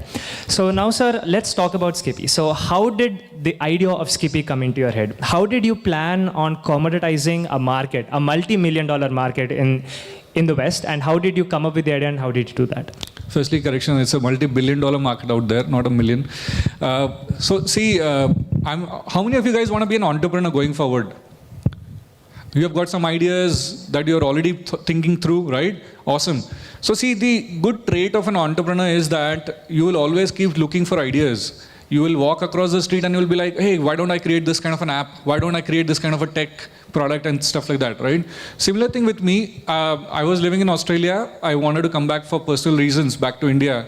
And like I said, I never enjoyed working for somebody else. Though I was working for somebody else in Australia, that's a different story. I wanted to come back and I was thinking of good ideas, you know. I actually came across a lot of other ideas which were very profitable, very money-making kind of an idea. But a kick dorkaled naku. I didn't get that kick. And I wanted to have that kick. Excitement undali. Emana cheste, we have to be very, very excited about what we do. And I was sitting there like, you know, thinking about ideas, and I'm sitting here in my living room. My sister, who had come down to live with us in Australia with her kids for summer, she started to pack some local ice popsicles in a suitcase. And I'm like, Didi, why are you even packing this? I'm sure you've got a lot of brands in India. And then she turns around and said, not even a single brand, Ravi, that I can trust for my kids. And as an entrepreneur, that is the opportunity which whispers in your ears. Sometimes the opportunity is sitting right next to you guys, but you guys are getting blinded. You want to have something better and better and bigger. In my case, that simple statement of my sister turned the entire story for me, and I started to think, it's such a simple product, it's such a wantable product, why is not somebody making it in a country like India? And I started to do my research, only to realize that a country like Australia, which is not so hot as India, UK, which is colder than India, summer in UK is about, I think, 18-22 degrees, something like that. And then you've got Canada, US, which are having $1 billion ice popsicle industry, and a country with 1.4 billion people in India, hottest and humid, nobody wanted to do it. So somehow people ignored that idea, or it never occurred to them. And as an entrepreneur, this was the kick I wanted. This was the excitement I wanted. I jumped straight into it. And eventually Skippy was born. We started with a lot of ideas through what flavors we should get into, what are the pain points, what are the solutions that I can offer. And that is how step by step the conceptualization of Skippy happened in Australia itself. We moved back to India, and then that's how Skippy started. Well, that's amazing. So I have a bit of a lengthy question, so I'm using my paper to read it out. How was the learning experience while building Skippy? From working in an Australian company to learning about FSS AI regulations and understanding the business of packaged foods, what kind of research did you do? And how did it feel to relive the student days of, you know, studying a huge market and then coming up with research and everything? The most important point I'd like to say here is, I know a lot of people say it is good to be jack of all, but unfortunately for an entrepreneur, it is a king of one industry that matters the most. You cannot be a great chemist and then look at doing an MBA, then look at doing chartered accountancy, and then trying to figure out what in the hell do you want to do in your life. It doesn't work that way. Because if you have got into a segment which you love, of course, if you don't love a segment, please shift on to something that you love. But if you've got into something which you love, you need to give your 5, 10, 20 years of life in the same industry, in the same format. That is where you will get appreciated in the market. Imagine if I had 5 years of experience doing chartered accountancy with numbers, 5 years of experience where I was working for a construction company, and then 5 years of work of some other advocate or something. People would have thought me to be crazy.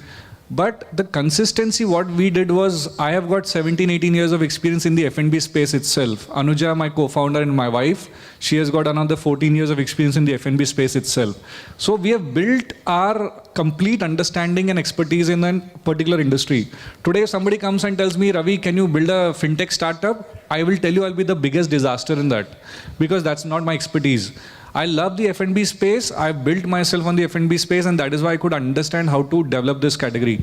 So coming to your question, yes, this is how I think I realized that what are the standards of FSSI, or what are the basic standards, what are the pain points in the industry that I need to answer.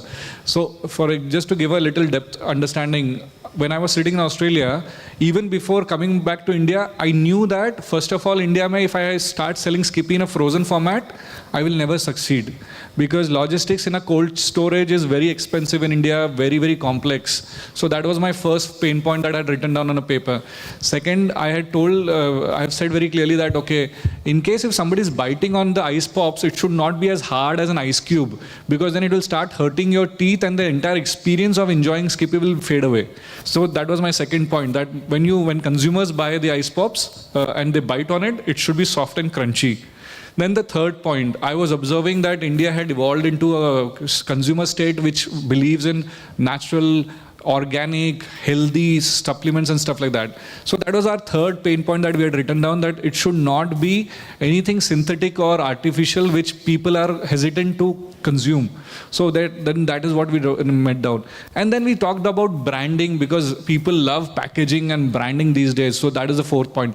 So this is how your 15 years of experience and expertise in particular domain will help you. If you are a tech geek and if you believe that you are great at technology, stick to it if you love it. And you will realize that in the next 10 to 15 years, your value in the market will go exponentially high. You will see that if you're getting into an entrepreneurship, you will be able to find solutions like this because you know what the problems are in the first place. So that's how I focus on being. In a personal life, I want to play all the sports, right? I'm not good in any sport. I'm good in average in all the sports. But when it comes to professional life, I wanted to stick to just one domain all the time. What Sir said is very profound. And also this is what Sam Altman, the CEO of OpenAI, and Mr. Naval Ravikant also says. You have to play long-term games so that you can adapt and be better at what they do. So I have one more question that I wanted to ask you, sir. So can you tell us about any key business decisions that you have taken while building Skippy? Also, can you tell us how did you come up with those decisions? Did you use any mental models, or did you have anything in your head while you were going through the decision? As a startup, one thing we all will always have common, we will never have funds. Let's agree to that, right? Father nunchi, mother nunchi oppu teeskoni, we have started something, and we'll always have that pain in our heart that we have to return back those funds. So funds has always been a problem there. But in terms of what I have learned, is that what your question is, right? Exactly. I think the first and the fundamental important thing, guys, whoever is starting off, please understand one thing. Do not start a startup with the hope of getting an investment. This is very, very, very important. Guys, please come out of the myth that investment is right standing outside the door for you. You will go there and you'll get it. You will not get it. 97% of the people who get into startups will never get funded. That is the statistics I'm talking about, okay? If you look at India, there are tens and thousands of startups coming every year. Today, Startup India, the website has got 87,000 startups registered. Let's understand that not 87,000 of them are getting funded. So first of all, the myth that investment is right next to you is a myth. Do not start a business because you are assuming investments will come to you. It will not. I have been to a lot of colleges where students believe that I've got an idea, I'll work on it and investment to mil jayega. Nahi milega, boss. It is 1 in hundreds of people who will get investment. Second important thing is whatever business you are getting into, like I said, think from a family business point of view. Get your fundamental process and procedures right. Think about profitability on day 1, not after day 100. Because profitability is only what is going to make you sustainable for a longer time. Look at all these big brands. I don't want to name them today over here on this platform. But the guys who were hero back then now are struggling to survive. You would have heard tens and hundreds of startups who have already closed doors because they were not even profitable. They couldn't sustain their own growth. एक चीज I want to say this in Hindi, investor का पैसा business बढ़ाने के लिए चाहिए, business चलाने के लिए नहीं. You understand the difference? Business बढ़ाने, for a growth you need an investment which is understandable. But business चलाने के लिए यार आज मुझे salaries देना है, आज मुझे rent देना है, आज मुझे वो देना है, उसके लिए investment कभी raise नहीं करते.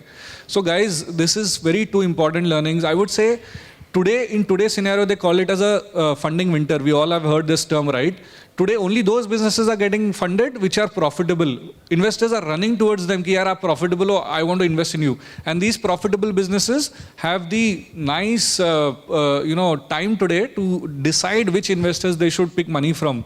So, if you guys are profitable, if you are making 1 lakh rupees profit, 5 lakh rupees profits, doesn't matter. But profitability will give you a long run.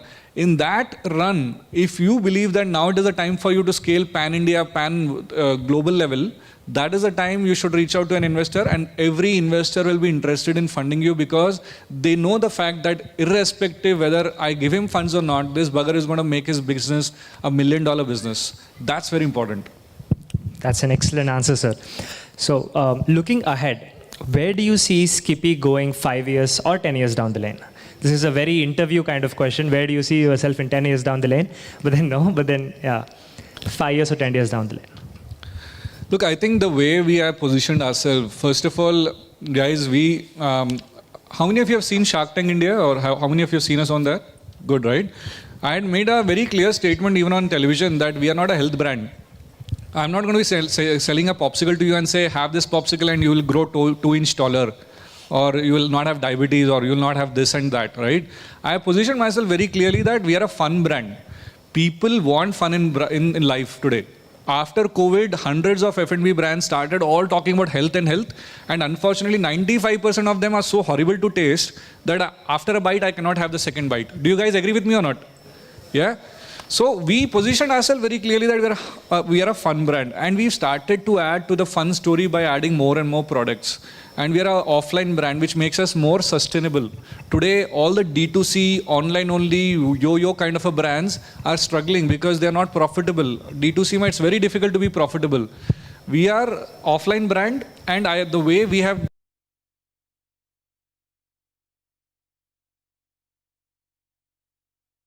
grown today.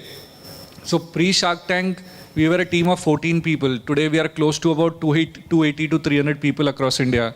We were in about 700-800 or 1,000 plus stores pre-Shark Tank. We are in 22,000 stores today. We are doing more than 7,000-8,000 pin codes through Zepto and Swiggy as well. So I think the structure is perfectly aligned. If you ask me what in the next 5 to 10 years, I cannot say what is happening in the next 10 years, but at least in the next 3 to 5 years, I think we will be a 1,000 crore plus brand in terms of our revenues, which is very much possible because our fundamentals are right, our team is aligned, everybody understands that the space that where we are playing is a very, very unique category that we are trying to develop. And 20 rupees कौन खर्च नहीं करता यार आज if somebody wants to have an ice popsicle, he will not think कि 20 रुपए के लिए मैं loan लूँ या क्या करूँ. He'll bring out 20 rupees and have it instantly. So I know that the entire India, 1.4 billion people are my customers today. Uttar Pradesh, if I take Uttar Pradesh, 22 crore population, 2-3 European countries समा जाएंगे उसमें, right? So I am very confident. 4 to 5 years that is the number we are aiming at, probably 1,000 crore. Whoa. Thank you. So thank you for bringing up Shark Tank, sir, because that was my next question. So scoring investments from all the 5 sharks, it's obviously an incredible feat. So could you share your initial expectations from Shark Tank, and what do you think convinced all the 5 sharks to invest in you? Firstly, my disclaimer, okay? Shark Tank is not scripted. Before you guys have that thought, because I know a lot of people would be thinking, yaar, ye to scripted hai, ye to dialogues diye gaye hai, falana. Absolutely not. In fact, we were in the season 1, right? At least season 2 and season 3 guys know who the sharks are. In my case, I mean, we were there for 3 days. 1 day was quarantine because it was the COVID time during then. And then 2 days we had rehearsals, and the 3rd day we had the shoot. So we didn't even know who the sharks were. Somebody said, Anupam Mittal, and then I had to Google who is Anupam Mittal. I did not know, honestly. Until we got onto the set, we did not know who the sharks were. So the entire experience of being on Shark Tank was extraordinarily good because it was very nervousing because we were extremely nervous. Why? Because 2 days of our shoot, when the other startups went for pitching, none of them, like 8 startups went inside a day earlier, none of them got funded. Then on our day, 6 startups went to the pitch. None of them got funding, and we were like so nervous कि यार इतने बड़े startups है, कोई solar में है, कोई tech में है, कोई इसमें हम तो साला popsicle बेच रहे, कौन ले देगा investment? That was the kind of attitude we had, and we were nervous that we probably won't get any funding. So we went onto the set, and Anuja and I had clearly decided, yaar, we'll just give it a best shot. And अगर TV पे आ जाते हैं तो imagine startup को इससे ज़्यादा क्या चाहिए? That 15 minutes on Sony prime time is worth 8 crore rupees, nothing more or nothing less. So how many of us can actually spend 8 crores? None of us, right? Probably as a startup. So we thought कि funding मिले ना मिले भैया TV पे आना चाहिए. That was the clear agenda. And when we went inside, our pitch was perfect. We were trying to hold on to our Hyderabadi Hindi. Varna unko, nakko, inko bole to, it would have sounded very funny on television again. So we did our pitch and we immediately saw that there was some excitement, and this is one thing which I always do. I bribe people with popsicles. So if you see, immediately after the pitch I said, Sharks, kya aap hamare ice popsicle try karna chahenge? And I we passed on the ice popsicles to everyone, Skippy, and Ashneer started to enjoy, Namita enjoyed, and blah blah. And from every corner, from the Sharks, we started to hear good things about the ice pops. Oh, I love it. And that gave us a confidence, I'm like, oh my God, thank God nobody shouted at us, say ki ye kya kachra bana diya and all that. And after that, the important thing which is an entrepreneur we need to understand, not just on Shark Tank, but even for a venture capitalist pitch, or if you're pitching to investors will look for a question, one question to corner you. They might talk about your GMV, they might talk about your acquisition cost, they might talk about your way to profitability, any question. Or they might even talk about your personal failure in the past, and they'll corner you. If you get cornered, that is where they'll keep banging you onto, and that will go downside for you in the entire pitch. You got to be prepared for your pitch thoroughly. If you, of course, our pitch on Shark Tank was given only 15 minutes to be aired, but we were there inside 45 minutes. There were startups which were there inside for 1.5 hours also. So there's a lot of grilling inside. And that would happen with any pitching. So you need to know your numbers in and out. You need to know your math. You need to know your business process perfectly. And I think we knew that perfectly. And that is why right from Ashneer to all the way to Aman and everybody loved it. And I thought that everybody is looking excited to invest. And I am a startup who is selling popsicles here. I need to do something extraordinary here. And I suddenly got an idea that why don't I become the first startup to have all the 5 sharks investing. And if you see my video, you'll see there that I am suggesting to Aman, aap sabhi kyun nahi aa jate? And Aman was like, yeah, that's a good idea. And that is how I got everybody on board, and it created the maximum buzz a startup could get across India. That's an extremely smart way to do that. 5 sharks, 1 go, full marketing. Absolutely. Free of cost. Free of cost. And I have this doubt specifically. They give, 1 crore for 1% equity and something like that. And then do they actually give you a lot of time to go out, sit down, discuss, call up your people, do the math and then come back? Or I hope you're not recording this. Just kidding. So look, it's basically that it's a win-win situation for both of the investors and the investee. When you are working hard in growing your brand, obviously the sharks would also want to associate with you, because they would also feel pride and pride that I have mentored this brand and they are growing XYZ. At the same time, we are happy that they are connecting with us, and we feel privileged about it as well.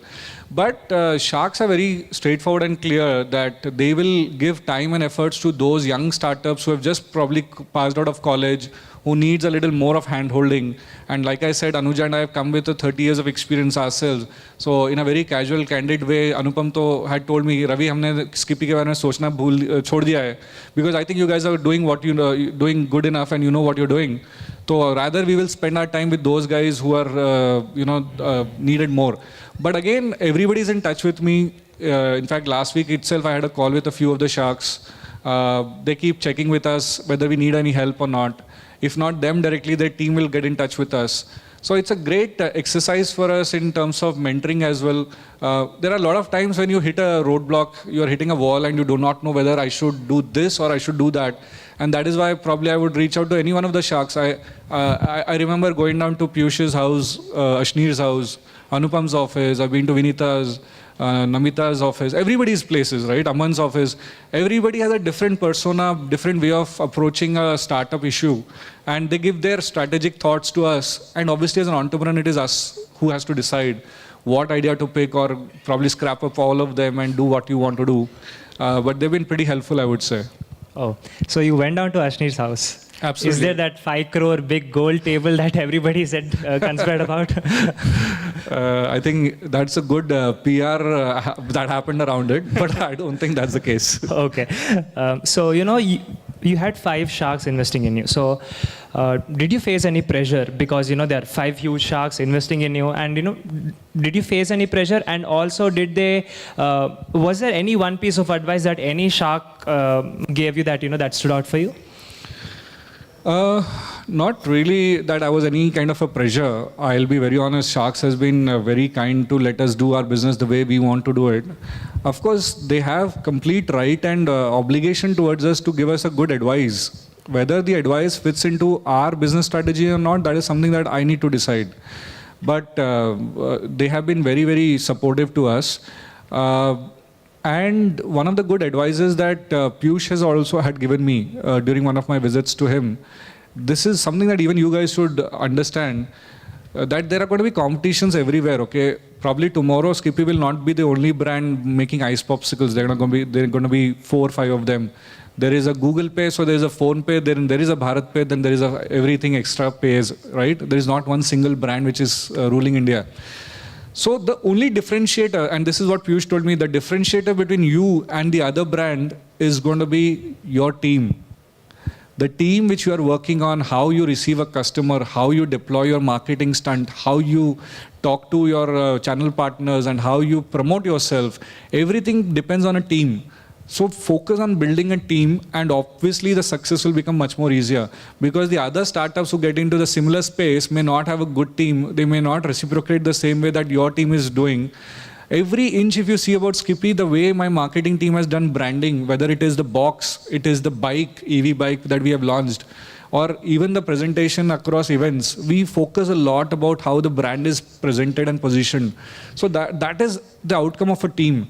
So I have always tried to be a very team-centric person, trying to give all the credits to my team, and I think that is a very important thing, statement, that the team will differentiate you from your competitors. This is something that all of us should remember, guys, because as we grow up, we make startups, and then a team is extremely important. Have like 5 to 6 very close people with you. So, sir, given your involvement with startup investments, and I'm sure you have invested in a few companies, so what do you look for in the founder while you're investing? So what key qualities define, the founder? I think first of all, I like to find a founder who's very grounded. There are a lot of founders who will say, I can do this also, I can do that also, I can do the entire world, I can do blah, blah, blah. No investor would want to have an unrealistic founder. Founders need to be very grounded and be very straightforward in the saying that what he or she can do, what he or she cannot do. It's always good to be very transparent on that fact. Secondly, there are a lot of startups who start at a particular service or a product, but then they, in the initial days itself, try to do too many things there. They will add this feature, they will add that product, they will add this and that. I don't think that is a good approach. First thing, get your basics right. Grow your building, your platform or your business to X level. And then once you start making good revenue, you become a little sustainable, then you try to add more features onto it. So I try to talk to a lot of founders to tell them and guide them that, don't jump into too many things on day one. I mean, when I launched ice popsicles, I did not launch the corn sticks and the cream roll and blah, blah, blah all together. First, we took at least 2 years of time to get stabilized with the ice popsicle business. Now we have started to add other products, right? So that is the right way to go. So I look at founders who are pretty grounded. Second, people who are not trying to do too many things, because too many things will spoil the entire broth itself. I would rather want you guys to focus on few good things or 1 or 2 things only, build a business and then add on top of that. And a founder who has a little bit of either education background or an experience in the same domain. Like I said, tomorrow if I go and start a fintech company, no investor will fund me because they know I know zero about fintech, right? But if I again start up a second venture in F&B space, I'm sure everybody will come and invest into me. So that domain expertise or education background. If you're an engineer and if you want to start a tech platform, I'm